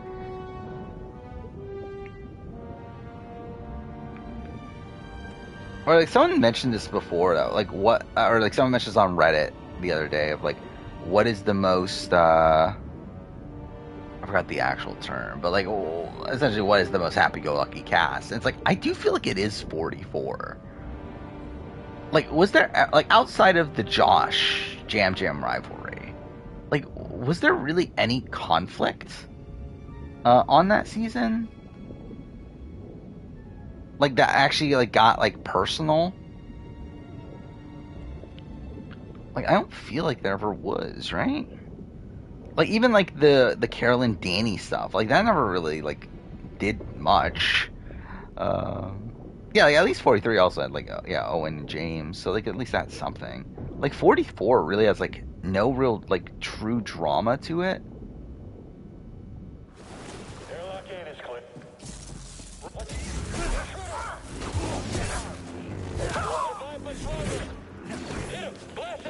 I think I've gotten to the point where I think I'm definitely lower on 44 at this point than I was immediately after season.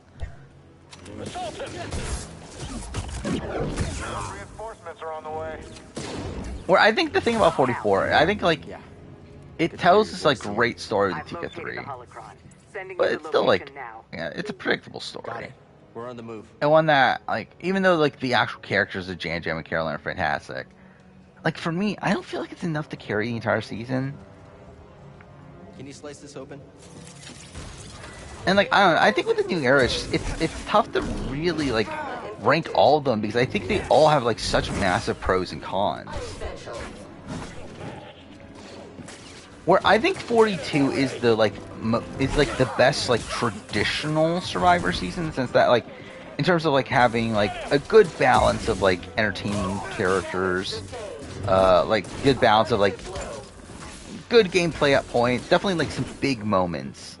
Like I think 42 is like on paper the best season, but I think it also has like some pretty low stretches and like also like is like probably not the most like savvy cast gameplay wise.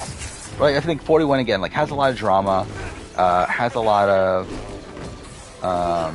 like people playing really hard. But it also, like, is just, like, edited terribly.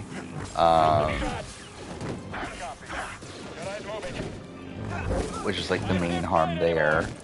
43 is, like, one where, like, it's, like, gameplay is just, like, really stagnant for a good chunk of the game.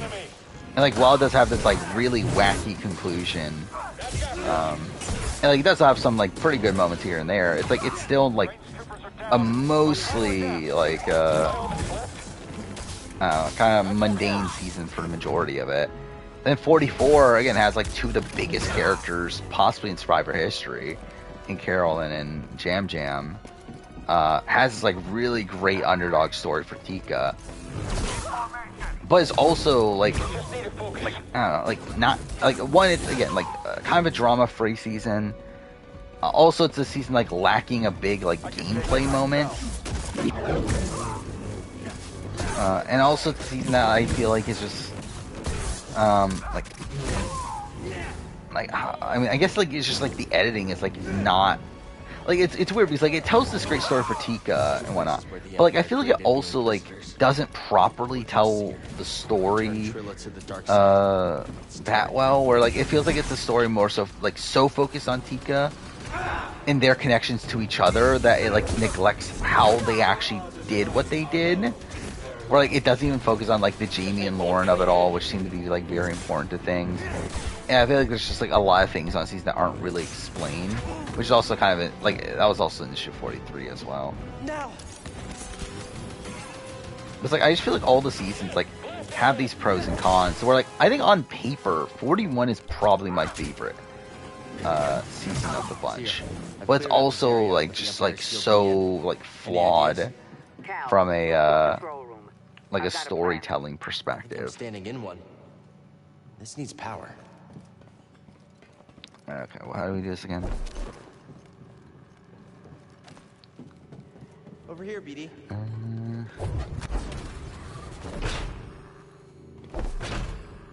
God damn it.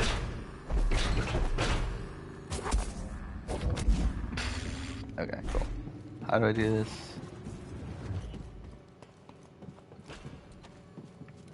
Yeah, they're all like interchangeable. And it's like, yeah, it's like, but it's like not like for me, it's not for the same reason as many other people. Or like a lot of people say it's like, oh, because they're all the same, and I don't feel like they all are the same. I just feel like they're all like just like kind of equal because they all have like different issues and different pros. I don't know.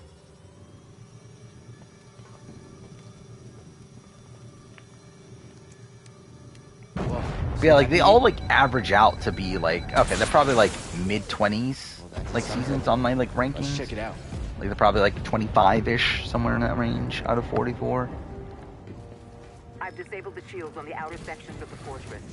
Flood the base and swim to the central keep. I think at this point I'm probably like lower on 43 of the, like I think. Good luck. Got it. It's like again, 41 is like I think 41 is technically the worst season, but like I actually genuinely enjoy it though.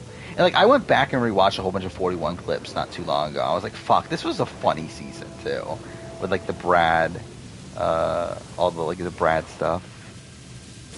Okay, cool.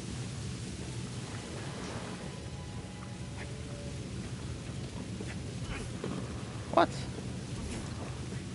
Okay, I guess that's the thing.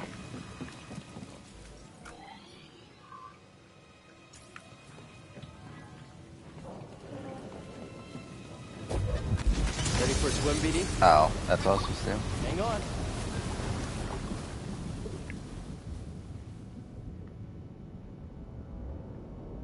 Yeah, I mean, I've always liked the dark era, a dark age of Survivor, personally. Because I've always liked Nicaragua. I've always liked Redemption. I am more than most people. I've always liked South Pacific. So yeah, One World is definitely like a bit rougher, but like I don't know, I've always liked that era of the show more than most people.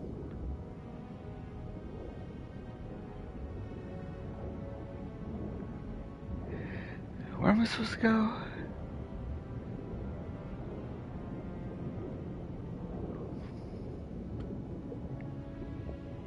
Yeah, I think that's the big issue of 43. Is that, yeah, we don't know, like, they don't focus that much on, like, how we get there necessarily. Like, there's not a lot of focus on, like, the individual relationships outside of, like, Jesse and Cody.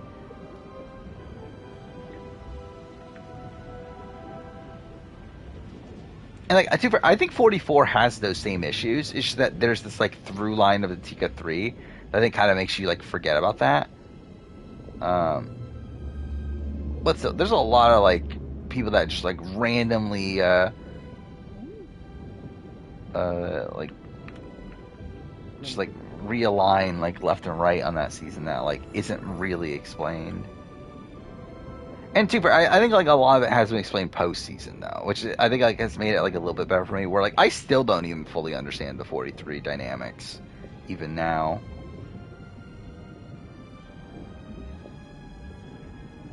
Like, especially like Sammy. Like I don't get this. Like where the fuck was Sammy in that game?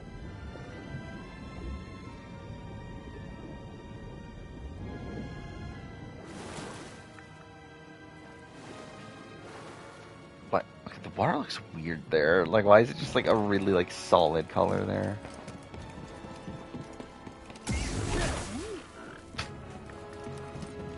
Oh wait, might as well meditate. yeah, Dwight Boot is like, I think it's a fun like episode. But it's like, I think it's a fun like scramble to devote off. But yeah, it is just a mess though.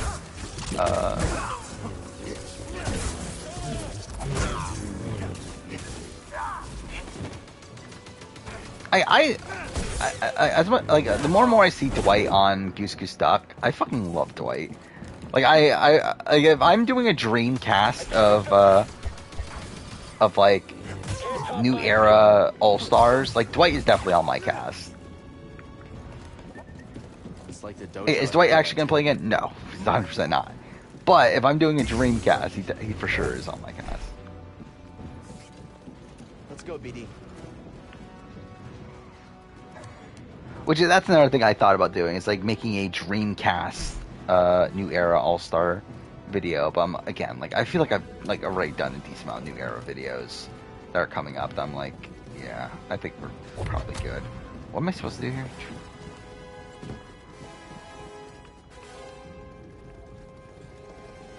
Yeah, Dwight. Dwight starts off a little bit rough on that season, but like he ends up playing like decently well.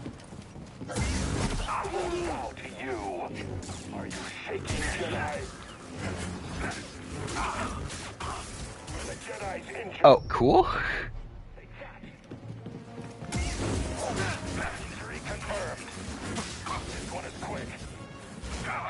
Yeah, that's kind of like that's pretty much how Dwight said it went. Is that he like got a good chunk of stuff in the premiere when he was necessary, because like he went on the island. And after that, yeah, just nowhere to be seen.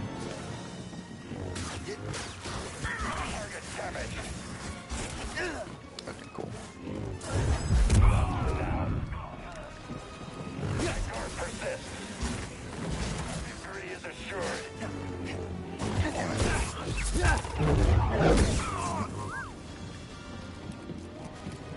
Hey, BD, let's go. Enemy located. More cool. I need a second. Yeah. Actually, would he have been? I think he would have been purple. Like he would have been in contention if the premiere wasn't included. Try and wait for my professional count to open. There we go. 43. Oh no, he wouldn't have. He had a 1 point. Fuck off. It would have been close though. His confessional count's so weird, dude. It's 7331001. It's like in his last 4 episodes, he gets 2 confessionals, but he gets what 13 in his first 3 episodes. That's kind of what saves him there.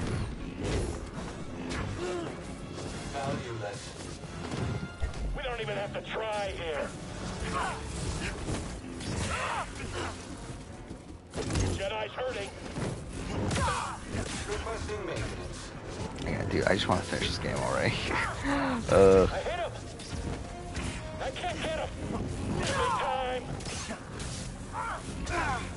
Dwight and Kane are pretty much... Yeah, that's kind of the way I look at it, too. I think Kane's edit was a bit more, like, consistent, though. But I always looked at them as, like, kind of similar, like, archetype-wise.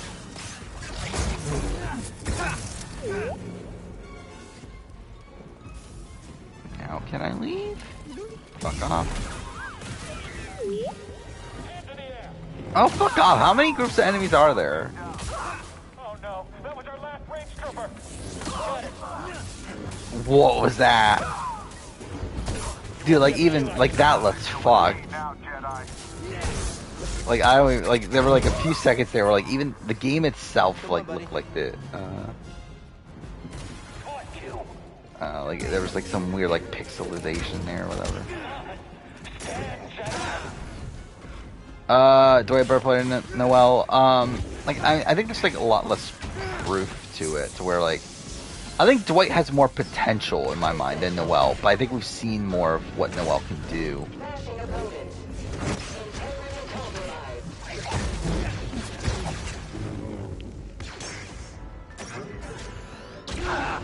Oh.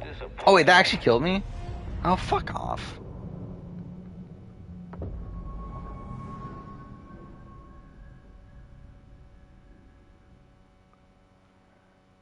King always got screen time next time on. Yeah, how many confessions did he end up getting? Oh, fuck off, dude. I do need Tire Fight again. Wait, where is this? Oh, this is where I was. Okay, never mind. I'm just an idiot.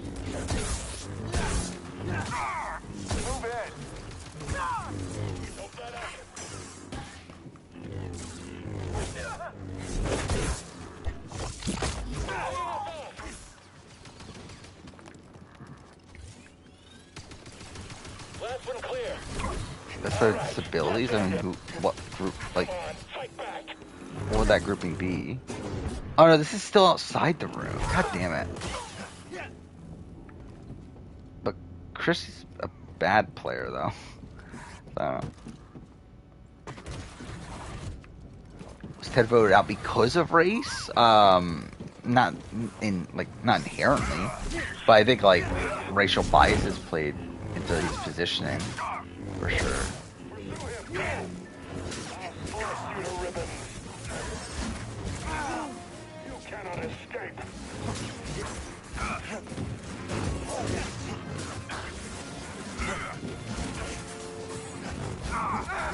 God damn it. Okay, I'm not saying what disabilities are. I'm saying who are the people that fall into it. Like, I was saying, know what disabilities are.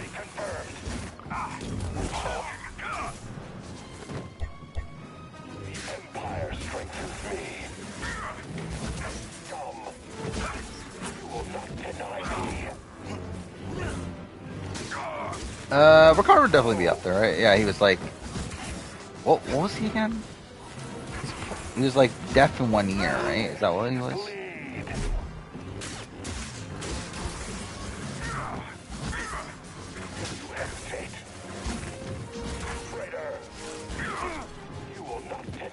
Fuck.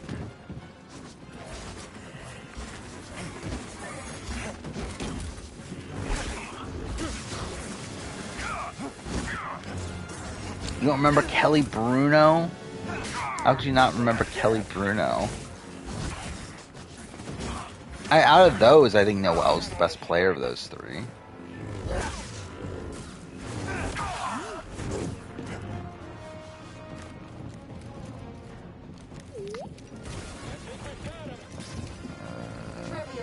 Oh, there. I wish this was fucking Final Fantasy 16 where I could just spam all my fucking abilities all at once.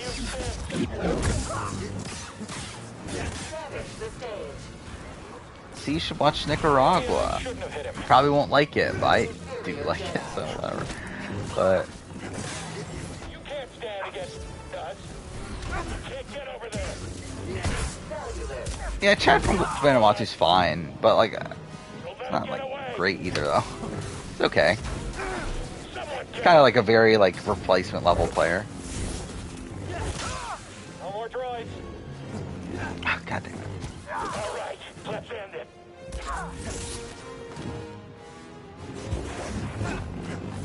What the fuck just happened there? You can't run forever. You sure you're a Jedi? What? Still block that. Alright, this is where these spawn.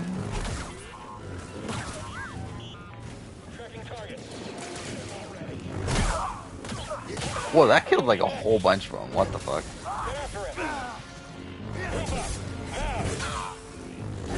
Oh, I just know I'm next. Skyscraper window cleaner from Milwaukee? Who the fuck is that? I have no memory of the occupation. Would Coggan still be good if we voted out Tony? I think it would be good, but I don't think it would be as good though. What the? Oh no, I thought he died from that one. Yeah, I was gonna say like. Oh, he did die though from like. Oh, okay, cool, whatever. Please, just let me leave. Dude, the fucking vibration in this fight is just ridiculous. Dude, that took so long. Why did it take so long to load? This is a fucking PS5 game. I do find funny how like FF16 can like just loads in like 4 seconds.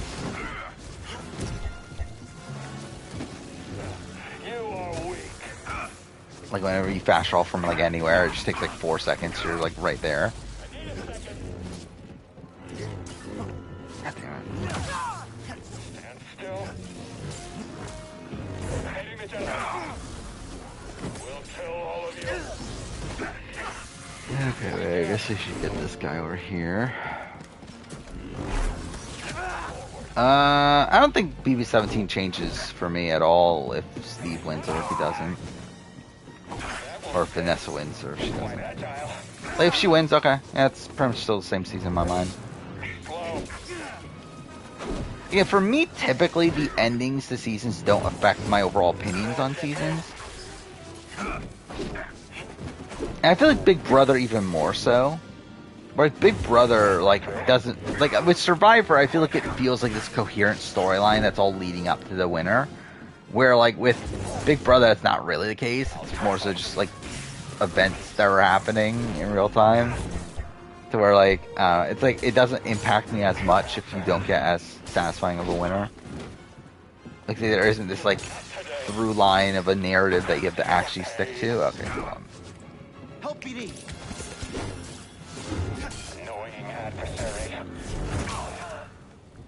Please let that be done.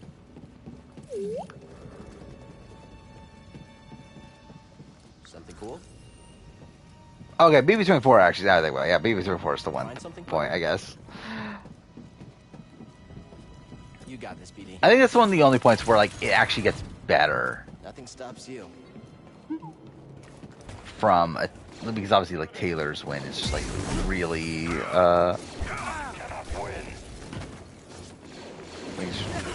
yeah, like a really, like, great story there.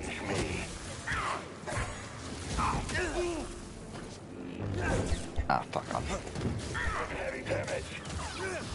I will not lose.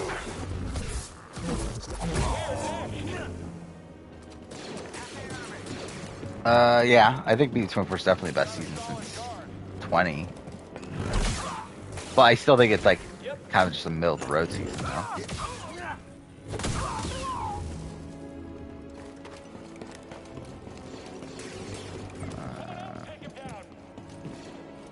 Oh, cool.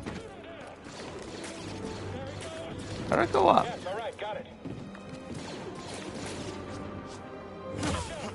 Okay, that was kind of cool.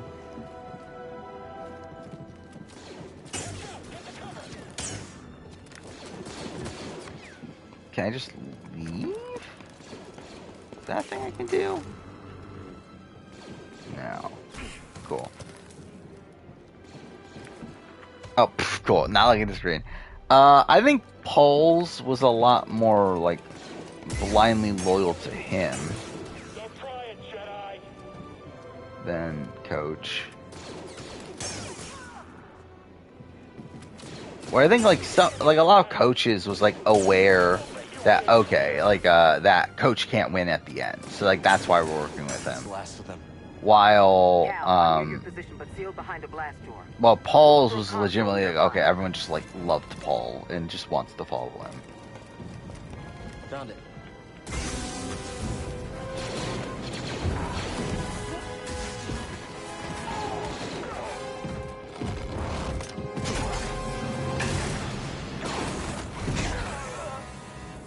Oh, it's just okay, these are proposed occupations. Impressive. A gift shop owner. You holding up? Don't worry about me. We have a job to do. Still, it feels good to tear this place apart. Yeah, I've listened to the first 2 weeks of the Brains vs. Brawn rewatch. I haven't listened to this week's yet, or I started it, but I think I'm only like. Let's keep moving. Actually, let's see. Let's get this over It's with. the podcast I'm currently listening to. Not yet. I just finished listening to the interrogation chamber. the what's it called? The twist draft that they did for Big Brother. That was not that good. Yeah, I'm only 17 minutes into this week's Australian Survivor one.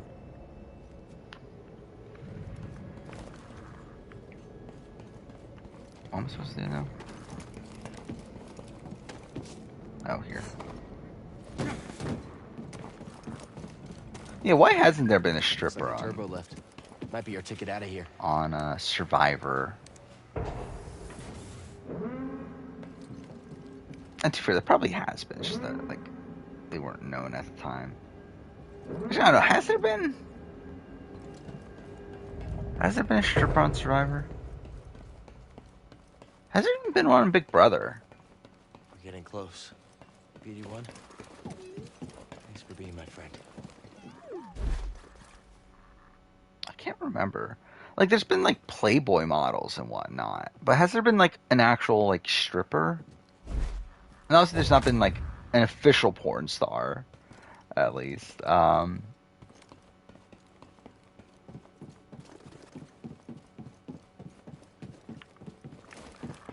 Wait, how do we get through this then?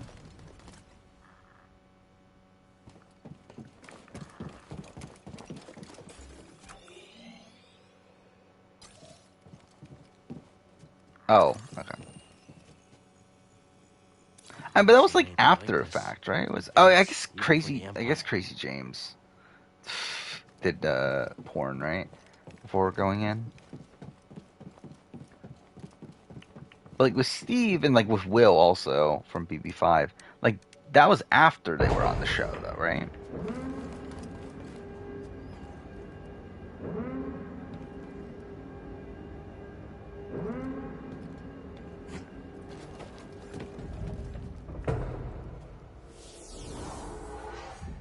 Sophie Clark a solid player. I mean, she was in my top 10 the first time I did my top 10 list. Yeah, I won't have her in top 10 anymore, but like she's still probably like at least she's definitely top 20.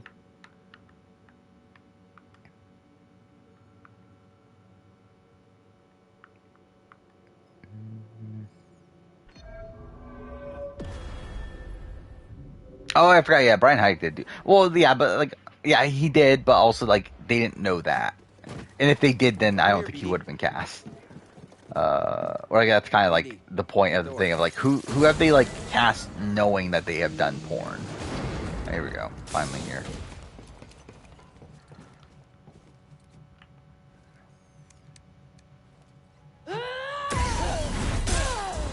Alright, so we got this, then we got the Darth Vader stuff, right? So we're almost there. Kind of.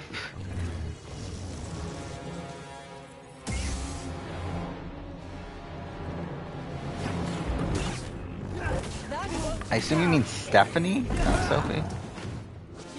But also, it's like none of them were really jury threats because like it's just so far removed from the end game that we're like, we don't fucking know. I feel like this fight took me forever last time. Well, not forever, but I think it took me a couple tries.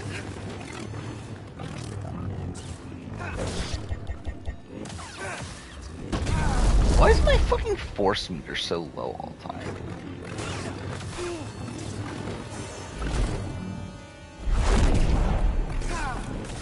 That did nothing. Cool.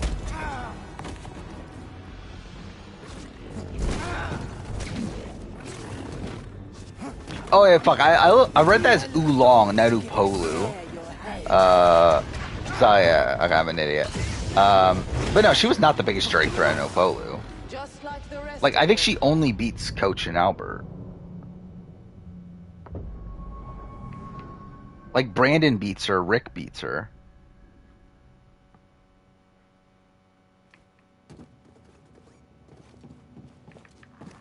Let's go.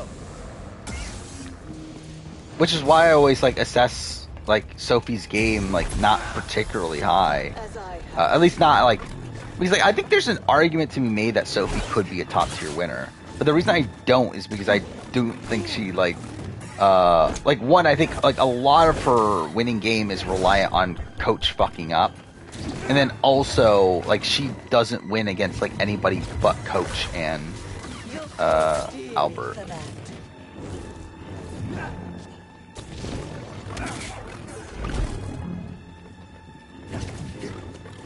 Okay, she might win against Edna, but like she was never going to that scenario.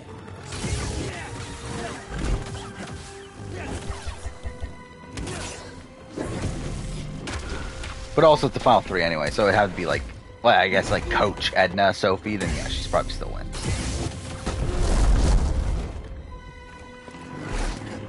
Actually, I don't know, maybe they would vote Edna just as like a fuck you to the Alliance. I could actually see that happening. But still, like we haven't had like anyone officially say that they would have voted for Edna. But yeah, Rick would have won if it's Rick. Like Rick, Sophie, Coach, like Rick wins. Rick, Sophie, Albert, Rick wins. Like the Saveis were gonna vote for Rick. I saw what you've been through. You've experienced great suffering. Coach's scenario that to win is the scenario he got. He just owns up to his Stronger game. now because of the pain.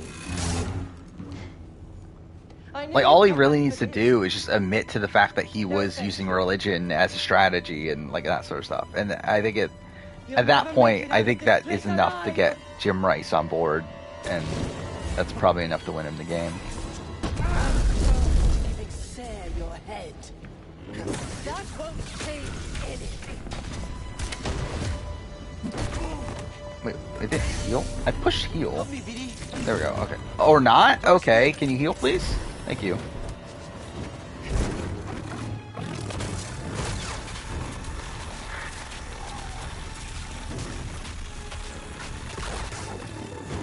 Oh yeah, Coach beats, like, Coach, like, handily, actually, if Coach gets to Albert, Edna, then he should handily beat that, but again, as I said, like, I think there's a world where they're like, fuck you, Coach, and then we just vote for Edna.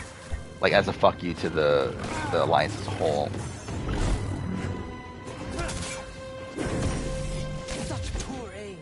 Cochrane, Coach, Sophie, they just vote Sophie, still.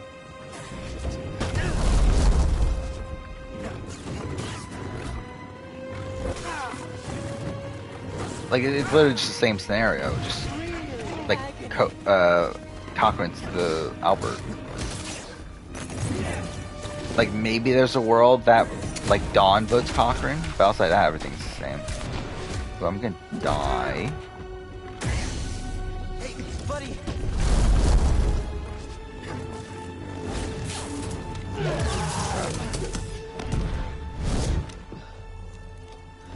Coach Albert found 2, Coach. Cal! Yeah, Albert was never winning the game. I have the Holocron. I need to do this. I still need to escape from Darth Vader. Yeah, we're almost done now. Nothing is ever truly over. This fight is over. I know the darkness that is eating. Who's her actress again? Like she did something else, right? Feed it or fight it. It's too late, sir. No, it's not. Let's I know see. the choices that I Yeah, made Deborah Wilson. took all your choices away. What was she in I again? have failed you, Trilla. I failed you. Like video game wise, I should say. I'm so very sorry. Well, she was Amanda Waller in Batman Telltale, but I don't think that's what I was thinking of.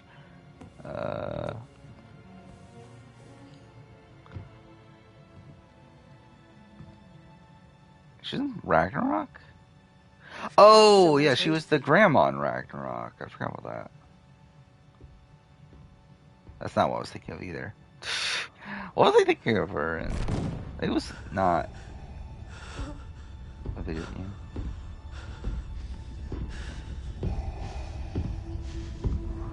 Here we go.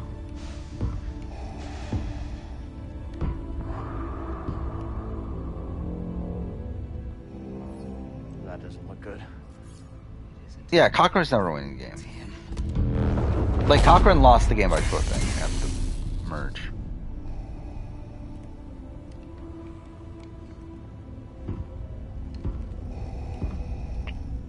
You have failed me, Inquisitor. Avengers!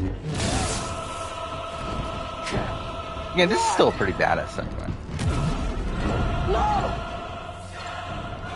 Even though I'm like kind of mixed on like, okay, does Darth Vader really need to be in fucking everything? It's like, so yeah, this is pretty cool. Yeah. Probably. Christine beats Ozzy. We don't know. I think more than likely she probably flips, but it's not a guarantee though. Oh, I have to fight him though, don't I? I forgot about that. I have to start fighting him. I forgot that it's not like an instant just run away.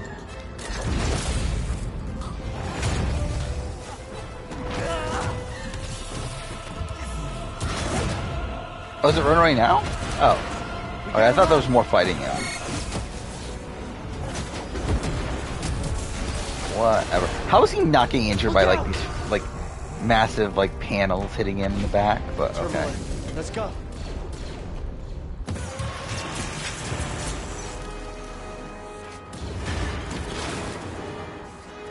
Yeah, I don't know why I just jumped that way. Music's still playing. Yeah, Darth Vader does look weird. I didn't notice that. But I don't know. Whatever. What are moments that when I believe Survivor is explicitly rigged? Bottle twist.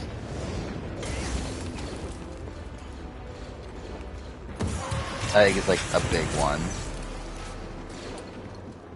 I think outside that, like, I don't know, is there any other like blatant rigging?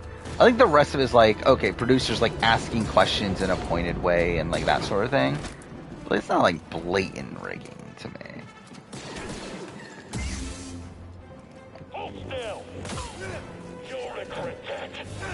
Where the fuck did Vader go? She's gone now? Cool. Wait, where am I going? Am I not going here? Oh, wait, fuck, it's... Okay, cool. Let's get out of here. Yep.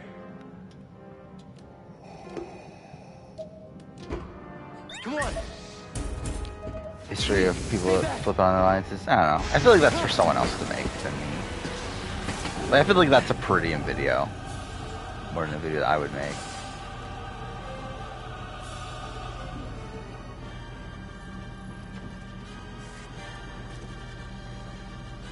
But so I think like being the sole individual to flip on your alliance is almost never the right move.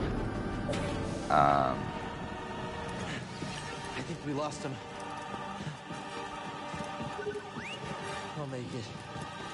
See her. Like I think the only person I could think of that has done it and has like not ended up being like a massive goat following it. But I'm talking about like post-merge, like saw alliance from the pre-merge, flipping them right away, like that sort of thing. Like I think the only person that has done that like kind of successfully is Sarah in Game Changers.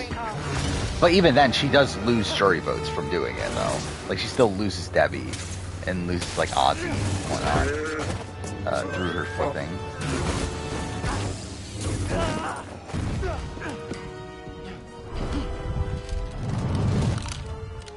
What would I change my mind for in the Who Would I Vote For video? I don't remember at my Who Would I Vote For video, but I'm going to redo it next year anyway. So we'll see then, but yeah, I don't fully remember anymore. I don't think many people have changed. I was trying to explain it better. I think it's more so the thing. But I think most of my choices are the same.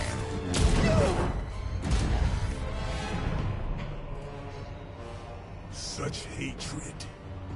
You would have made an excellent Inquisitor. She's stronger. Kristen Twilight's like a weird one. Well, I think there's arguments for both. What did I say in that video? No. Because right now, I think I would vote Chris. Strong with the dark side. I can feel it. Because I think for me, a big issue with Twyla's game is the fact that I don't feel like she was that much of a power player for like a lot of the early game. And then like when she does become a power player towards the end game, she's making moves that aren't necessarily even in her best interest. And then like at the end game, it's like she's like willing to cut Scout for Chris in that position, which is like a situation where I feel like she's like less likely. I guess that's not necessarily the case, that she's less likely to win, but like it feels like she's betraying her like closest ally for like no reason though.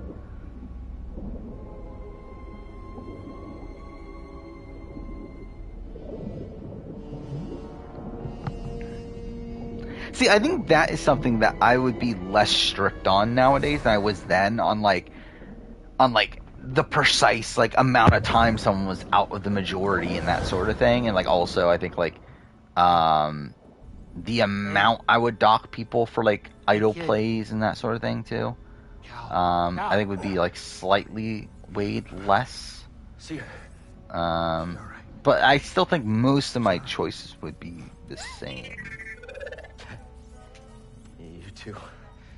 No, I would still vote Nalia over Vesepia. I think I stick by that one. We did. If that's what I said then. I think I would vote Nalia over Vesepia. Whoa, hold on, wait a minute.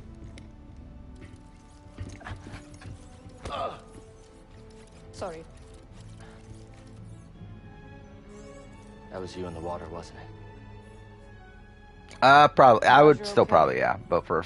Like, I don't know if Philip is the like right example necessarily, but I think like a Philip style game over a Kelly Wentworth game, like because that's essentially like, okay, would I vote for Gavin or would I vote for Rick Devens? In Edge of Extinction, I would vote for Gavin over Rick Devens. So now what? Well, Captain, this is the end of my charter. Like, yeah, I think those are probably like too extreme of examples. Because I think when you think of Philip, you don't like what I meant by mentioning Philip was this like loyal number that didn't like actively do much like in the game, but was like solidly positioned throughout a lot of the game, was never really in danger. What about that? Over like a Kelly Wentworth, who is this more like active strategic player, but one that is out with the majority for most of the game. Like that's kind of what I meant, though. I feel like the actual examples of Wentworth versus Philip does come off as ridiculous. Just like they're after us. The lives of every child on that list will be forever changed. Not by us. Would I vote Nally over Philip in a Final 2? Probably, yeah. Their destiny should be. Because I think Nally was more ingrained with Boston Rob and what he was doing than Philip.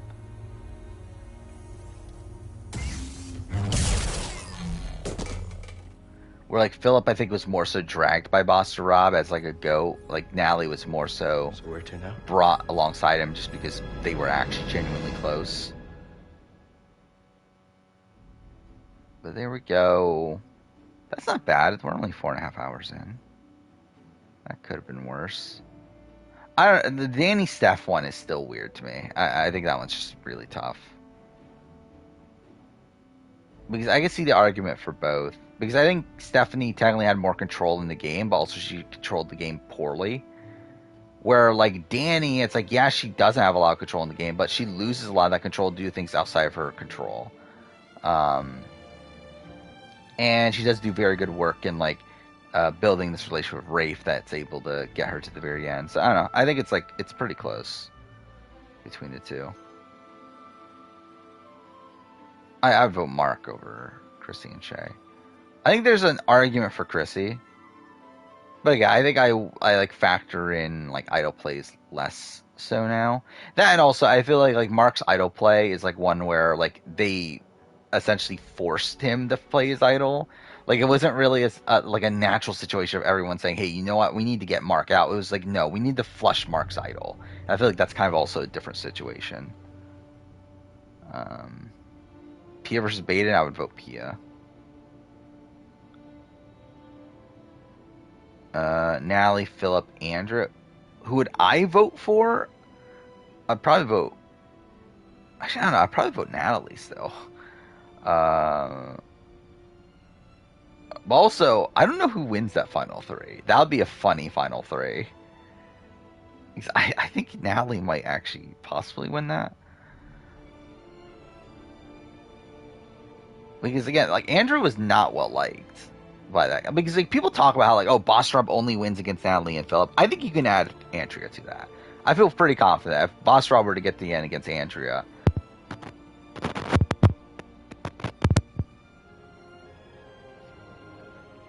But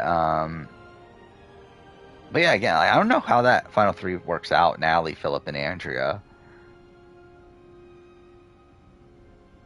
Like, I do think there'll be like an element of like, okay, her coming from Redemption Island that kind of validates our experience or whatever, like what happens to Edge of Extinction. But I don't think it would be as extreme though. Yeah,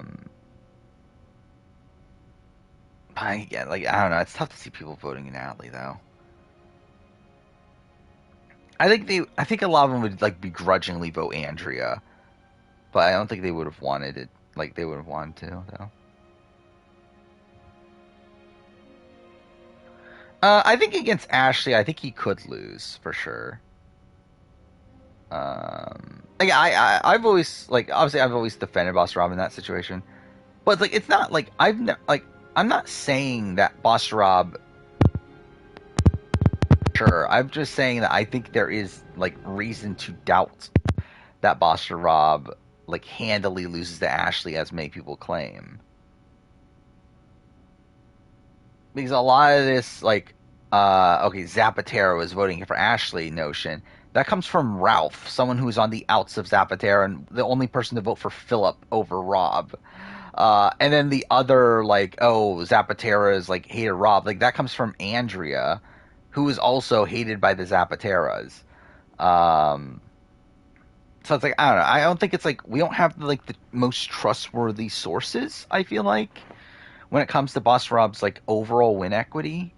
And I think when looking at like the type of players that like David Murphy, that Steve Wright, that Matt Chisholm or Matt Chisel, that was his name, right? Matt Chisholm's the fucking NZ host. Like I just have a tough time believing that they're actually gonna vote for fucking like Ashley over Boston Rob. Like it just doesn't really like compute to me, based on the way that they played the game. And also based on like how like not bitter they seem postseason, or like you read their this is also the thing, you read their exit interviews. Like Mike is super pro Boston Rob in his exit interviews, like immediately after the season. He's talking about how like Boston Rob's the best player of all time. And it's like, I don't know, is that guy really going to be an anti Boston Rob vote voting for Ashley? I don't know. I don't see it, but again, people believe it though. Grant, I think is more plausible.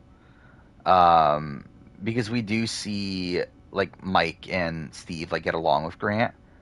But even then, I do think it's a bit up in the air though. I don't think it's a guarantee. But again, it's a lot of it is just that stuff we don't know though, which makes it tough to fully like piece together Rob's win equity.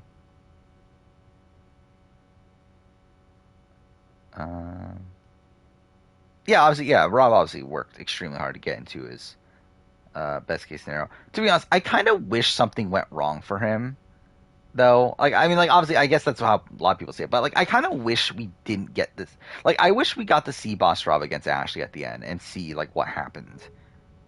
And I do think if that like if Ashley had won final immunity, and like and they had voted out Philip, which is probably what would have happened.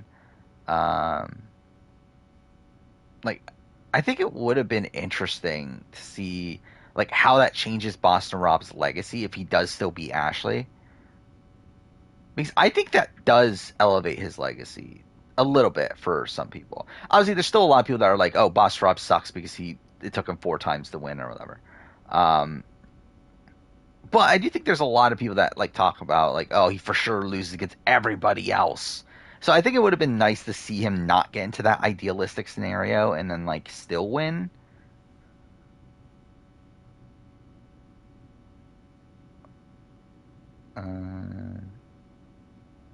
Yeah, but like Redemption Island's like a weird season, even at the like when it originally aired.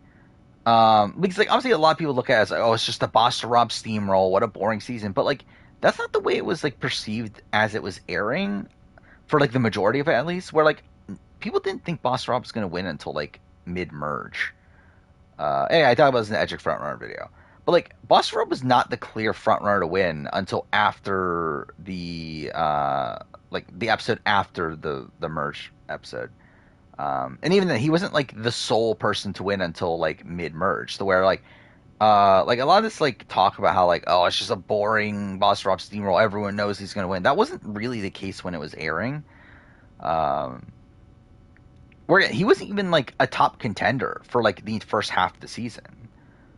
Like it was like Andrea was pretty high. Who else was there? I think Mike was high at one point. Let's see, Survivor, Edgic.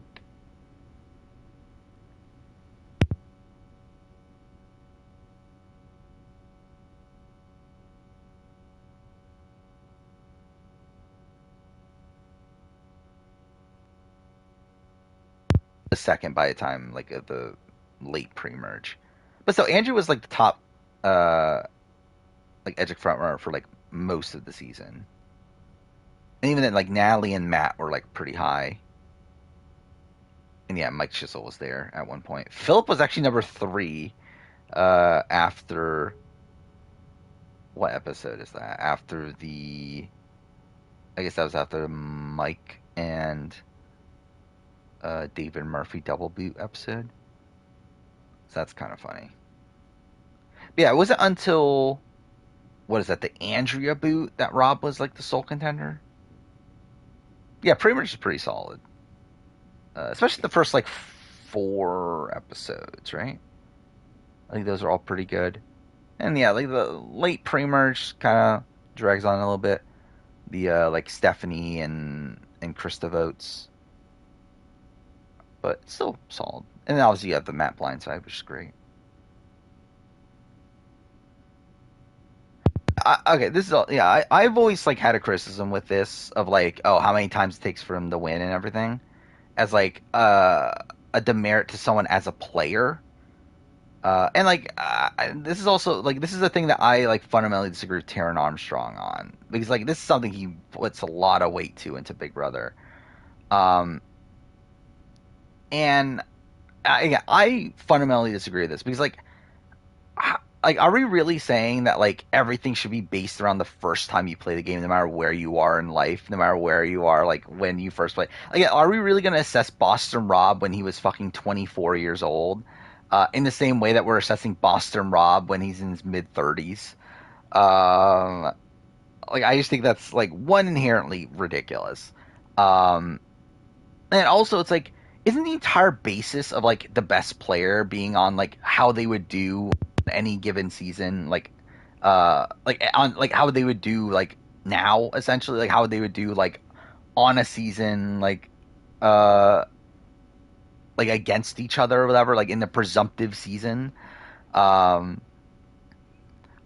where it's like, again, like I just feel like it's so like, I don't know, it's just kind of dumb to like assess everything based on how they played the first time, when like obviously people get better over time. People like learn the game over time, and like a lot of people, like, again, you have someone like a Tyson who comes into his first season not knowing what the fuck Survivor is, or like even Parvati didn't know what Survivor really was the first time she played, and obviously like learned the game.